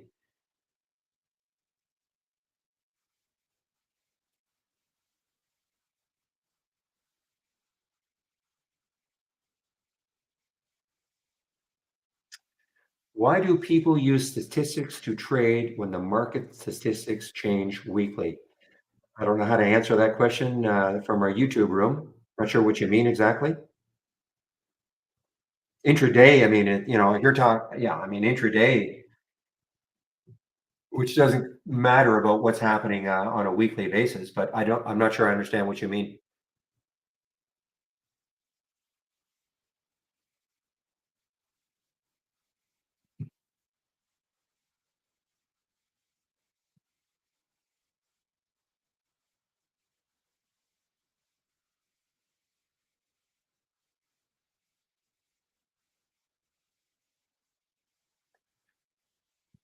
So what attracted me to this was, of course, the next high looking left was way up here at 716. So, way down here is where I sort of saw it and take it quite there. But then, of course, it's all because of this crazy move it had a lot earlier. I mean, I mean, this is definitely counter to the market today. Really, no big pullback.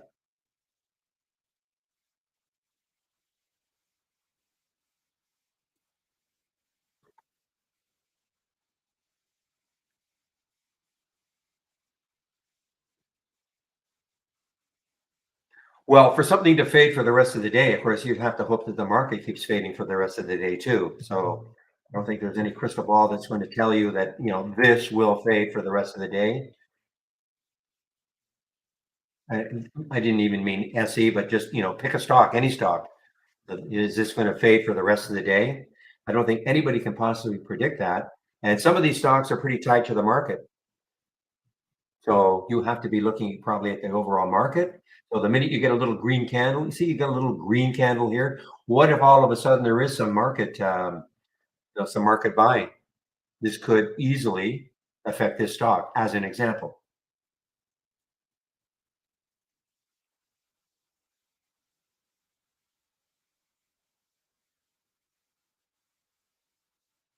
Or Nike really, really charged off. Oops.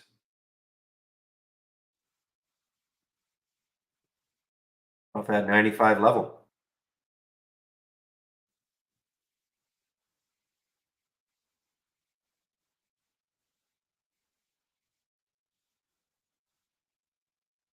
Well, you'd have to ask him that. You're talking about Michael Noss? You'd have to ask him that. I can't speak for him, but I know he adjusts stuff along the way. So two different market conditions, but he'll hold things for a lot longer than most probably, unless something changes for him, in the pattern. But you'd have to ask him. I can't ask. Well, when you say stats, what do you mean by that? I use stats too. All I do is the only so-called stats I use, the 200-day moving average. I'm aware of that, and where the VWAP is. Okay, but I don't use. I have very few indicators on my charts.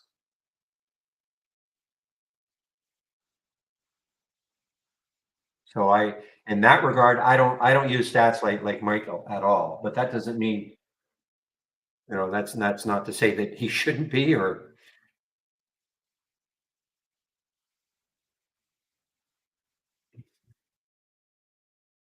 well, again, it depends what you mean by using stats.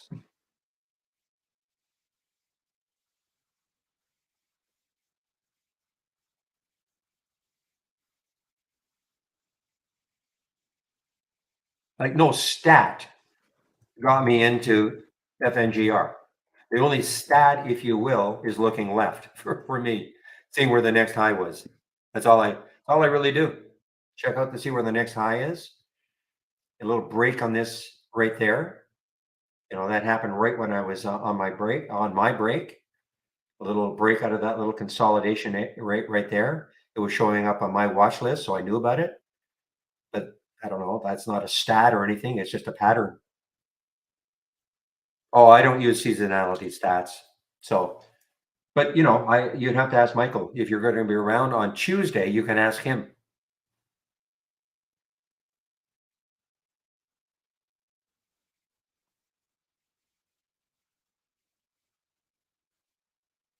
Now, if you're talking about how I have said, that historically September is the worst month and October historically is the fourth best month. It doesn't mean that's going to happen in October, that it will be the fourth. It's just historical. Well, I don't backtest anything. I don't backtest any of my strategies or my scans. I don't backtest anything. I just want to see the alerts, and then I'll click on it and I'll see if I like it or not. I don't backtest anything.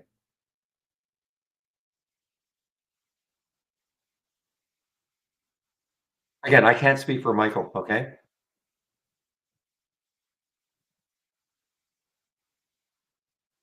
If I backtested this momentum scanner or my abnormal option activity scanner, probably wouldn't look good, but I don't care. I just want the alerts from them, and I'll decide if I want to trade them, as long as I'm not overwhelmed by the number of alerts.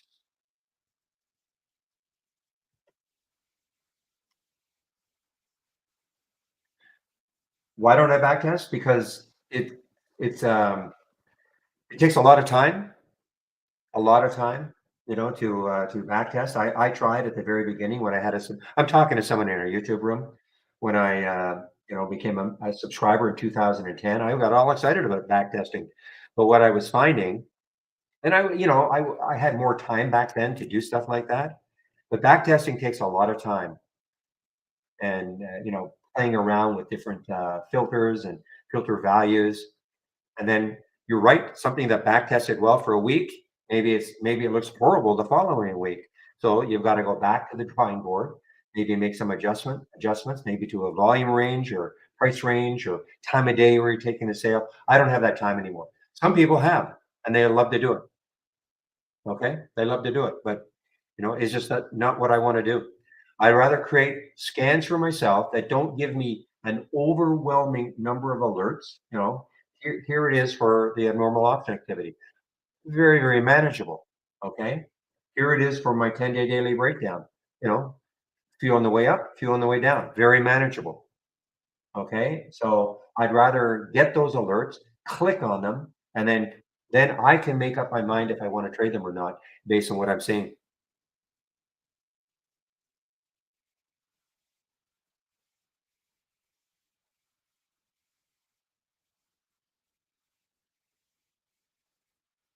And you can follow what Brian is saying. Well, I think that your performance based on strength and weaknesses is more what sort of trading style you want to adopt. Okay, in my opinion. I've just, I decided a long time ago I wanted to be a momentum trader. I like to see stocks near the highs or lows of the day. That for some people is not how they want to trade. They'd rather see stocks on a pullback, maybe to a moving average or to the VWAP or something. That is completely up to you, but I didn't know when I first started that I wanted to be a momentum trader. I didn't even know what that meant. But over the course of time, that is what appealed to me.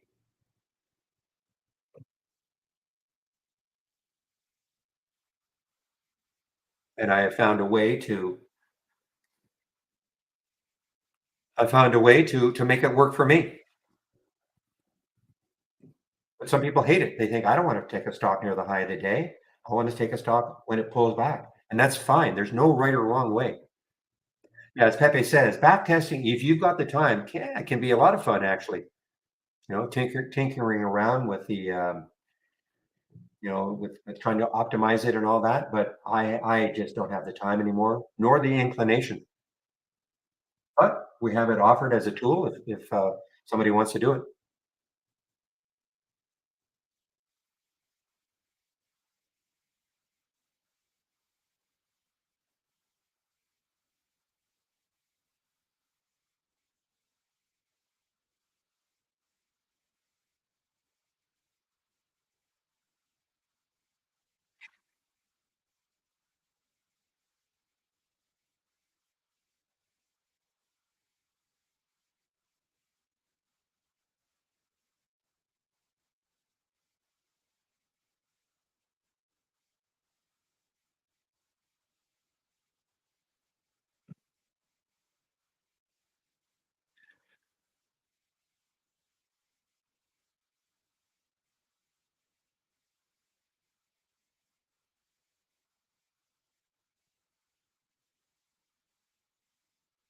Well, we do have a lot of built-in ones. If I go to my alert window here and I right click and click on configure and then strategies, you'll see here's the strategies tab. These were created a long time ago. You can take a look at them. Here are bullish strategies. They're not all stock that are just, on a high or a low of the day. These are all the bullish strategies. You can take a look at them. All you have to do is click on the alert and you'll see what it's looking for. You can make adjustments, of course, to your volume and your price range, but you can take a look at that. Oversold based on our RSI, RSI below the 30 on the daily and the minimum 5-minute chart. So we do have these, and we also on the short side, the bear strategies. So you can take a look at those. These are, those are ones that were created a long time ago. So again, to find them, if you right click on an alert window, click on configure, and then the default should be opening up on the on this tab over here once it opens. It's taking a while because I've got so much going on, guys. I've got too many. I've got to go maybe this weekend and start deleting some of my duplicate scans in the cloud. That's what happens. So again, it should default to the strategies tab. And again, bullish strategies, bearish strategies. Click on the plus sign to explode. And you might see something there that you might want to take a look at.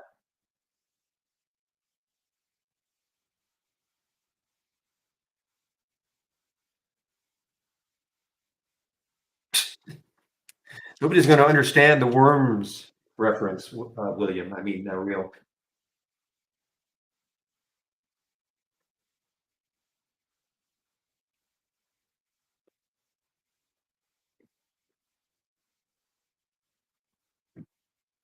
It was a coin flip. It was a coin flip. A worm farmer or a stock trader.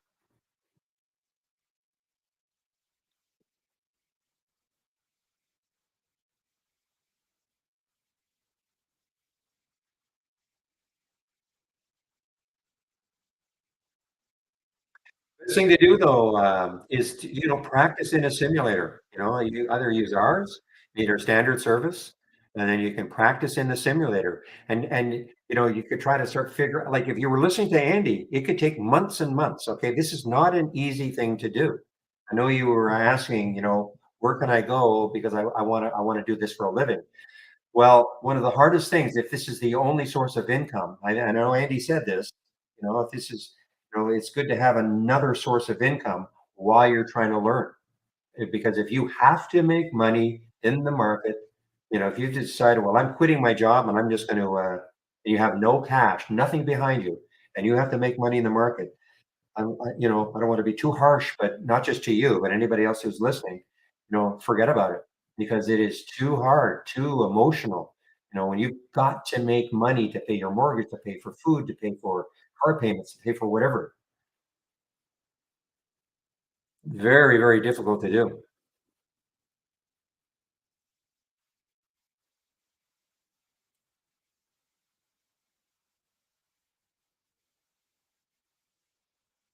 It's the same, if you wanted to become a realtor, they always say if you could be dry for the first 6 months to a year, hardly getting anything. So you got to have some income behind you so you can withstand that.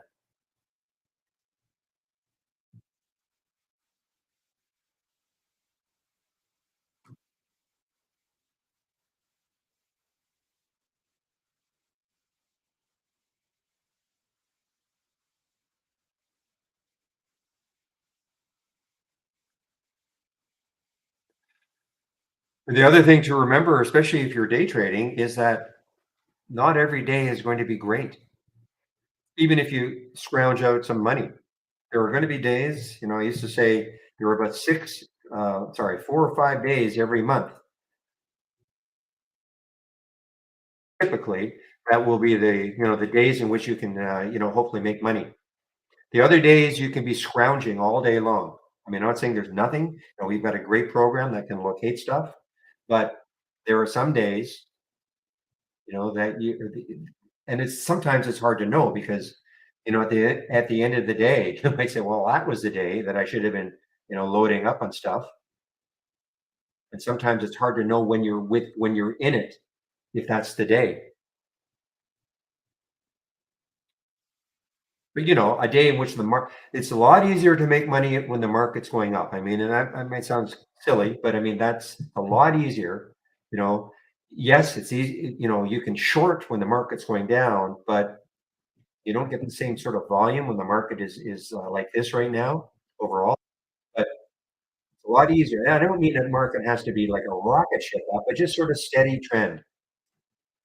You get a day like that, and typically that is a day like yesterday. Yesterday was a great day.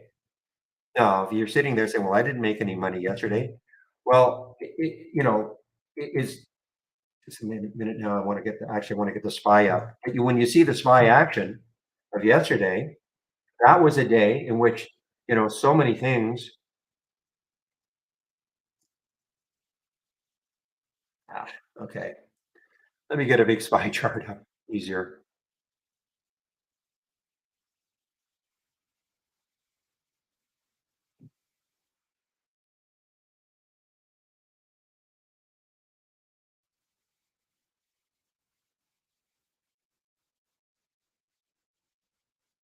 So here's 9:45. Now we did have a bottoming tail there, but look, I mean, look at this though. Look at this. I mean, basically all day until. Yeah, at 12:30, but you had a solid 3 hours of very, very nice, and especially here. I mean, as a day trader, you're not, you give me, I don't know, an hour even, but you give me, 3 hours of a move like this, usually we can find stuff.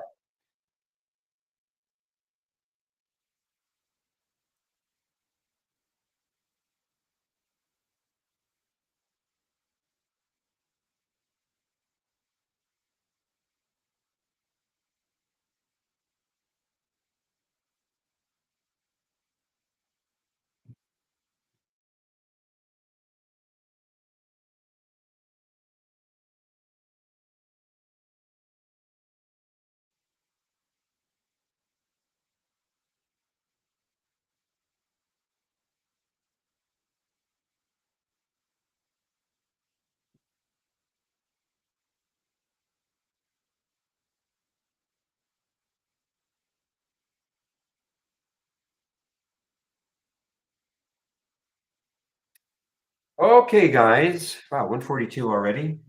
So again, you can ask me questions. Don't be shy.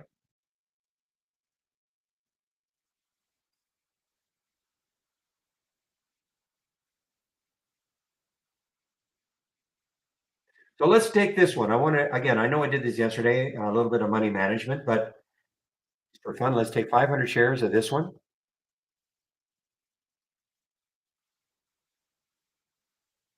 Spread is only a penny, 2 cents. So sent it. I'm going to put on a stop order in.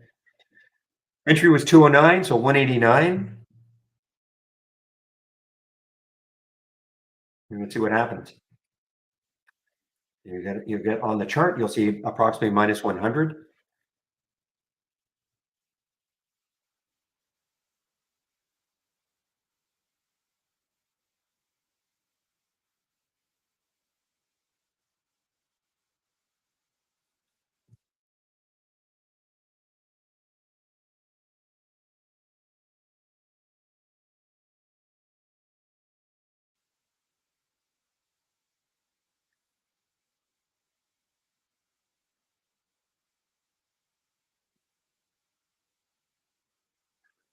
Well, you asked that question why the sky is blue, and I actually do know. It's something to do with the waves. I think blue light has shorter waves or something like that. So when the sun goes through our atmosphere, blue light, I think, has shorter waves, causing the blue effect. Something like that. I remember reading about that a long time ago. Probably because somebody asked the same question.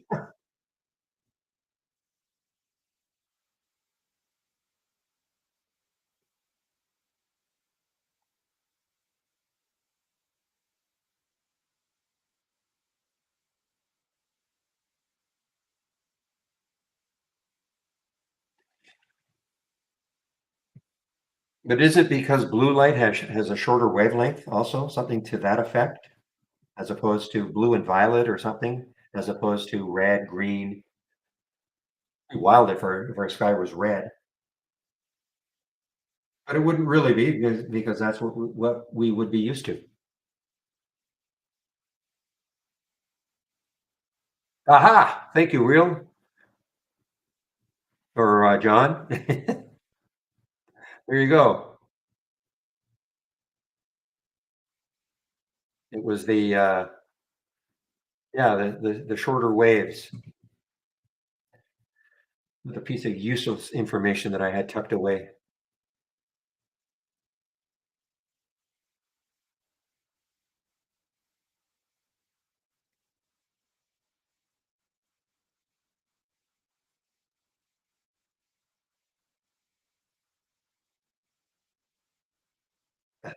That I can't answer, Marty. Why is my portfolio red? You haven't practiced enough? What is this FOSLL? Fossil, a fossil group, but what is it?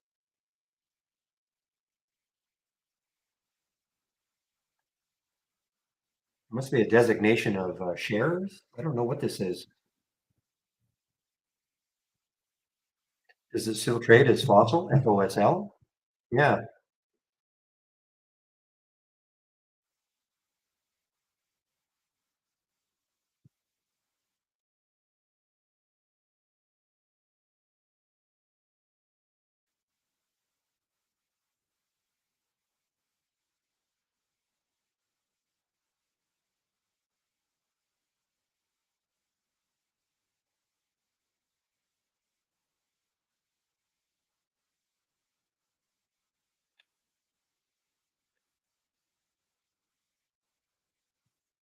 I hope this is not going. I have an alert. I think I had an alert set for SLNO. I must have triggered. I don't recall seeing it. SLNO. I think what happened is I got the alert and then it popped down below it.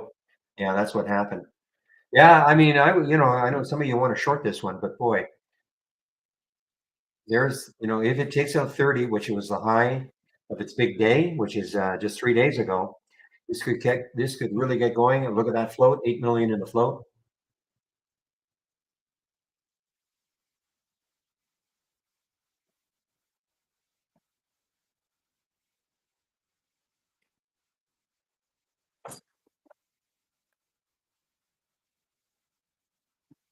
And I wandered away. I think there are some price targets put on this one, Wainwright, and I think somebody else.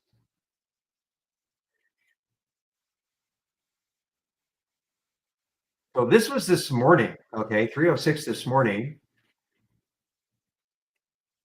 A 10% owner bought $15 million worth of stock.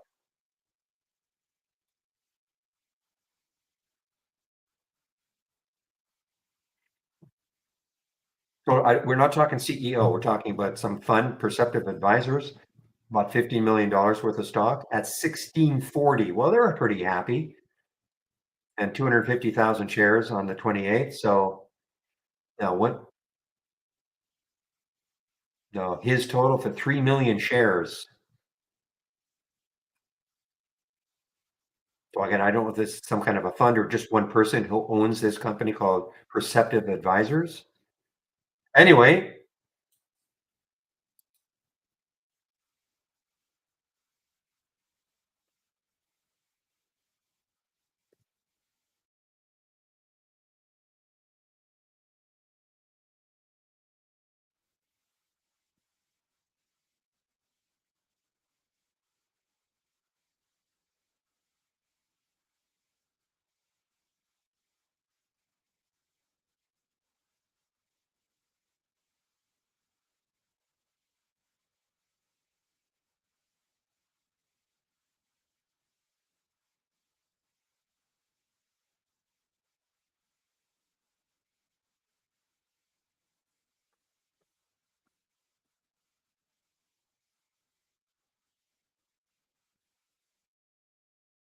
this LNO actually has been shortable from time to time at Interactive Brokers, 27,000 shares. Not that I want to short it, but oh, sweet.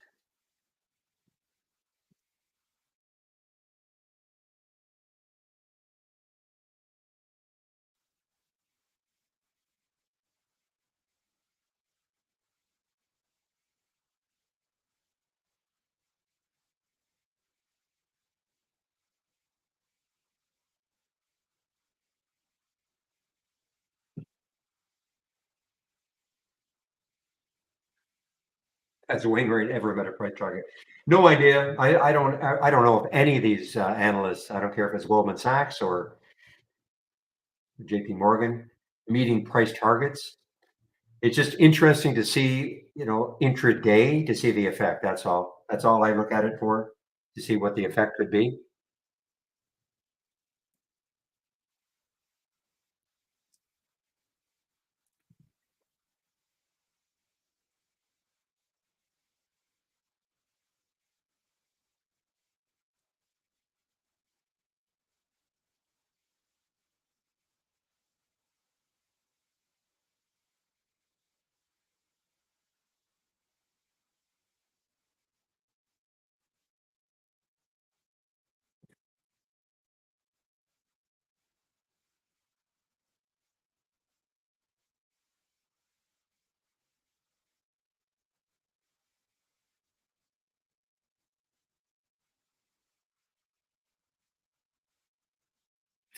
Well, guys, I mean, I know I said this probably 5 times today. I'm going to say it one more time. I can't believe this is going to stay here at $50. GPCR. I mean, that is very strange for a stock that is so volatile.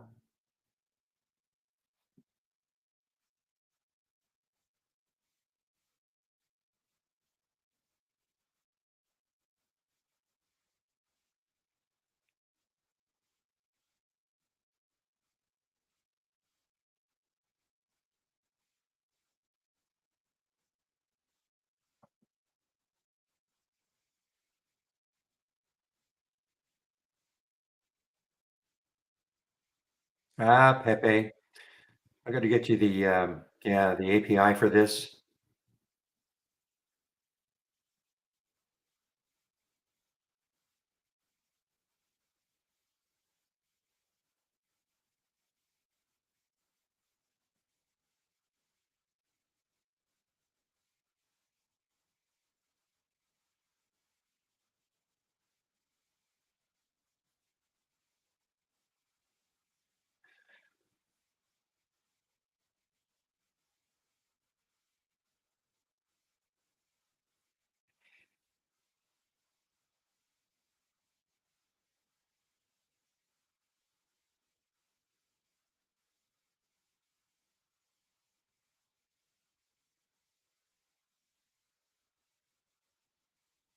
This is so crazy. This should just be defaulting to the simulated trading strategy. We'll go through this. Anyway, just wanted to show you how that worked, guys. So you put a stop in, it got stopped out. This is in the simulator.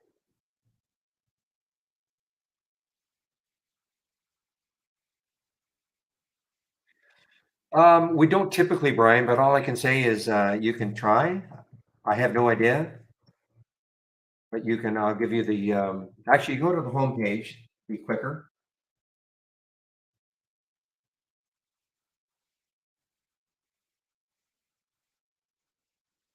I don't get involved in accounting at all. So, but if you go to the home page and you can ask that question, okay?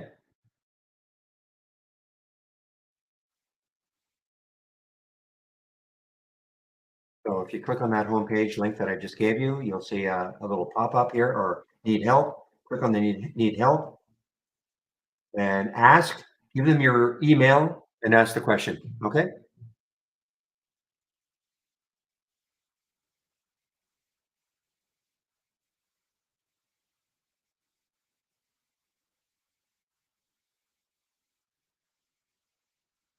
Thank you.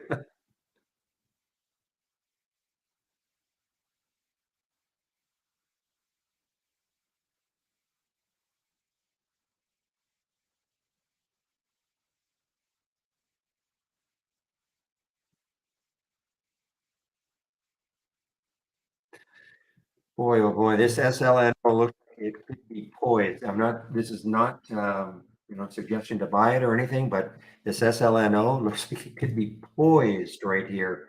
The only problem is these topping tails. I mean, the buyers tried to take it up, the sellers knocked it down, that previous 15-minute candle, and it's basically at the same level. Got it up to almost 29. So that's the issue. We've got three of them in a row, actually, topping tails.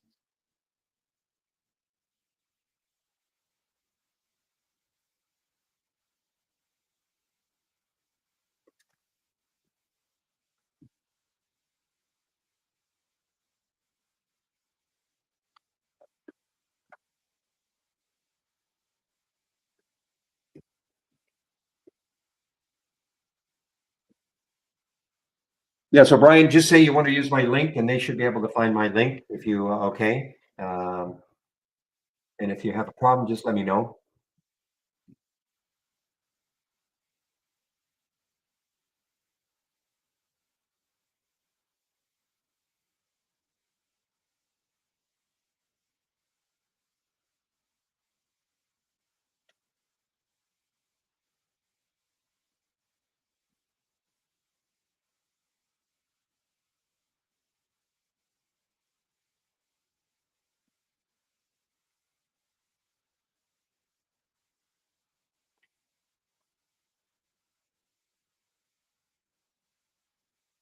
You know what? Another one that is maybe poised to pop again, guys, maybe is the FEMY.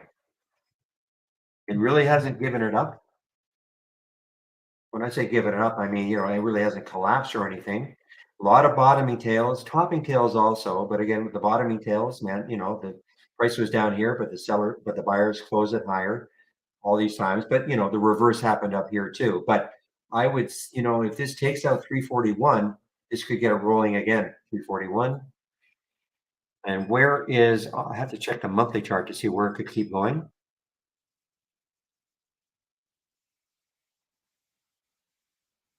405 on the monthly chart.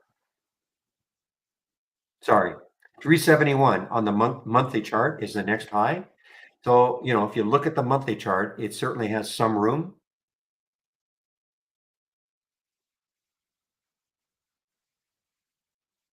You mean, yeah, right here? Need help? You're talking about the link? Oh, yeah, the link, the TI homepage link. I put that in the room. So if you click on it and it's going to say need help, just click on need help and ask.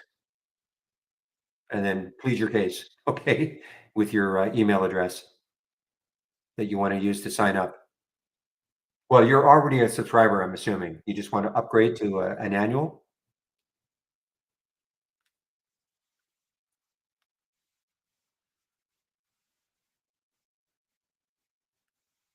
See, chat, they're online right now. So click on chat. Okay, here you go.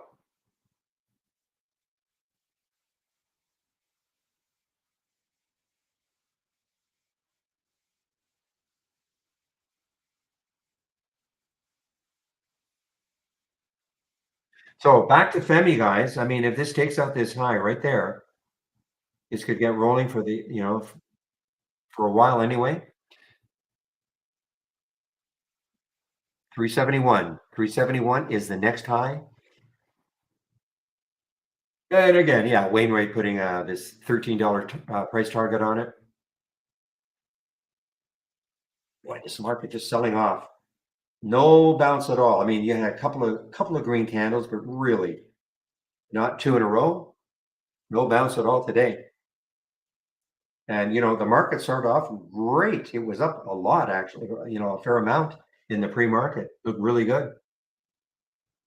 But market opens and it's just been down all day. The reverse of my favorite day. My favorite day, the big gap down and then a recovery.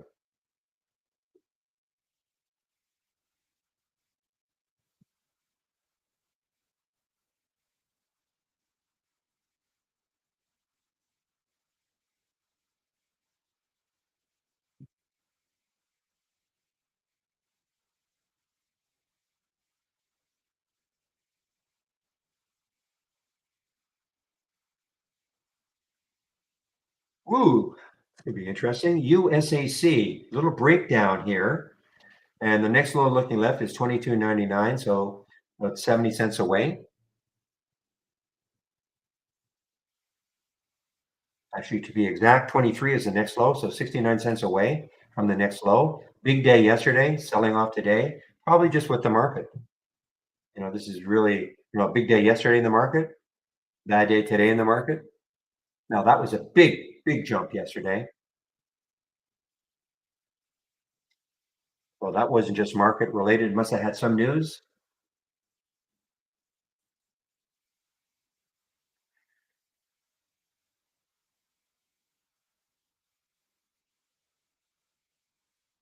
Actually, so Mizuho has downgraded them.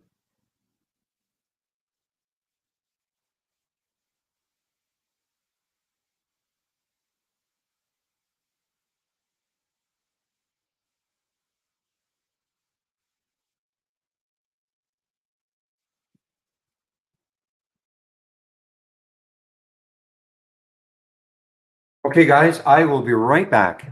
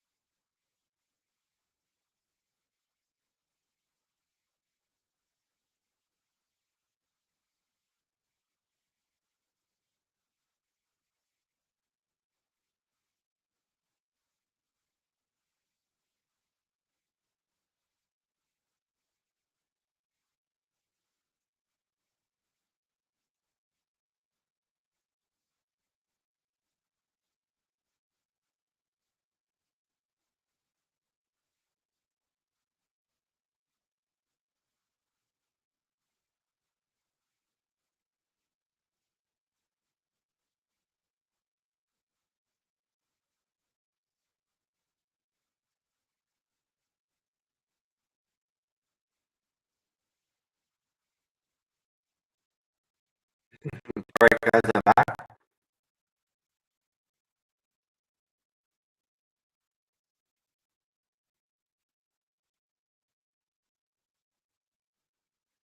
Interesting. There's only one stock that made it in the daily reversal today. We had a bunch of them yesterday. Only one stock made a reversal, made a stock that was. So in this particular case, the stock was down yesterday, up today. You can see the red bar right there, down yesterday, but nothing else. Interesting.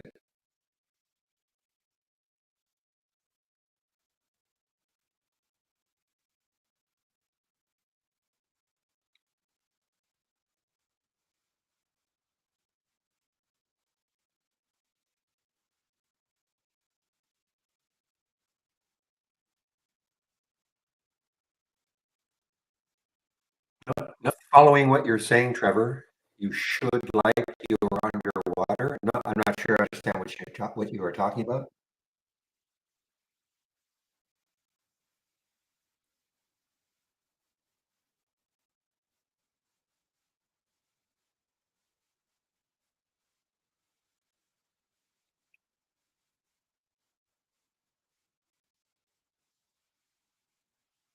All right, guys. Well, just kind of cruising into this afternoon. I only have about an hour left. William said he'll keep the room open until 3:30, so I'll shut down myself probably around 3 unless there are some questions. And William said he'll keep the room open until 3:30. Is my okay? Is the sound is choppy now?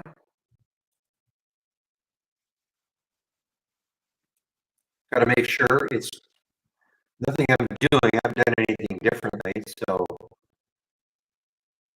it sounds fine. So people are saying it. Maybe it's only in YouTube. Talking to the other people in our. I wonder if it's YouTube, guys, because it's only YouTube. Okay, thank you, Pepe. So probably nothing I can do about that, right?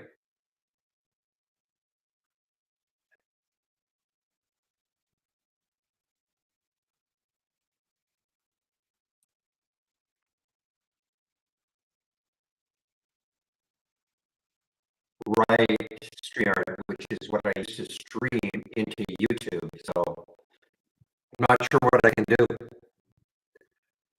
other than come into the main room.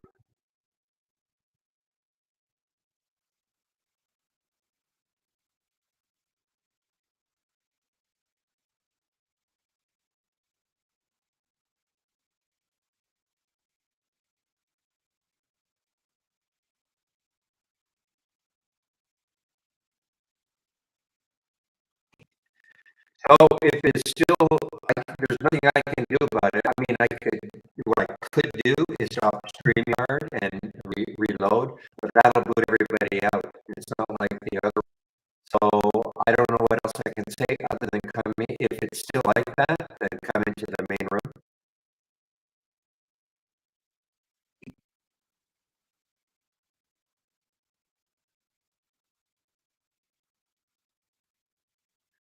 You actually meant 2950, Captain, not 1950 for SLNO.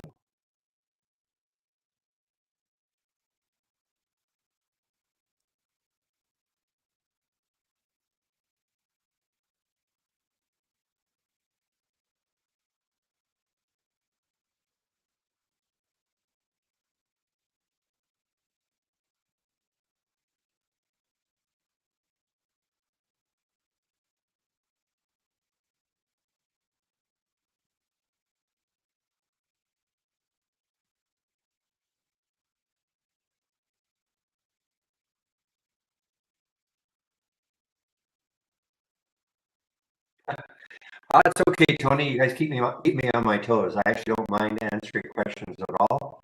Keeps me interested, especially when it's a little bit slow sometimes. So no, I really enjoy questions.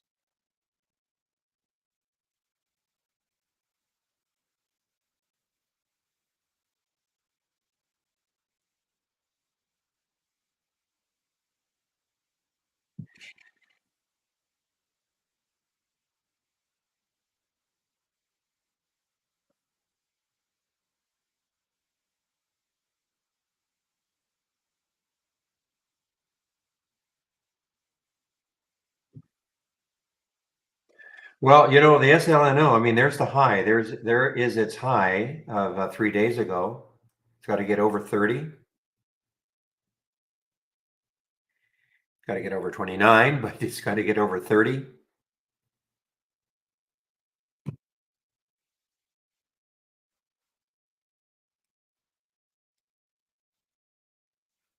Come back? Okay, so obviously StreamYard fixed itself.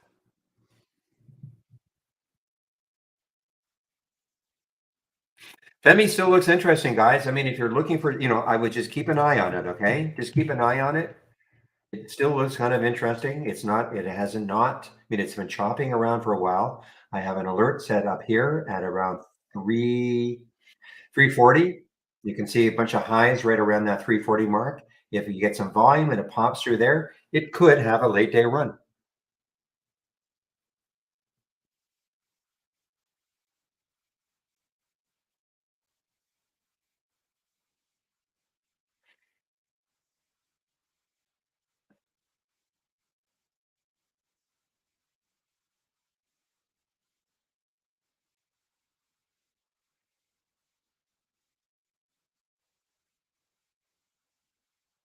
Kind of like that, guys. There's the SLNO, just up to 30.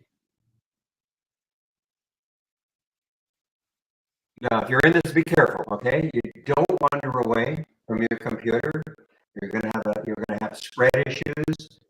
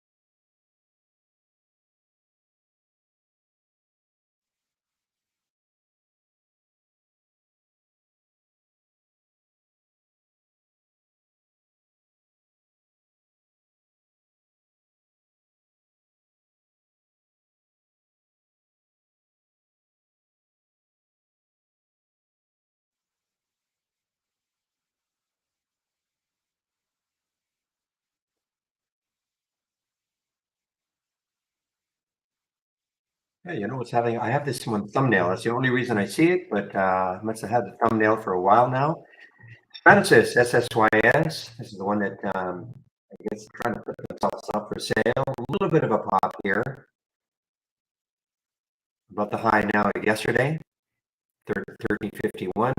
What's the next high? 1362. Probably too close.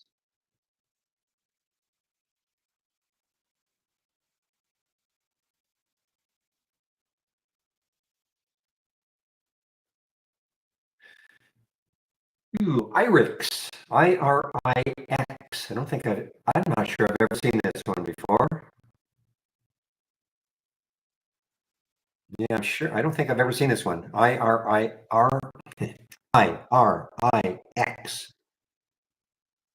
Not very much volume. Sometimes normal at 149,000. So that does not trade very much. That's probably why I haven't seen it before. 12 million in the float. Something juice set up here.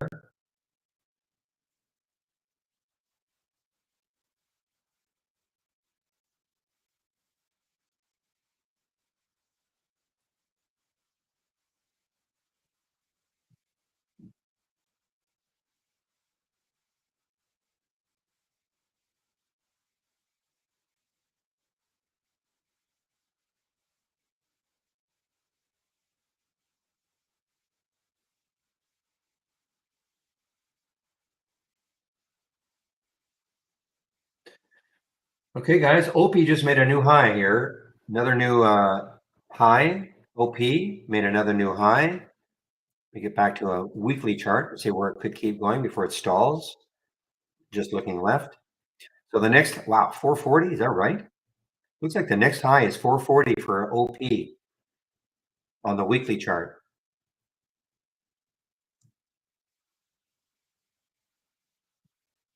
Yeah, that's right. So this still has some room on a weekly chart anyway. OP, Ocean Pal, Greek stock, shipping stock.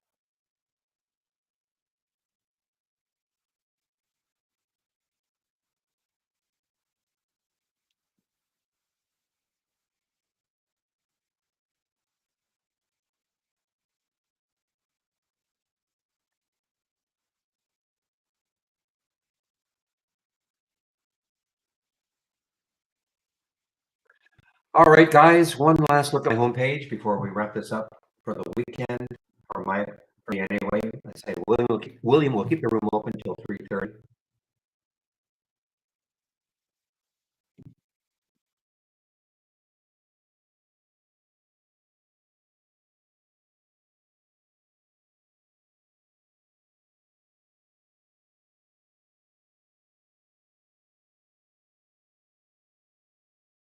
Okay, clicking on my home, hello Rajesh, sorry, Rajesh, hard for me to say, perhaps. Clicking on my homepage link, this is what you're going to see. So here's my promo code, all right, 15 for 15% off the first month only. If you want an annual, I can give you a better promo. Okay, 25% off if you do want one. You must do the Get Trade Ideas. It'll take you about 30 minutes to go through the 10 short videos. I'm sorry, I'm ahead of myself. Get Trade Ideas gets you to the subscription levels. Get started, okay? So if you do take out a subscription, you must do this to get started. And Trading 101, new to trading, no problem. We have a series of videos that you can take a look at. I see people in our YouTube room who are saying, where can I learn about trading? Well, I mean, this is probably pretty good. I mean, Michael Noss put this together and, candlestick patterns, a lot of different videos there you can take a look at. Do a stock of the day video that you can sign up for, free of course. Trade of the week. I wonder what Steve will come up with next week. He did not come up with one this week. Basically suggested to stay in cash. Big education section is here and my scans. So if you're looking for my scans, if you click on my homepage link, scroll down until you see this middle section. Those are my scans. Here are the scans that I'm sharing. Market actives up and down. Momentum, abnormal objectivity is right here. Momentum scan is right here. Momo, single Pulse resumes right here. And then on my other monitor that you don't see is this one, okay? The daily breakouts and breakdowns.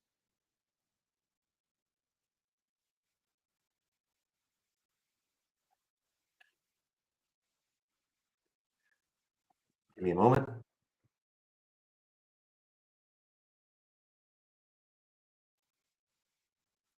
And I do have some other scans that I'm sharing that I actually don't have open, but you can take a look at them.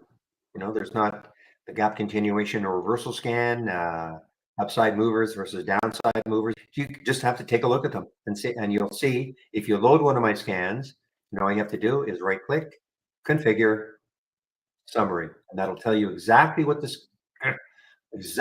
scan is looking for. And of course, you can modify it if you want. And a new high, I mean, that's what I like to see, but we have other different alerts. If you wanted to see, for instance, a stock making a new 5-minute high or a 10-minute high or a 15-minute high, you can choose that real-time alert. I just happen to like to see stocks making new highs of the day, or on the flip side, new lows of the day. But that's my style of trading.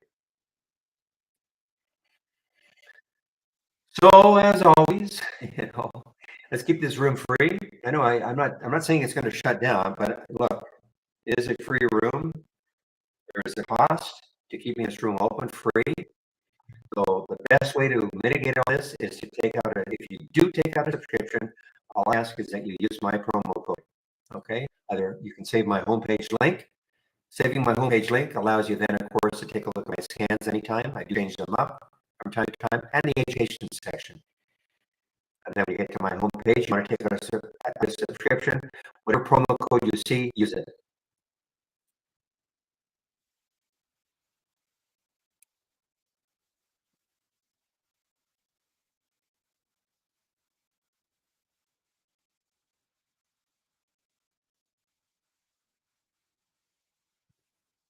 So that was, did you ask that question yesterday? Somebody asked the same question yesterday. Why do I use a 15-minute chart?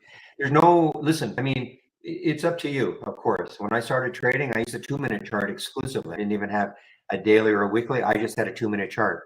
Over the course of time, I went to a 5-minute chart, and I've been using a 15-minute chart now for several years now, probably, I don't know, 5 or 6 years. It's just what I'm comfortable with. There's no right or wrong, okay? It's what I am comfortable with. I will never tell anybody that's what you should do.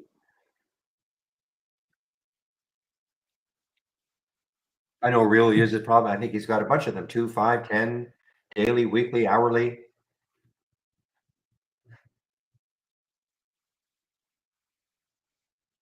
But when you say you're new to like I am not, because I use a 15-minute chart almost exclusively, does not mean that that's what you should do. I think what you have to do when you're new, you have to figure out what works best for you. Okay.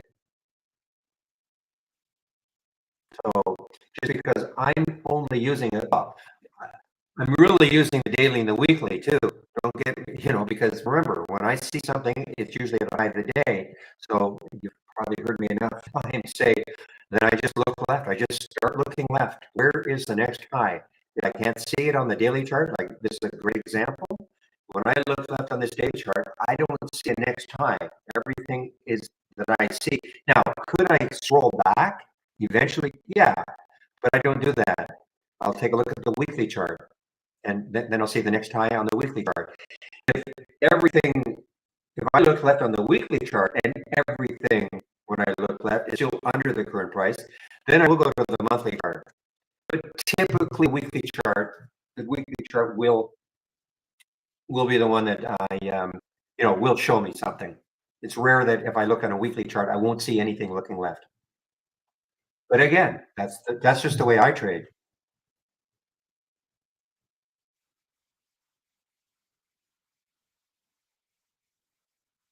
And that's why we have a simulator, okay, to practice trading.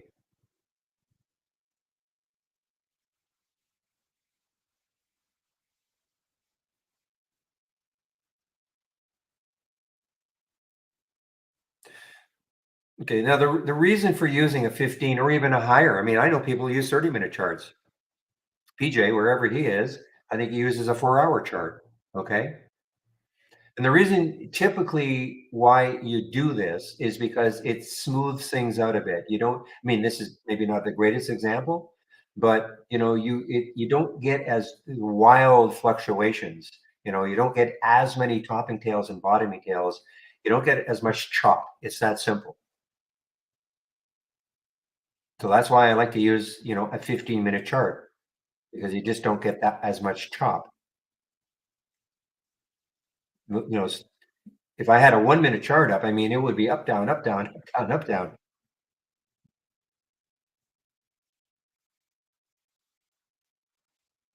Well, I'm not in I'm not Seraphin. I'm not in MNTS. I was just pointing out the opportunity.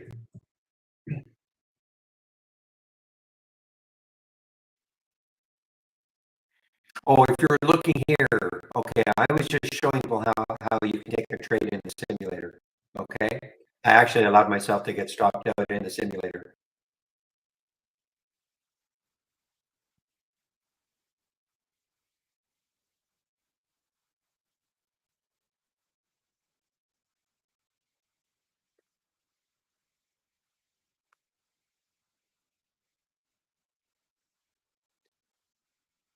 But I know people that will use a 15-minute chart, but try to use a 5-minute chart for maybe a slightly better entry or on an exit.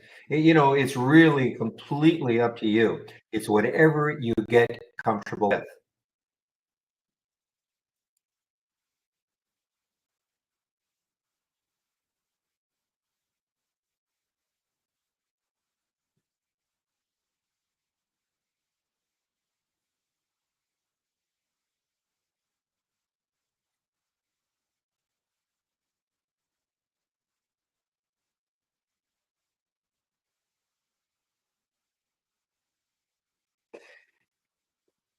Yeah, NEP and NEE. I mean, they looked like they were going to have a recovery day today, but then it just completely reversed. It looked like a big recovery day after being down badly 3 days. But look what happened after. I mean, after that initial 15-minute candle on the 15-minute candle, the opening 15-minute candle. I mean, and then even a glimpse, it actually got up to 58.75, and then nope. But it chopped around. I mean, even on a 15-minute chart, you can see how volatile it is.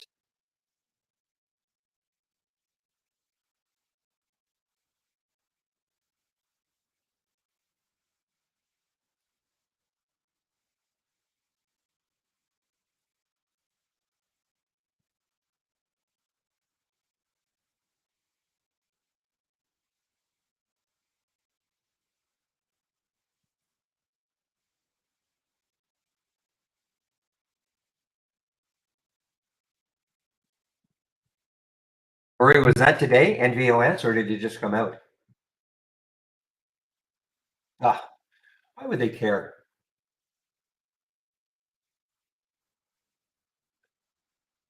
Hindenburg. Haven't seen Hindenburg for a while. Again, notorious short seller, Hindenburg. Haven't seen them for a while. They have been. They made their mark. They made their mark. Oh, 20 minutes ago. Okay, but I mean, why would they care about a 20-cent stock? But they made their mark in a big way with NKLA.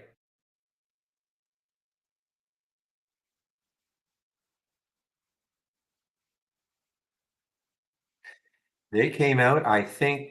I don't know what. I don't know when their piece came out. It might have been around here when it was around $68. And they said, "This is a bunch of nonsense with NKL." I mean, this is one of the bigger. I think this was a. I can't remember if it was a SPAC. Yeah, it looks like this was a SPAC based on the 10 at $10. So it was one of these blank check SPACs merged with when EVs were really the rage, and then Hindenburg came out. I'm pretty sure it was here and said, "This is a bunch of nonsense." They didn't quite phrase it like that, but they may as well have. And ever since then,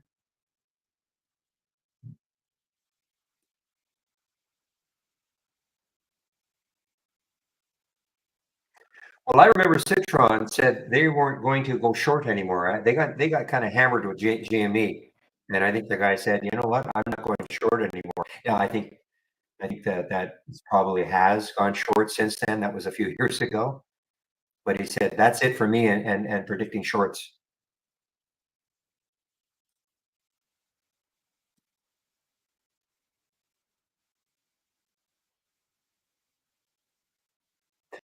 Muddy Waters, yeah, I haven't seen too much from them either. They used to specialize just in China stocks. I think they had an office over there, and they were just they were just merciless. When exposing these China stocks, he branched out, to not just China, but I think that's where they got their reputation from. Muddy Waters.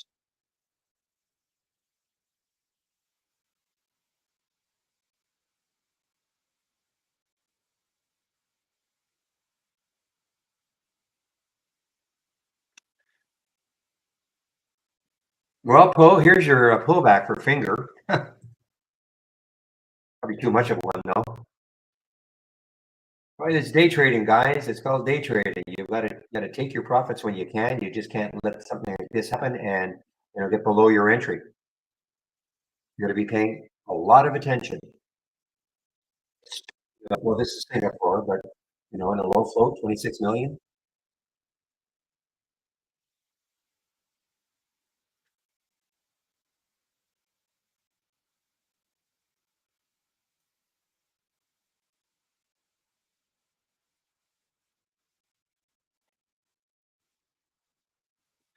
I recognize the name, Henry, but okay, guys. Again, this is not a recommendation, but Look at FEMI now, FEMY. This could be on the verge of a late day surge. You know, there's that alert right up here. Problem is, no volume. There's no volume. So even if it took this out, I mean, unless you had a big volume bar, look at the 15-minute, or if you want, take a look at a 5-minute chart, you know, whatever your chart, your desired chart, but there's no volume. I mean, yes, it did trigger, and it may go, you know, with no volume, but I think you'd like to see some volume come in. And Peter Smith, I don't know if you're still in the YouTube room. I mean, you asked what volume should I be looking for on a 15-minute chart, guys. I cannot emphasize more by looking at this right here of a fake no volume breakout. You know what? If you want, just copy this chart. I'm so glad that happened. Well, look, I hope nobody took the trade.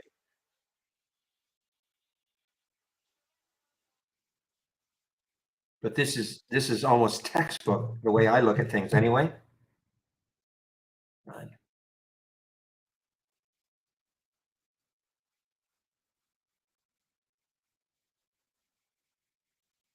Okay.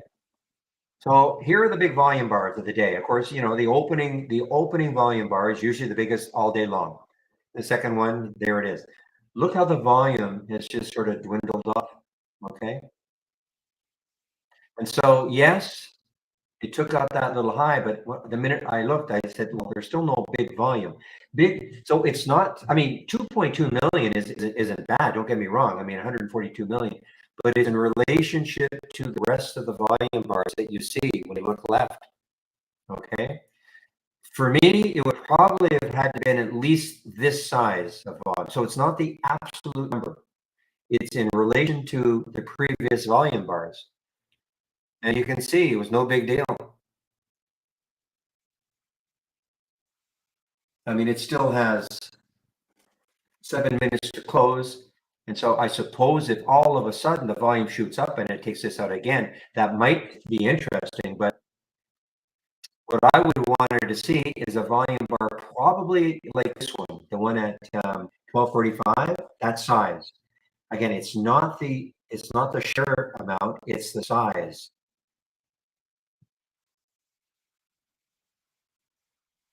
Okay. That's what I look at anyway.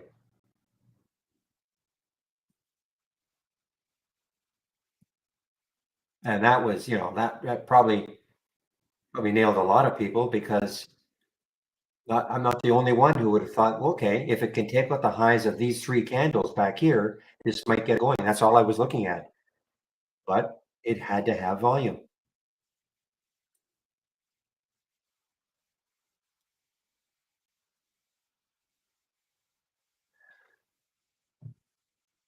See it all the time, consolidation breakouts, they look really good. And then you look, man, it didn't work. How come? And you look, there's no volume. No relative volume.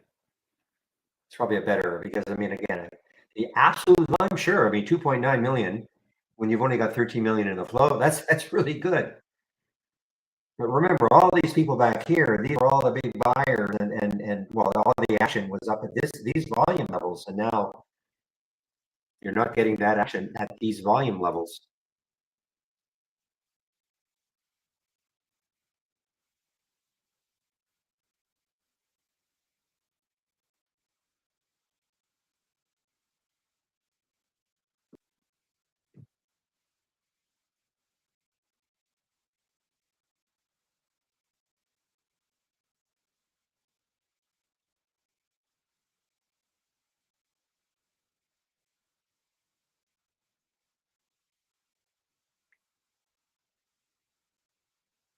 Well, you see, Mints came right back up. MNTS came right back up.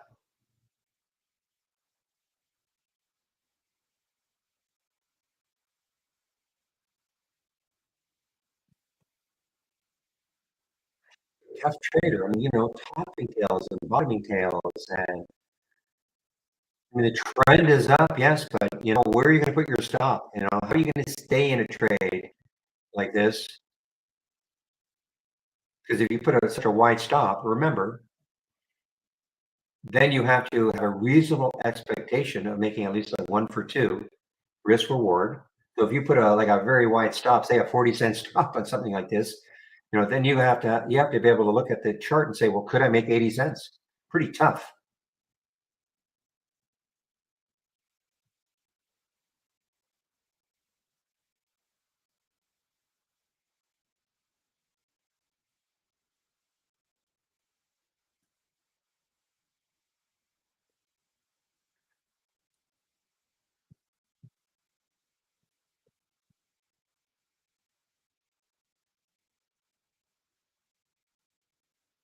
SLNO round 2, maybe of taking out that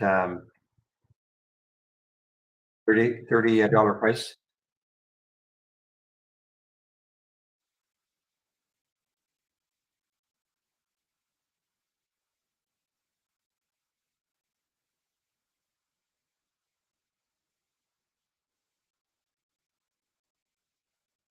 Shady saying that ROIV triggering is of course completely tied in with IMVT. It's been a great short all day.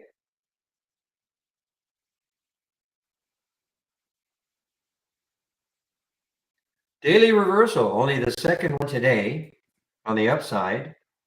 CPS, let's take a look at CPS, see if anything interesting. So again, this is what I see. So there's your daily reversal. You see CPS yesterday, big red bar. Today, nice big green bar. We don't get the alert until it takes out yesterday's high. That's why, you know, you're missing all this, but that's just the way it works. Now, if you don't care about taking out today's high, you might maybe you make a new 5-minute high as the alert. Up to you.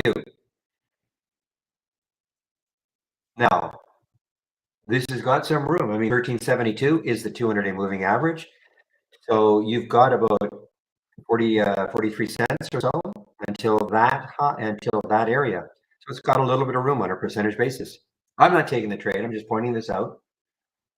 Not very much volume.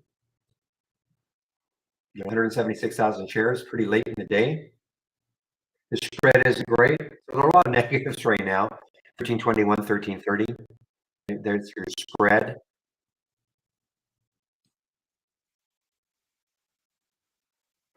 Motor vehicle electrical. So this is obviously all tied in with the strike.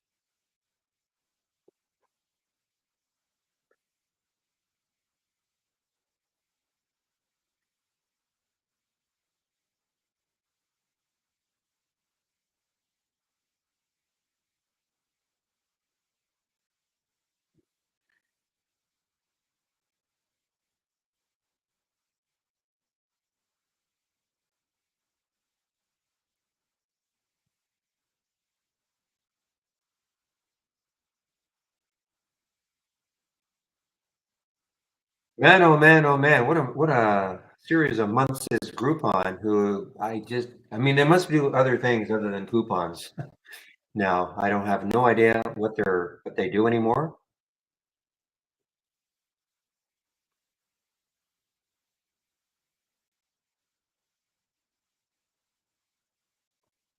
I'm sure if you guys were around towards the beginning, well, in the early 2000s, I guess, you've been inundated with Groupon ads, coupons.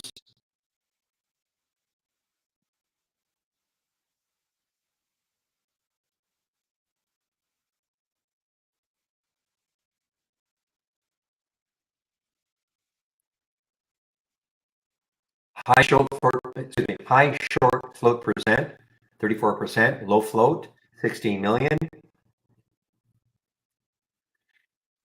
And it's just had a great, I mean, it's had a great little run here, $11 to 14.60 in a few days. Market really hasn't affected it.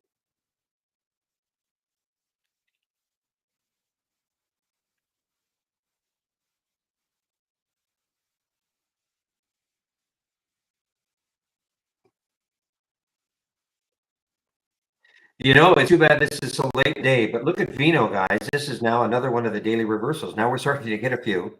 The volume is just a little light though, but look left, look where it could go. I mean, 266 before it hits that next high. Volume coming in, you can see there was volume coming in. It's just too late. You know, the overall volume just isn't that great. 6 point times normal. And look at the float. I mean, that's why you've got to be awfully careful. 663,000 in the float.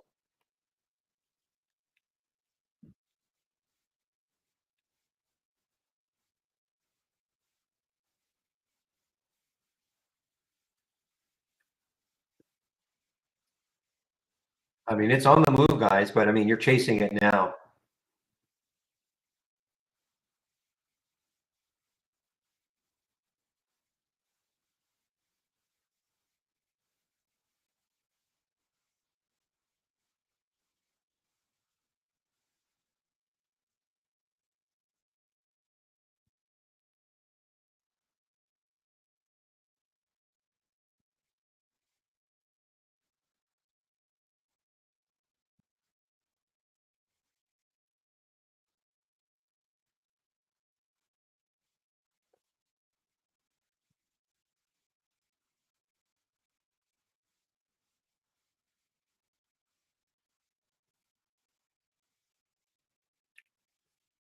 Yeah, virtually all volume today is right here in these two 50-minute candles, 50-minute volume bars. It still has another 2 minutes to close, a little over 2 minutes to close. Biggest volume bar of the day. Now for Vino, look at this. I'm not in it. I'm not in it. Look at this. Why am I not in it? Seriously, this is what a move.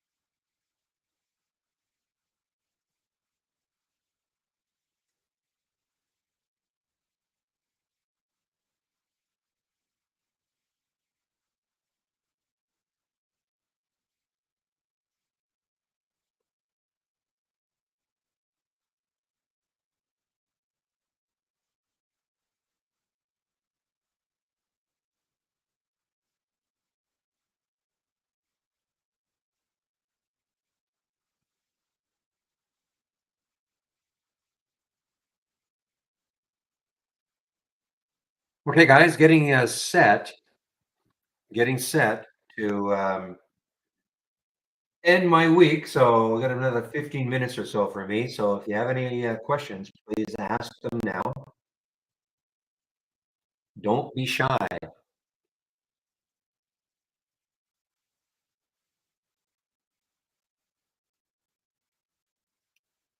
Marty, no.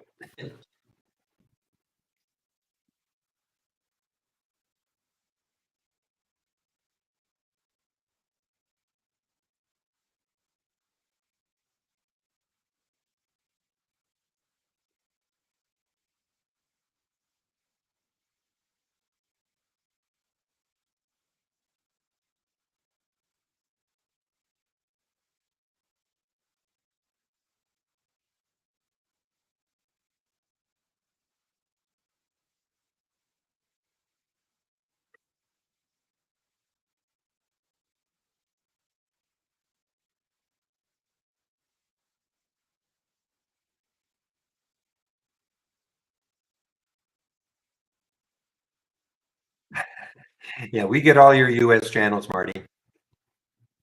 So yes, we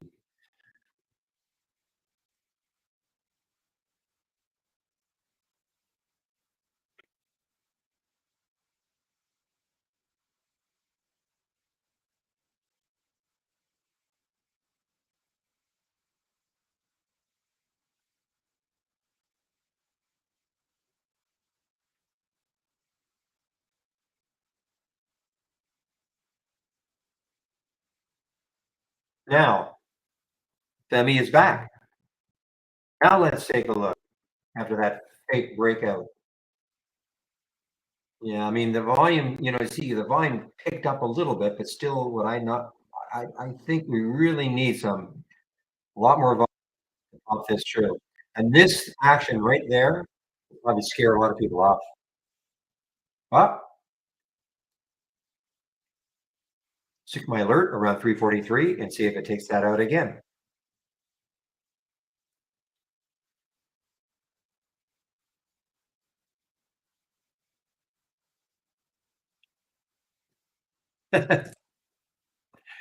Sure, Marty, why not?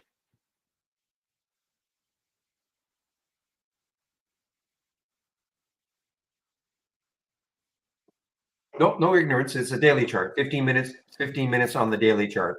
I mean, you can see, that's the pre-market right there, and there's after hours yesterday. I mean, if I expanded it enough, you could see several days, but I like to only zero in on the day today's chart.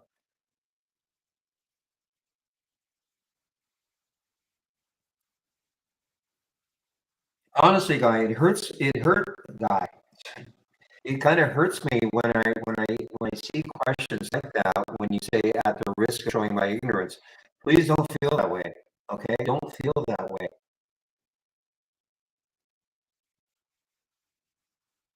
And just in general, look, we all started off new. Every one of us started off new.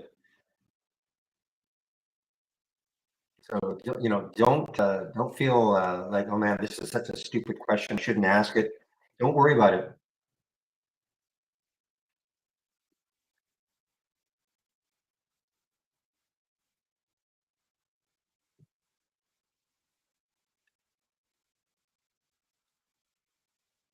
Hmm. You're right, Captain. You're right. The trend is down now a little bit for SLNO, lower highs. Yeah. But of course, it has a life. It can have a life of its own. Again, same thing though. It needs volume. I mean, if this pushes through 30 again, this could have a late day run.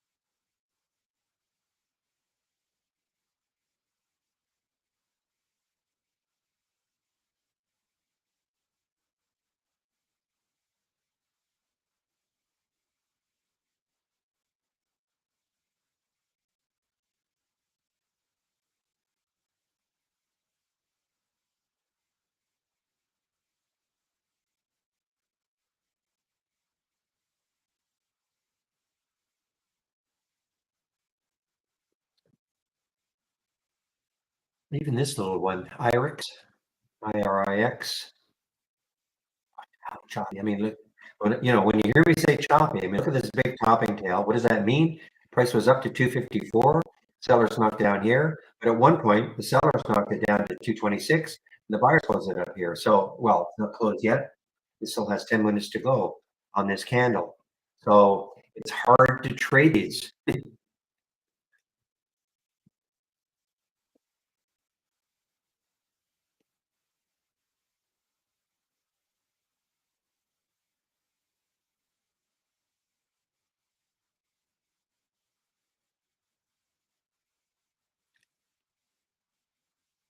Do I have a strategy book recommendation? Not really. I think you were in the YouTube room when Andy was talking, and Depends what you mean by a strategy. I mean, if you're looking for, you can go to YouTube and you can type in, consolidation breakout strategies or something like that. Okay. I mean, you can type in a lot of different types of so-called strategies and just see, but I don't have that, maybe somebody in our room does have a book that has all sorts of different types of strategies. Scans, I'd rather call them scans rather than strategies, but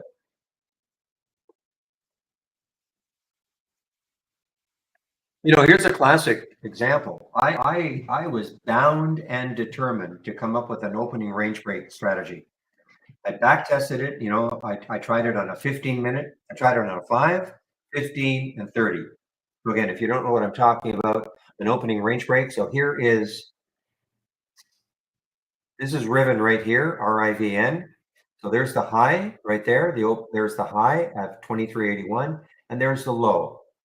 So at some point during the day, if it took out the high there, you'd get an alert, or if it took out the low there, you'd get an alert.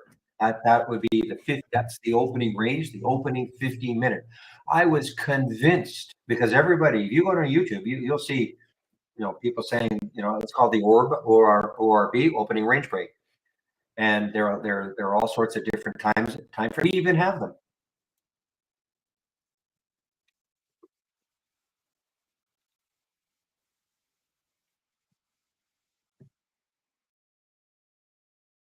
We've got all these opening range breaks 1, 2, 5, 10, 15, 30, and 60. Okay. We've got all these opening range breaks, and there are you can go right there on YouTube and you can see all sorts of strategies. I could never figure out when I back tested it, could never figure out how it never worked. Never, ever worked. You get the odd one that would keep going, sure. But if I back test it, saying, okay, I want a 15-minute opening range break, a minimum volume of a certain amount, it has to be up a certain amount. Relative volume has to be a certain amount. And I would do the back test, and my equity curve would look like this. It would just be straight down. Okay, so tweak it. Put a different volume in it. Maybe instead of a 15-minute opening range break, try a 30. Same thing. I could never, and we used to have one. The AI used to have one. I noticed that it has not been optimized for seems like years now. When I say optimize, it goes through an optimization procedure. They can never optimize it so that it makes sense.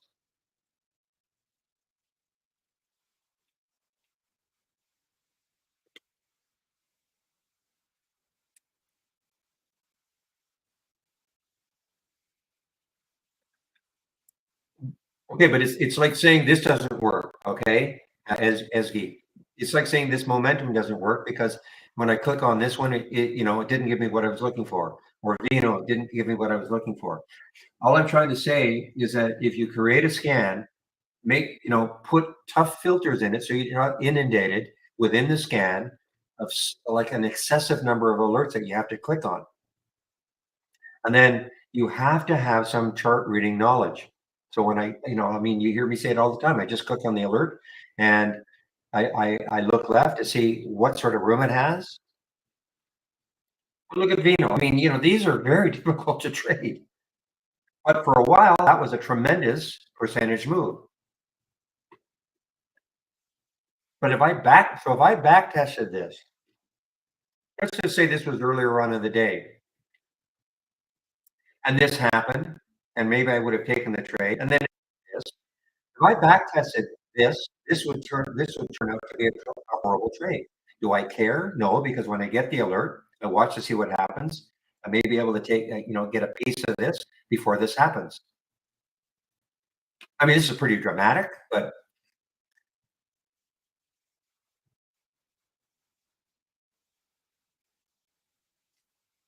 if you come across anybody saying this is my bulletproof strategy, this works 95% of the time, run. Now they may be saying it works 95% of the time because if they get a penny on the trade, they consider that a success.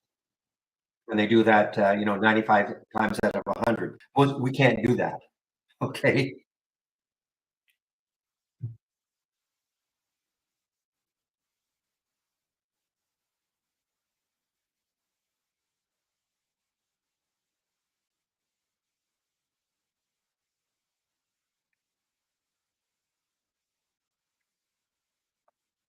Well, I mean, again, you go on YouTube, maybe somebody has figured out a way that, to trade an opening range break that gives you decent alerts. Not every one of them is going to work. I don't know. I haven't looked for years on it because I thought, well, why am I going to try?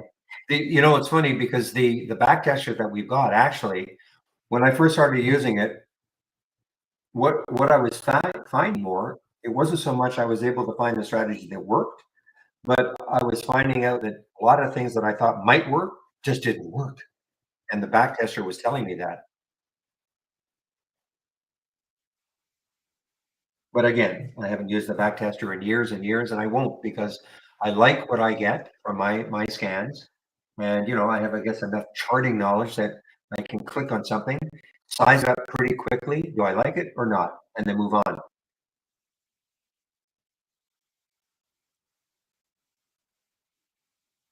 Shitty. Yeah. Well, the one I really wanted, but for some reason they just can't do it. I wouldn't mind seeing an opening range break, but giving a count. I think I've discussed this in the room. Giving it but using the count filter. So in other words, don't tell me the first time it broke, maybe the third time. Okay, because what I was finding is that it would break the opening range and then it would come back down, maybe break it again and come back down, and then do nothing. So what's the value of that? So I wanted to have, I said, why can't we have, like, use our count filter and only tell me maybe the third time it broke the opening, the 15-minute or whatever time frame you want, opening range. Because maybe by then it's ready to go, and then back test it. Then I would love to back test something like that.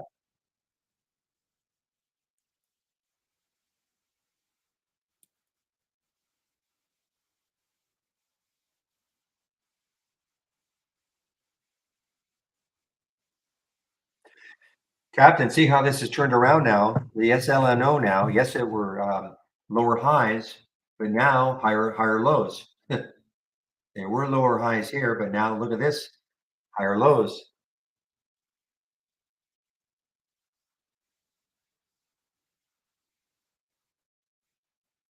But what Shady was actually asking for, we asked for a filter that would just show us stocks on a filter basis that are above, say, the 15-minute range, opening range, or 30, or whatever time frame you want.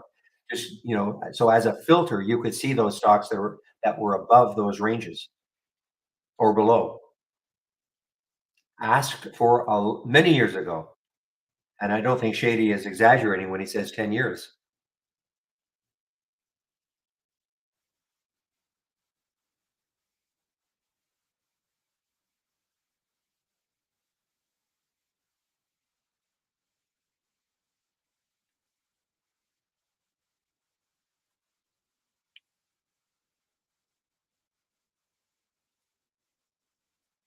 Well, everybody, it is now 2:59. Any last questions? I say I don't mind sticking around and can't wait for October to start.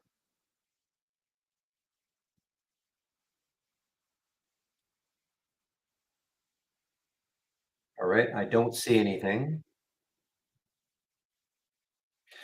Okay, so William said he will keep the main room open until 3:30. I'll put the link in for our YouTubers if you do want to head over there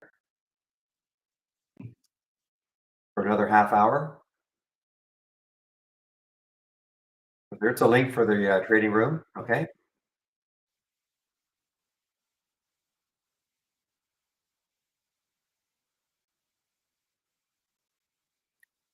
Okay, guys, I'm going to stop my screen sharing.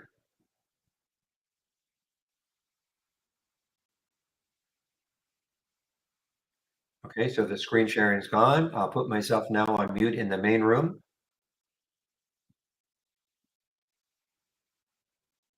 I guess before I do that, I'll open the room 9 o'clock. I'll be on the mic 9 o'clock Monday morning.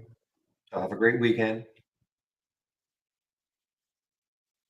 And then YouTubers, I'm doing the same now with you guys.